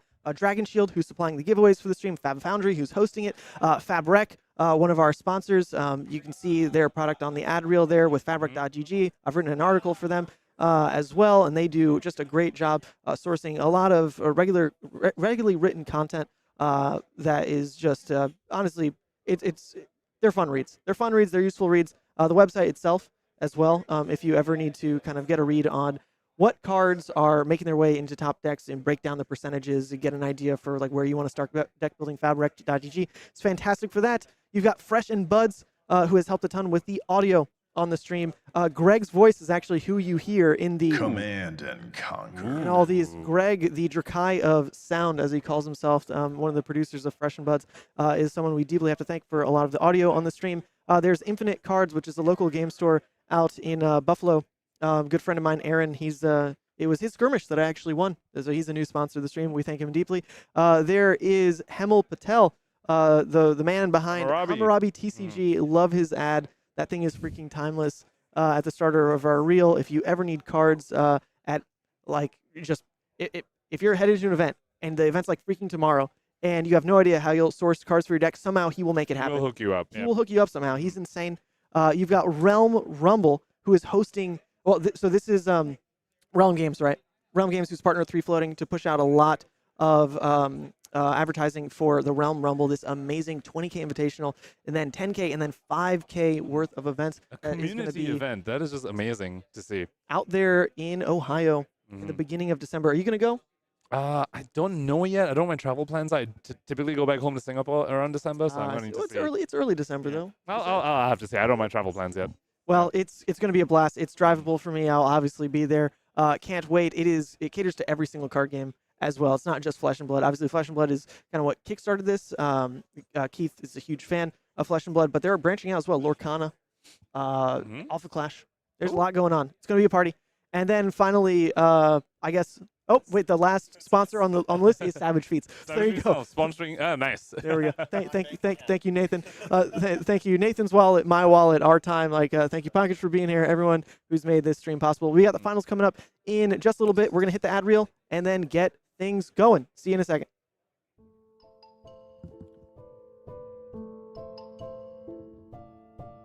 Hey yo, Don Amurabi. You want me to tell him about the bazaar, or do you want me to use the clams, huh? Relax, Captain. These are our customers, and we are their merchants. It's okay, I'll handle it.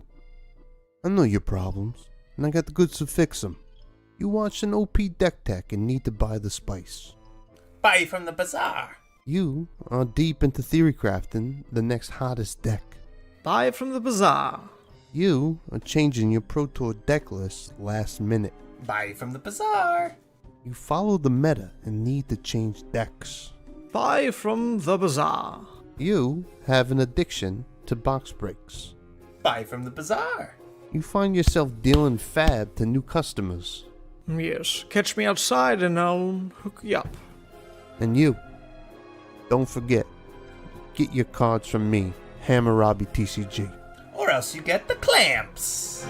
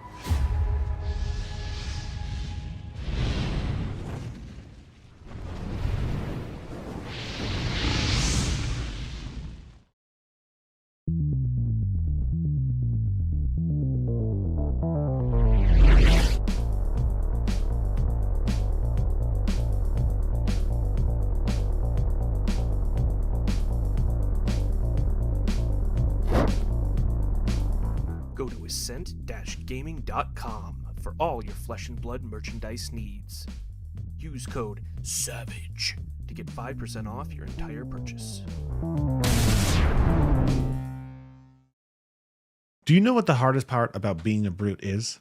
No, it's not rolling a 1, because that never happens. It's not discarding your Blood Rush to Pulping or Wild Ride. It's actually having to buy hundreds and hundreds of Reckless Swings for your opponents to sign as you kill them with it and put them in the ground. That's why I go to fabfoundry.co. With incredibly competitive pricing and extremely fast shipping methods, fabfoundry.co is the only place I need for an unlimited supply of Reckless Swings. Visit fabfoundry.co to support one of the OGs of the Flesh and Blood community and to get your product delivered on time, safely, so you can go crush your foes.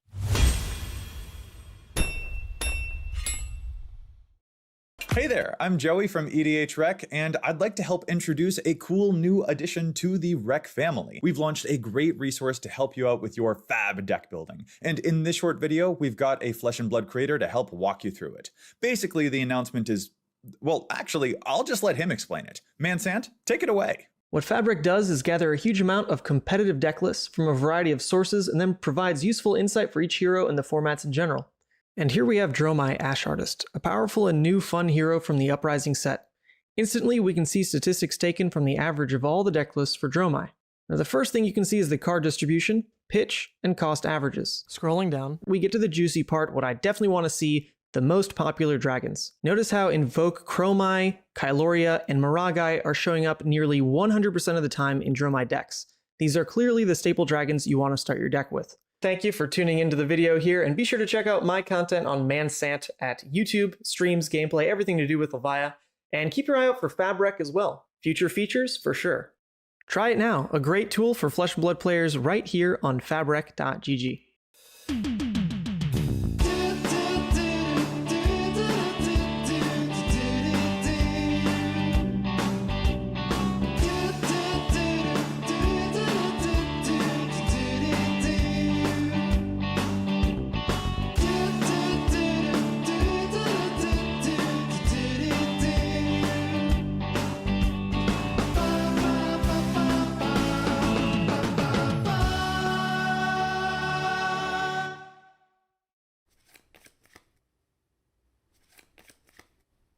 No way, dude! I can't win a single game against you! It is so hard living with such a good Flesh and Blood player. Don't look at me like that. Yeah, I know I need practice. It's just hard when you beat me up all the time. What? You think I need to go to the Realm Rumble? And you also think I should outline exactly what the Realm Rumble is in case anybody watching doesn't know about one of the biggest Flesh and Blood events of the year? Okay, if you say so.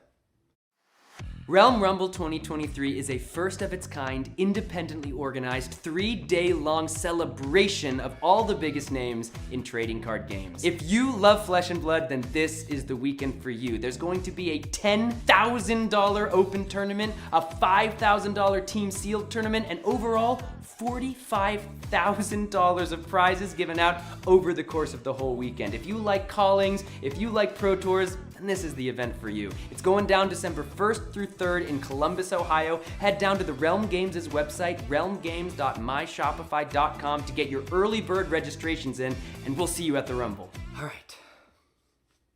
3 of a kind resolves.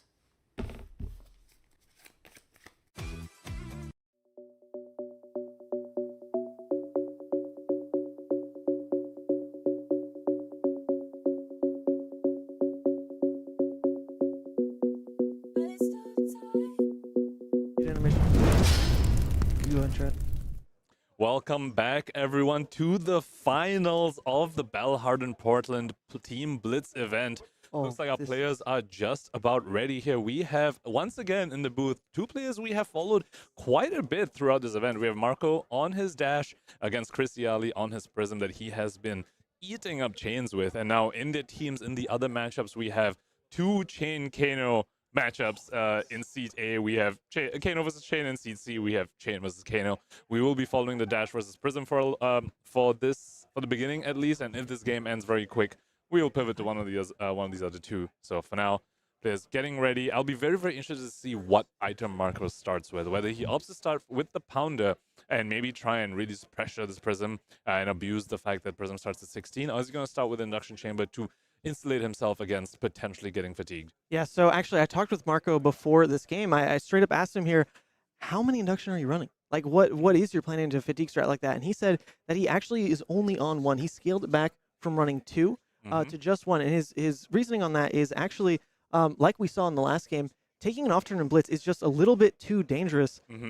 Even the opportunity to just slow down, set up that second induction, because it's not what you started with, leaves you open to, like we saw last time, could be a crippling, could be a pulverize. So he's actually opted, even in the fatigue matchups, to forego the second induction and still lean into the boost for most of the damage, and then the pistol just to do the closing. So there is only going to be 1 induction. I don't think in this matchup it was ever going to be like a 2 induction type of play regardless, but just to kind of fill the holes of how the last match went. Yeah, so he's starting with a pounder here, so curious to know whether he even brought in the induction chamber for this matchup at all. Is he just opting to, I'm just going to flip pounder, not have any induction chambers in my deck, and just go full pedal to the metal, just full gas.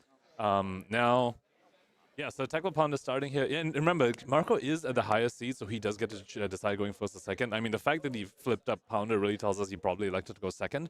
So it's on Chris here. Now, that can be a little tricky sometimes. You know, against Prism, you let them go first, and they might just double aura you, potentially.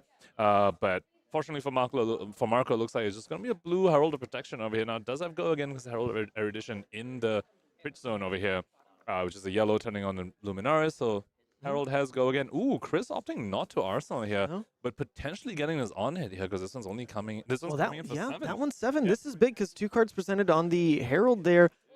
There was obviously not a popper, or you probably would have let in with that. So now Marco is, look at that, look at the camera. It's give 2 cards and an equipment piece to neither. I mean, you have to.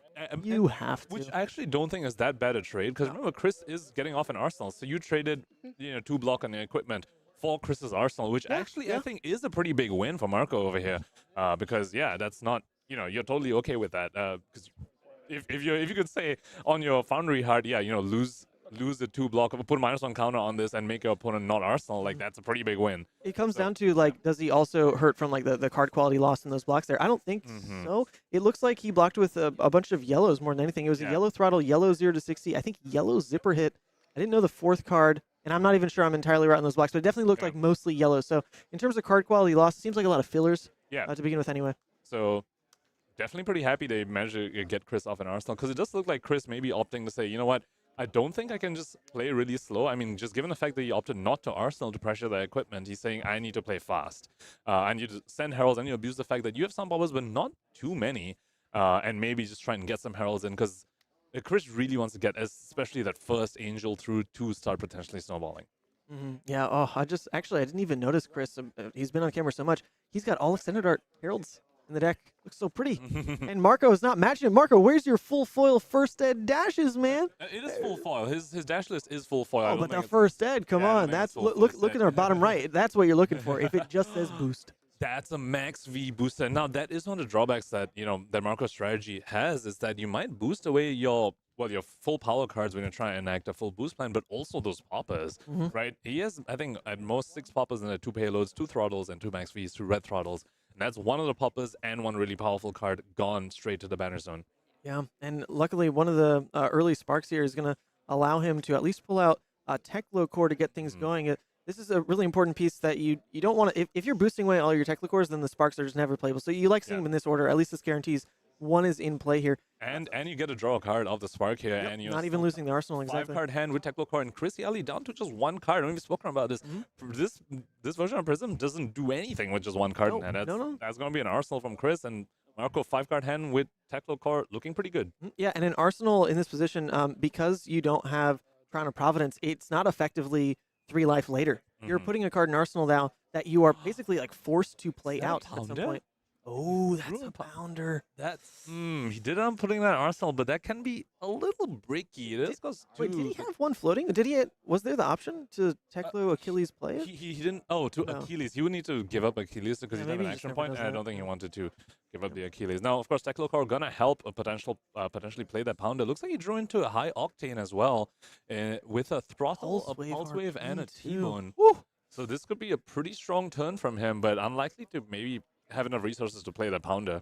Yep. You can't have it all. Yeah. But if you slow down and just develop the pounder here, that's still so much momentum leading into the next turn as well.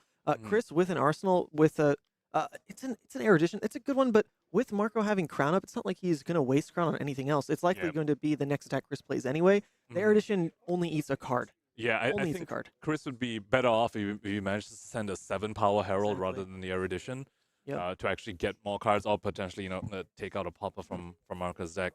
Not only that, if he throws in a 6, Marco might be baited into blocking with 1 card, crown, and chess piece. I don't know if you ever go for that. You do have to be scared of erudition, but if he was tracking pitch, I think an erudition was actually pitched on Chris's turn 0, so maybe he plays a little bit greedy, thinking it's like a shorter game, and gives up the armor, so that erudition might bite him back later. But this is all talking about scenarios where Chris is not blocking with cards, which is definitely going to be basically forced at this point because Marco is drawing damage. Yeah, I mean, would you believe it? Dash drawing damage. Who knew? Every card says, gets go again. It's just the cost, the small cost of banishing from top of your deck. So let's see how he navigates this high octane turn. I mean, this is one, you have the item in your arsenal, and you have a high octane in hand. So you want a high octane when you have full gas, not one of your cards being an item. At the same time, you could high octane and play out the item without actually losing an action point. So you still can send. I mean, you just lose one action point from high octane, but the turn doesn't just end. So you could. There are a few lines available with Marco here, but they do involve boosting and potentially also using Techno Foundry Heart, which your deck is a bit of a resource. If the Prism does manage to get ahead at some point, you're going to be wanting those cards left in your deck. But I don't know if Marco's ever considering decking himself out as really possible in this kind of matchup because there's just so much missing from the Prism side to effectively play a blockout strat. You have non-blocks in the deck. That just has to happen with the way deck construction is because of Figments. Yep. You don't have blocking equipment. You're also not bringing in any kind of life gain or D-react externally beyond Soul Shield. So I don't think he's ever factoring in the boost as a real tax of what we were looking at last game in terms of cards spent in deck. It's probably not a resource he's really quantifying. So he's just looking for max damage plays with every card he's considering. So while those defensive pieces are lacking on the Prism side, the Ward 4 on the Angels, and when I was talking about how Marco maybe is concerned about that in the long term, is that if he ever stumbles, or if the Prism gets a really good Herald into Herald play at some point, they could end up snowballing and set up those defensive pieces in the form of those Ward 4s, in the form of several Spectral Shields if you get a Figment of protection into the Angel protection and make a bunch of shields. So, there is something Marco maybe is concerned about. That's fair. But the momentum has to be on Chris's side at some point, and that's going to come from Marco stumbling. Breaking a little, which is very difficult for Dash to do, to be honest. When everything says go again, in a matchup where he's not really considering that as much of a cost, the card banish from deck, then it's going to be very hard for Chris to find that room. But if he finds that room, it's going to have to be early. If he's making the actual decision on his own end to just use life as a resource and not just let it be Marco saying, oh, I'm actually pivoting, just playing an item out or something. If he's trying to use life as a resource to develop those turns, he's going to have such a small win over that. It's like this turn, next turn. That's it. Definitely. And Marco also recognizing that, saying, I'm just gonna full send, play this high octane. And just looking at his hand, do we know what he drew from the high octane? Was that can't quite see his hand. So we've got red Throttle, T-Bone, Pulse Wave, and red Pulse Wave. Throttle. That's a pretty good hand. He has none floating right now. He used one for high octane, one for zipper hit. So the Throttle might be a little stuck. And this is not where you really want to be. To maximize your high octane action points, you do need at least a blue to reload pistol again and again. But with 3 reds, it looks like these high octane action points might end up going to waste. So let's see.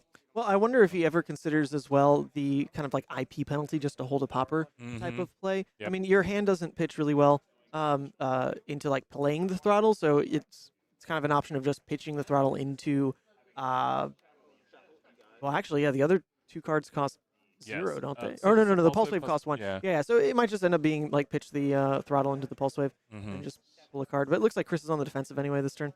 Yeah. So Pulse Wave less relevant. Yeah, another thing about the not having enough pitch, maybe he opts just not to boost because he just doesn't need to waste the card from deck because he has extra action points from high octane anyway. So. Yep. Well, so he can turn the red into 2 pistol shots as well. Is also a possibility. The Foundry Heart, absolutely. Red almost like a Dash's version of Furnace out here. We're getting ahead of ourselves. Tome of what is it even called? Tome? It's not Tome of Firebrand. That's the one that's out. Tome of Imperial something or Imperial Tome. I don't know. I don't. The card's just getting me so hyped. Pitching reds never felt better. Although you do need to be royal, and I do wonder how much of a drawback that's going to be because not having Crown of Providence can be huge. Anyway, coming back to this game. Yes. Marco here. Chris has blocked out. Well, not blocked out. It leaked 1 from the 7 power zipper hit here. Marco with 2 action points, holding up to 3 reds. Not very happy. Chris though obviously doesn't know Marco's only on 3 reds. His body language is saying a little bit he's worried about what's to come here, Ethan. Absolutely. Because this is where you're talking about that stumble. If Marco straight up decides, well, if I just pitch double red to Pounder, Arsenal, the Pulse Wave or something for a more explosive turn. If he actually decides to pivot that route, I doubt he will. This is a high octane turn.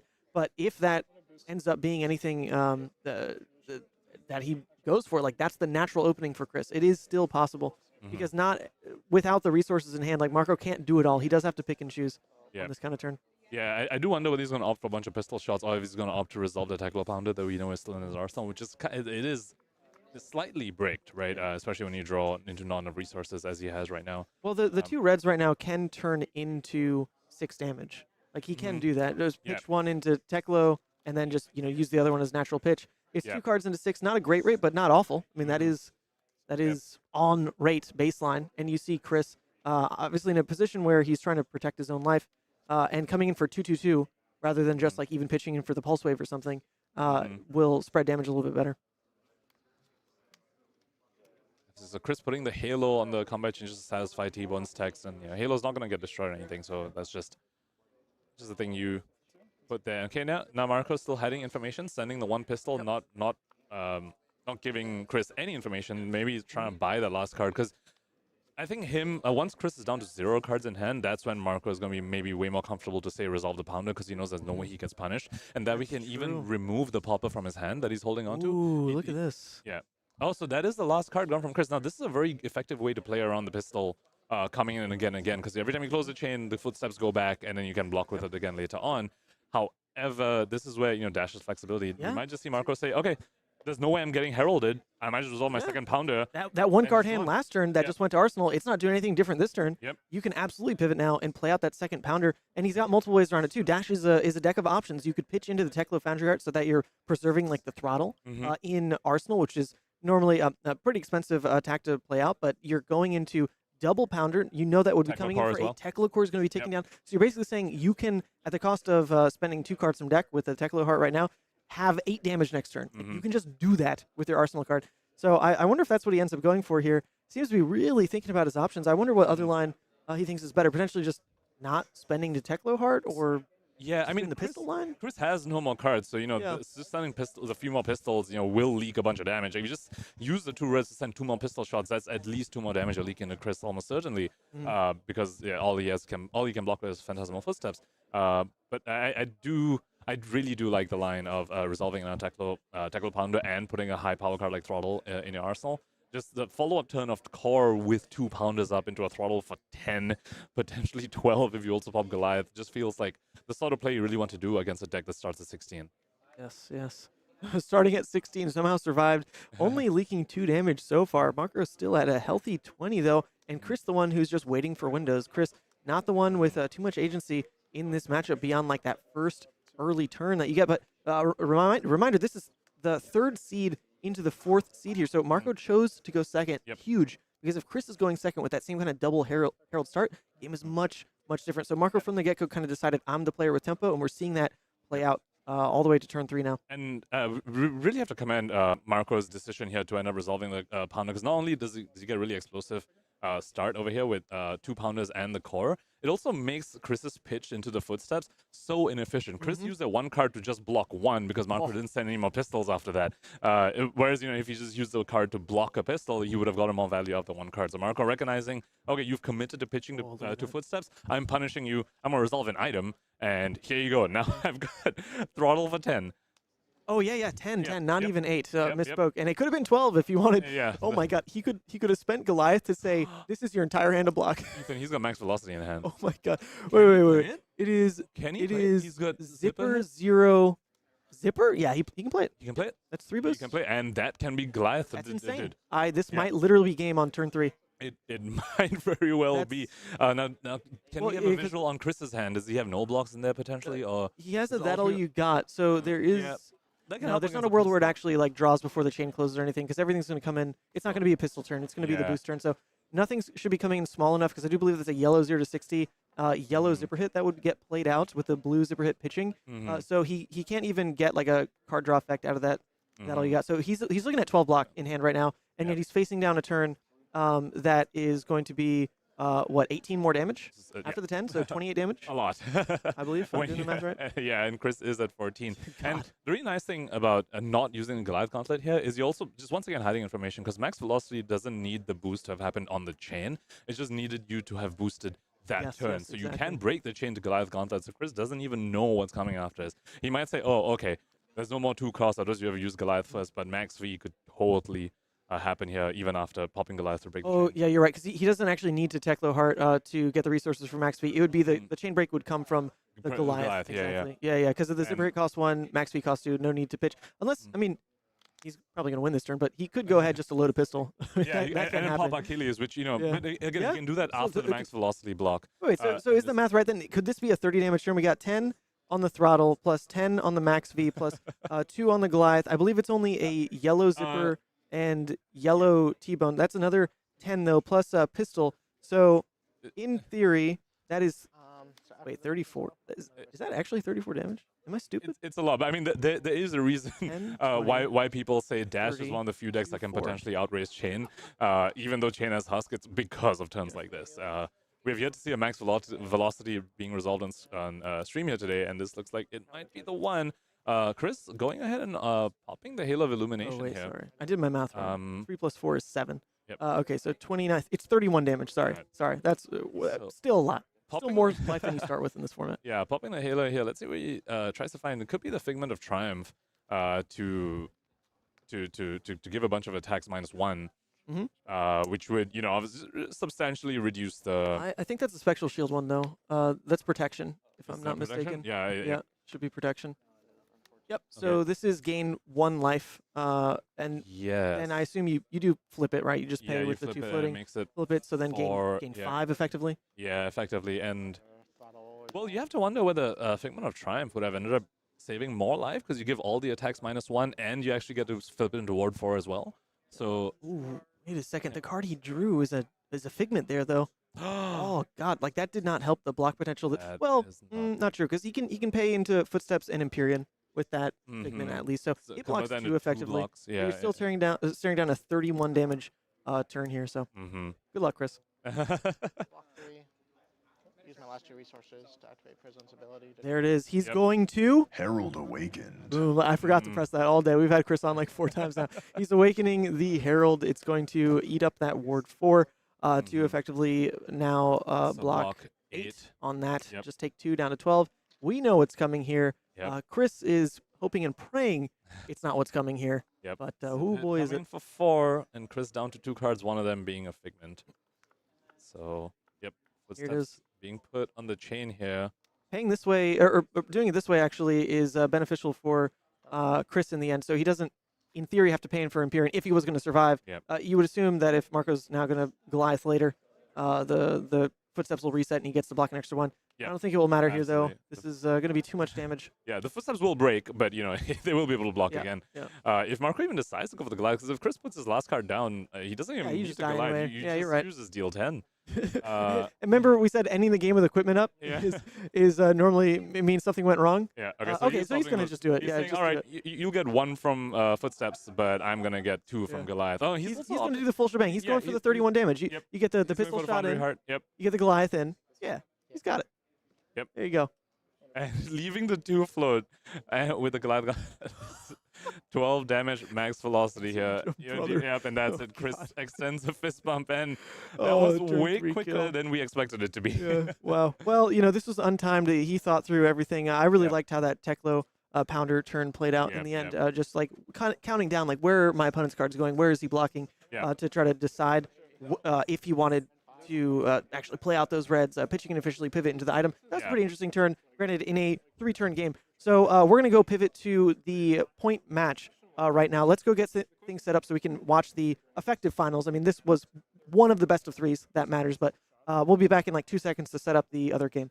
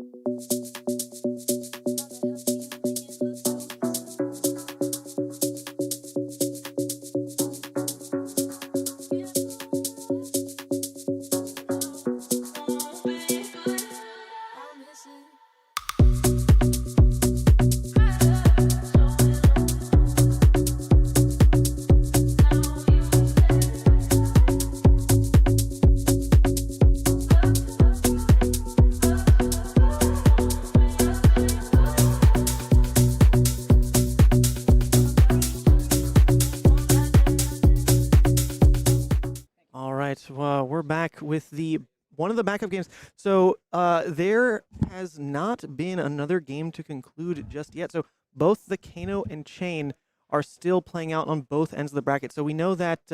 Oops, I gotta hide some of this stuff.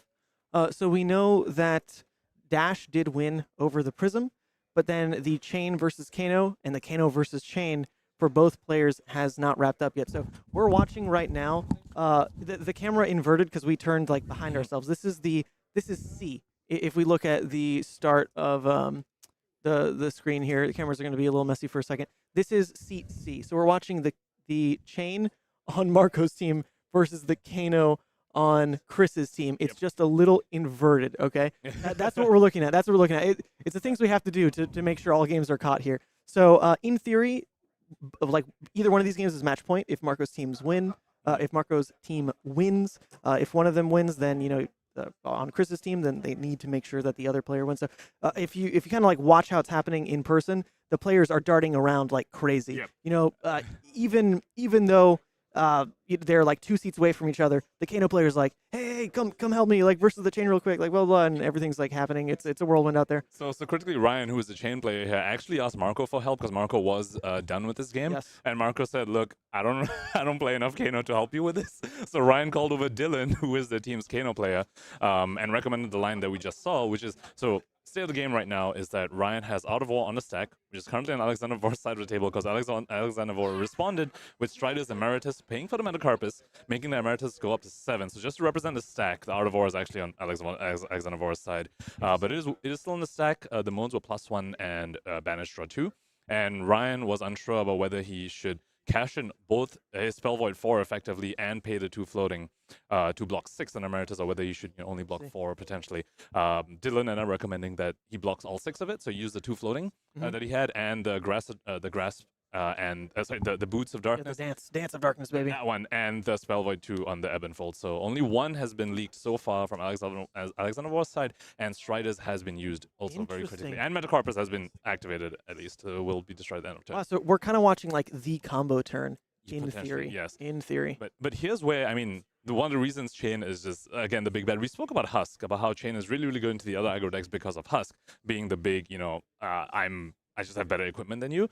You sort of see the equivalent happening into Kano as well, because Spell Void 4 is the equivalent of Husk into Arcane. Yes. You have the Grasp, I keep calling it Grasp, the Dance of Darkness, which is blocking 2 Arcane, and Spell Void 2 on the Helmet as well, which is really equivalent of Husk, where you can just block without even using any cards from hand. Yes, and Chane got an upgrade across the board in his Wizard matchup because it's not just the Dance that you get to add to your list, it's the Dyadic. You were already running Vexing as an incredible, if you're cracking the Rune Chance in Blitz, like 2 damage on demand is pretty big. Yep. And it's your Arcane piece. Now you get to side it right next to an Arcane Barrier 2 piece and have this like effective Spell Void 4 piece. Like it's crazy. Crazy. It's a whole Husk. Very, very strong. And Alexander Vor is running the attack action version. We see the CNC in his pitch zone. I spoke to him, and he is running some of his attack actions, which is probably where the -1 count on the Dyadic came from. He probably sent an attack at Ryan, and Ryan used the Dyadic Carapace to block it. But the other thing about running the attack actions, as we spoke about earlier, Ethan, is those are more breaks in your list. And we know Alexander Vor also runs Warmonger's Diplomacy, which is even more breaks in your list. So in a situation like this, where you're forced to potentially just go off blind, those attacks can really, really hurt you, because you might end up whiffing. And now, of course, Ruggamuffin's Hat is still on the table here, so you might opt to cash that in. But Ryan, so far, still sitting on a comfortable 13, still has a card in hand, and just said, so apparently it's open information that the Minnowism's in Arsenal. Yeah, it must have been searched at some point. Yeah, and Ryan, being a great sportsman, he had just revealing it to everyone, including Alexander Vor, just saying, remember, with this open information, I'm just going to show it. But the one card in hand is unknown. And anyway, so yeah, Ryan only having taken 1, still sitting a comfortable 13 with 1 card left in hand. This is a very, very tricky position for Alexander Vor, because even if the cards are blue, and Alexander Vor tries to push more damage, Ryan might just be happy just to pitch that blue into AB3 and say, fine, I don't get my Out of War value this turn. You sort of nullified that, but you have to give up Metacarpus and Striders to do this. So can you actually, kill me later on with those pieces of equipment gone? And sure, I give up my Out of War, but you have no more equipment. Yeah, if we take a look here as well, the Soul Shackle counter is at 2. So I do believe this is unless there was like a Scour played. I mean, the Kano's graveyard looks large enough that there's no way this is actually potentially turn 3, like leading into the Chane here where he might like shackle 3. I feel like a Scour maybe came through. It is the Chane's turn, but I'm saying this is probably like his turn 3, because he would be like pushing the Shackle 3 this turn. Potentially, yeah. But with enough of these cards in graveyard, I think maybe a Scour must have come through or something. Obviously, we didn't catch the full game. We were watching the Dash versus Prism. Yeah. But the other thing to note is the Dash versus Prism, they started about like 5 minutes behind the other 2 tables because we were waiting for the to get some like stream stuff rolling. So they've actually been playing for quite a while. It was really interesting. I wonder if they've just been in the tank for a bit, if it was that Scour play, or what's quite happened here. But both players still taking a moment on this. Alex leaning back. He knows that if he loses this game, that's it. Yep. That's the end. I mean, both sides, both these heroes have very, very intricate sequencing. Really, and, we're in untimed rounds at this point. Oh, This yeah, is finals. absolutely. It's untimed. Finals. Take your time. There's no reason to make a mistake at all. Just take your time. Talk through the lines. Bring your teammates in. If one of your teammates, one pair is already finished, bring them in. Talk to them. Ask them what the potential best line is. You have all the time you need to be able to make decisions like this. Yeah, so I don't believe there's not like an attack represented or anything on the chain yet. It was just it's just the Art of War. So the Art of War, sorry, just to recap, it has resolves or it has not? No, it has not. It has not. It's sitting on the stack right now. So the banish to draw. Banish has and not +1. happened. Yeah, it has not happened. So Ryan's got one card in hand. So if Alexander War forces that card from Ryan, Ryan would have to give up the banish clause on the Art of War.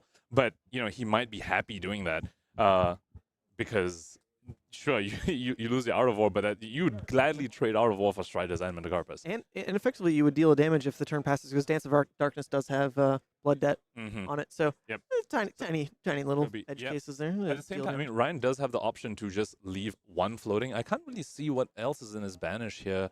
Is that a zero cost true. in Yeah, that is his banish. I'm looking at the vexing, but normally the chain players do this. Yeah. So it's at least, I think it's one Shadow Averser. I kind of see like the tip of an orange. That's what it feels like to me as well, which means, Ryan does have lethal even if he just leaves one floating.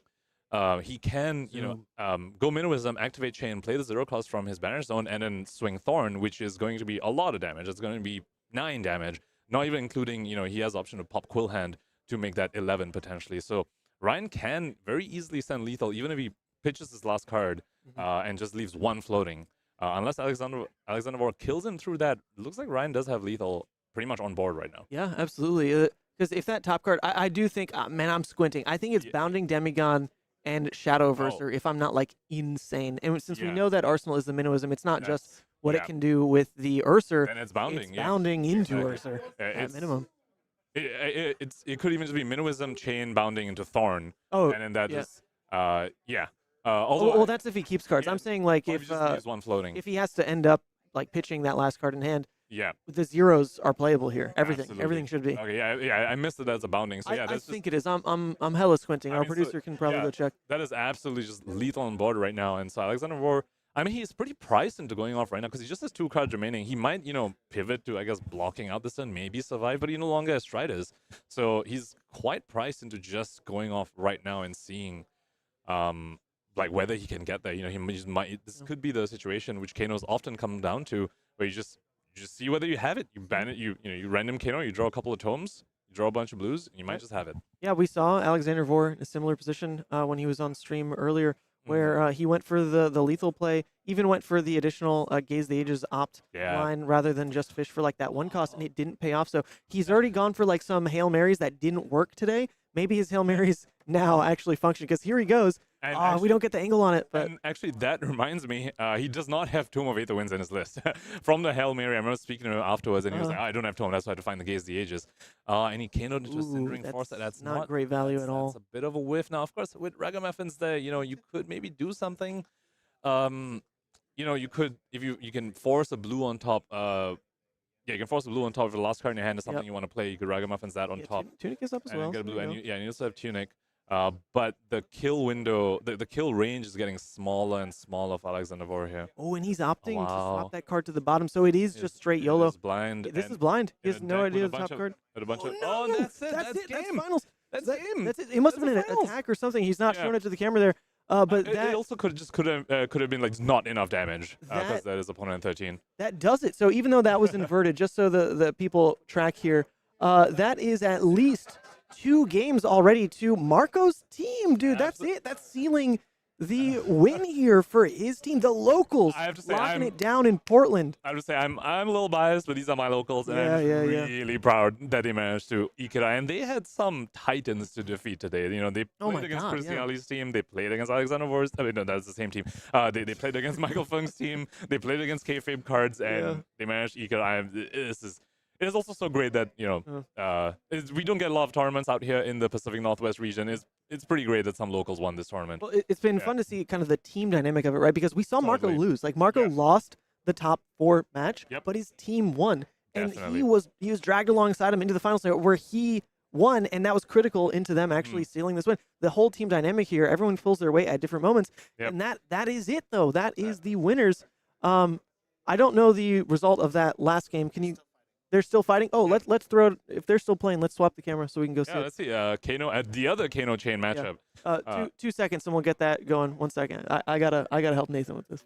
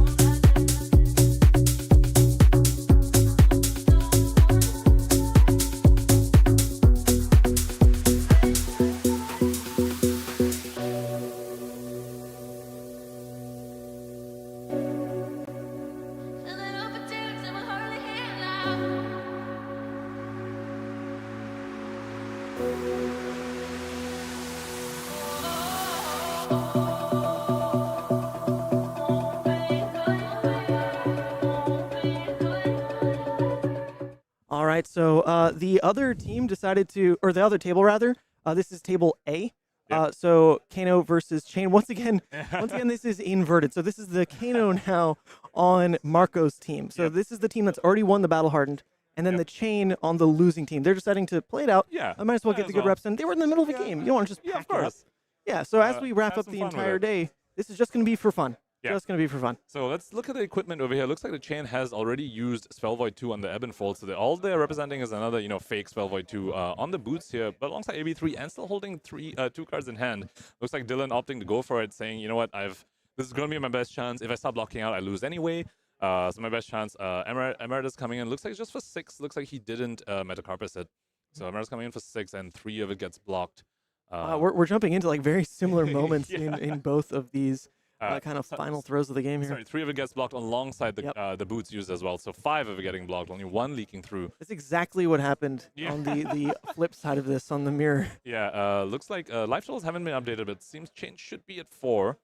Having taken 1, and there'll be important resources track. Now, Dylan definitely doing the math, playing around that final card being a blue. Let's see whether he managed to get there. Ragamuffin's hat still up. He didn't use a Metacarpus, so that probably tells us he's maybe finds himself a little resource light in this hand. I'll forgive him for not updating the life. I did kind of just jam it in their face. Hey, you're on camera. Fix the life. Yeah. So if they get to it, they get to it. It's okay. We'll track the life. Chane's at 4, Kano's at 5. 4. Okay, here. And it seems to be a Bounding Demigod on the stack. We don't probably being buffed by a Plunder run, which is why Dylan probably felt forced to go. There's lethal on the stack. That's my guess. Yep. We don't know for sure, but safe guess. There is no Arsenal, so that's more likely now that Plunder was. Well, at least couldn't have played from Arsenal here. Okay, so it looks like he's activating Kano, responding with the head. So that is 2 floating that he has, because he did pitch a yellow and a blue. Did overpitch to Kano. And he did swap the cards. I believe it did see that he put the card he had in hand. Okay, banishing into Blazing. Yep. So that was floating. Set up here.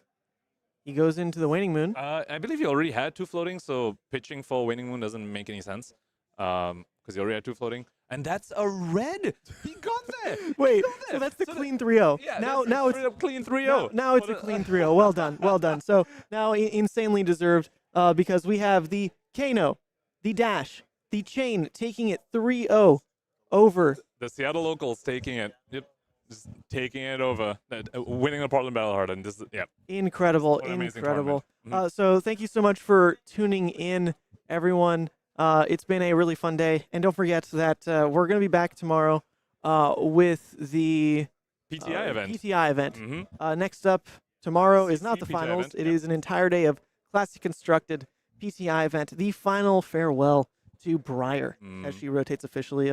Wait, And Rosetta Thorn rotates. She rotates on Tuesday, or is that a different thing than the BNR? The BNR comes on Tuesday. Is that part of the Living Legend? I'm not. Honestly, I'm not entirely sure. I think typically they've done it where like they'll announce the BNR and be like, this Friday is when it actually goes into effect or something like that. Okay, well, still, it's like the last opportunity, effectively, It's the last big event for Briar, for Rosetta Thorn. How about instead of like sending Briar off in fashion, let's have like a Viscerai with Rosetta just win tomorrow. That's a lot. I'll allow it. For once in my life, crying. I will allow a Viscerai to perform well tomorrow, just so that his build with Rosetta can sunset as well. So we've got that coming for you tomorrow. It'll be much more relaxed as well. We have no casters lined up, so it's just going to be whoever wants to jam and have some fun. Marco now winning the whole Battle Hardened. Maybe he just wants a break. No, he also has an entry into PTI event, so he might play. Who knows? Maybe he just wants 2 PTIs this weekend. Apparently. So just an update, because people in chat were asking how do Living Legend points and like things like that work for this format. They do not. There's no ELO given out in this format. There's no EXP, or XP rather. No XP even? No XP. Okay. Because it's only locked to one person's account. That makes sense. Yeah. Well, actually, don't quote me on the Living Legends. I thought there's no Living Legend points given out for this, but I know it's for a fact no XP, no ELO. But maybe the Living Legend points are factored in. I'm not sure about that. I don't know. Can you ask a judge on that one? Go ask Ryan. Yeah. So we won't sign off the stream until we have a straight confirmation on that front. But what is given out is Small Dragon sleeves. Oh no! I was gonna reference the price sheet. What is given out at least is 1,500 USD for the team that wins. So you can effectively like split it 3 ways: 500, 500, 500, and 3 PTIs. 3 PTIs, gold foil, legendary black envelope. That's got to be one, right? There's no way they each get one. Do they each get one? That I have no idea. It could. I mean, if it's just one, it can be a little ox. I mean, the only option you have then is just to sell it and split the money, I guess. So, but also giving out 3 gold foils at one event could also be a bit much. So we're not entirely sure. Yeah, not sure. We'll get some updates. So it looks like no Living Legend points are given out. That was confirmed now by the judge. Yeah, really just playing for the PTI and some money. And it went all to locals in the area. How fun is that? How fun is that? I'm updating the graphic here for the finals so we can see. There we go. Dylan, Mangini, Marco, Marcelli, Ryan, Biggs taking it down in that wonderful 3-0 that we actually saw across the board. We saw the conclusion of all 3 games there. All right, so that's going to be it, people, for the stream today. It's been myself just slowly, energy level sinking. This is my morning coffee, and you got me a second coffee, and I still haven't finished. I still haven't even finished my first coffee. I was trying to suck up to my boss, and he just threw my coffee away, basically spat in my face on top of that too. Yeah, I didn't need the caffeine. I just needed you, buddy. And you did great today. So that was going to be it for the day. We'll be back tomorrow. Nathan was in the house doing production. Of course, myself and Pankaj were holding it down in the booth. And all these wonderful players were putting on amazing games for us on camera. Absolutely. So, what a treat. What a treat, everyone. Hopefully you enjoyed. Have a good one, and we will see you tomorrow with more giveaways, more Flesh and Blood event code, all that good stuff. One more time for our sponsors, and we'll see you tomorrow.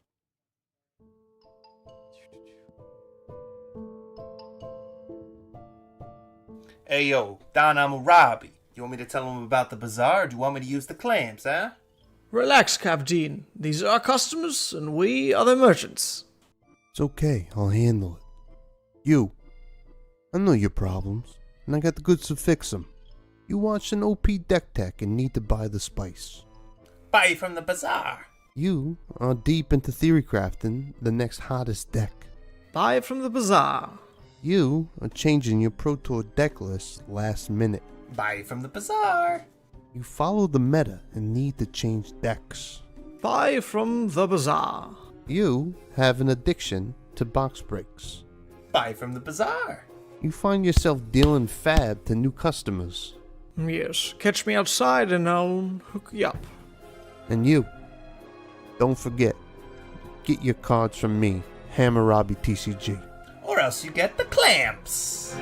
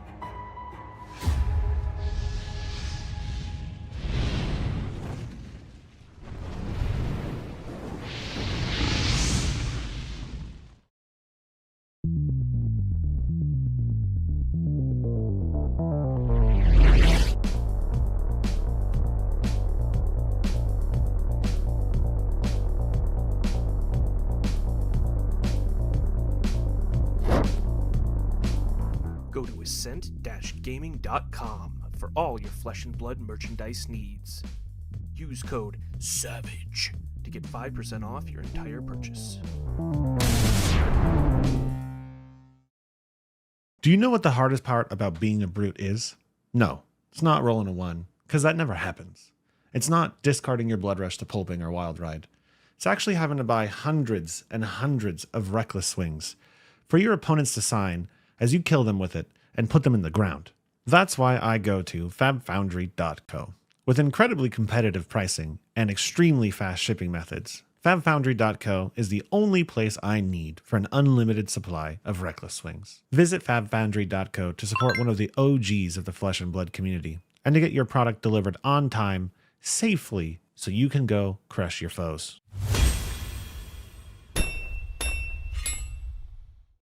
Hey there, I'm Joey from EDH Rec, and I'd like to help introduce a cool new addition to the Rec family. We've launched a great resource to help you out with your fab deck building. And in this short video, we've got a Flesh and Blood creator to help walk you through it. Basically, the announcement is, well, actually, I'll just let him explain it. Mansant, take it away. What Fabric does is gather a huge amount of competitive deck lists from a variety of sources and then provides useful insight for each hero and the formats in general. And here we have Dromai Ash Artist, a powerful and new fun hero from the Uprising set. Instantly, we can see statistics taken from the average of all the deck lists for Dromai. Now, the first thing you can see is the card distribution, pitch, and cost averages. Scrolling down, we get to the juicy part, what I definitely want to see, the most popular dragons. Notice how Invoke Chromai, Kyloria, and Miragai are showing up nearly 100% of the time in Dromai decks. These are clearly the staple dragons you want to start your deck with. Thank you for tuning into the video here, and be sure to check out my content on Mansant at YouTube, streams, gameplay, everything to do with Levia, and keep your eye out for Fabric as well. Future features for sure. Try it now, a great tool for Flesh and Blood players right here on fabric.gg.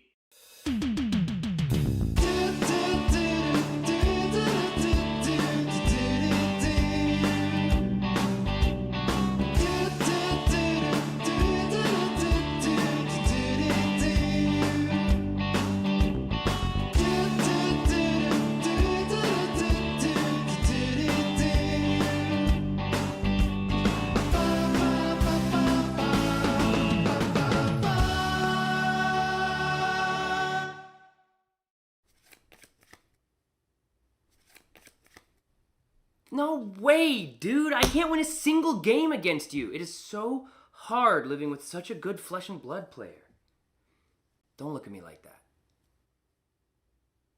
Yeah, I know I need practice. It's just hard when you beat me up all the time. What? You think I need to go to the Realm Rumble? And you also think I should outline exactly what the Realm Rumble is in case anybody watching doesn't know about one of the biggest Flesh and Blood events of the year? Okay, if you say so. Realm Rumble 2023 is a first of its kind, independently organized, 3-day-long celebration of all the biggest names in trading card games. If you love Flesh and Blood, then this is the weekend for you. There's going to be a $10,000 open tournament, a $5,000 team sealed tournament, and overall, $45,000 of prizes given out over the course of the whole weekend. If you like callings, if you like Pro Tours, then this is the event for you. It's going down December 1st through 3rd in Columbus, Ohio. Head down to the Realm Games' website, realmgames.myshopify.com, to get your early bird registrations in, and we'll see you at the Rumble. All right. 3 of a kind resolves.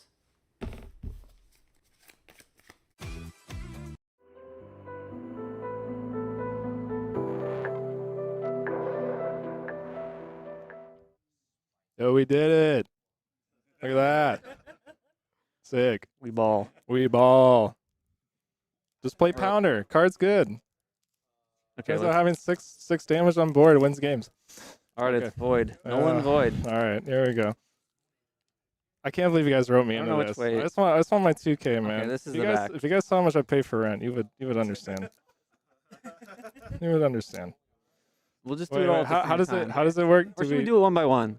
Oh, I don't know. You can do it one by Let's one. do one by one. All I'll right, start. yeah, I'll get sad when you get heart. What do we got? What do we got? Ooh. That's a good one.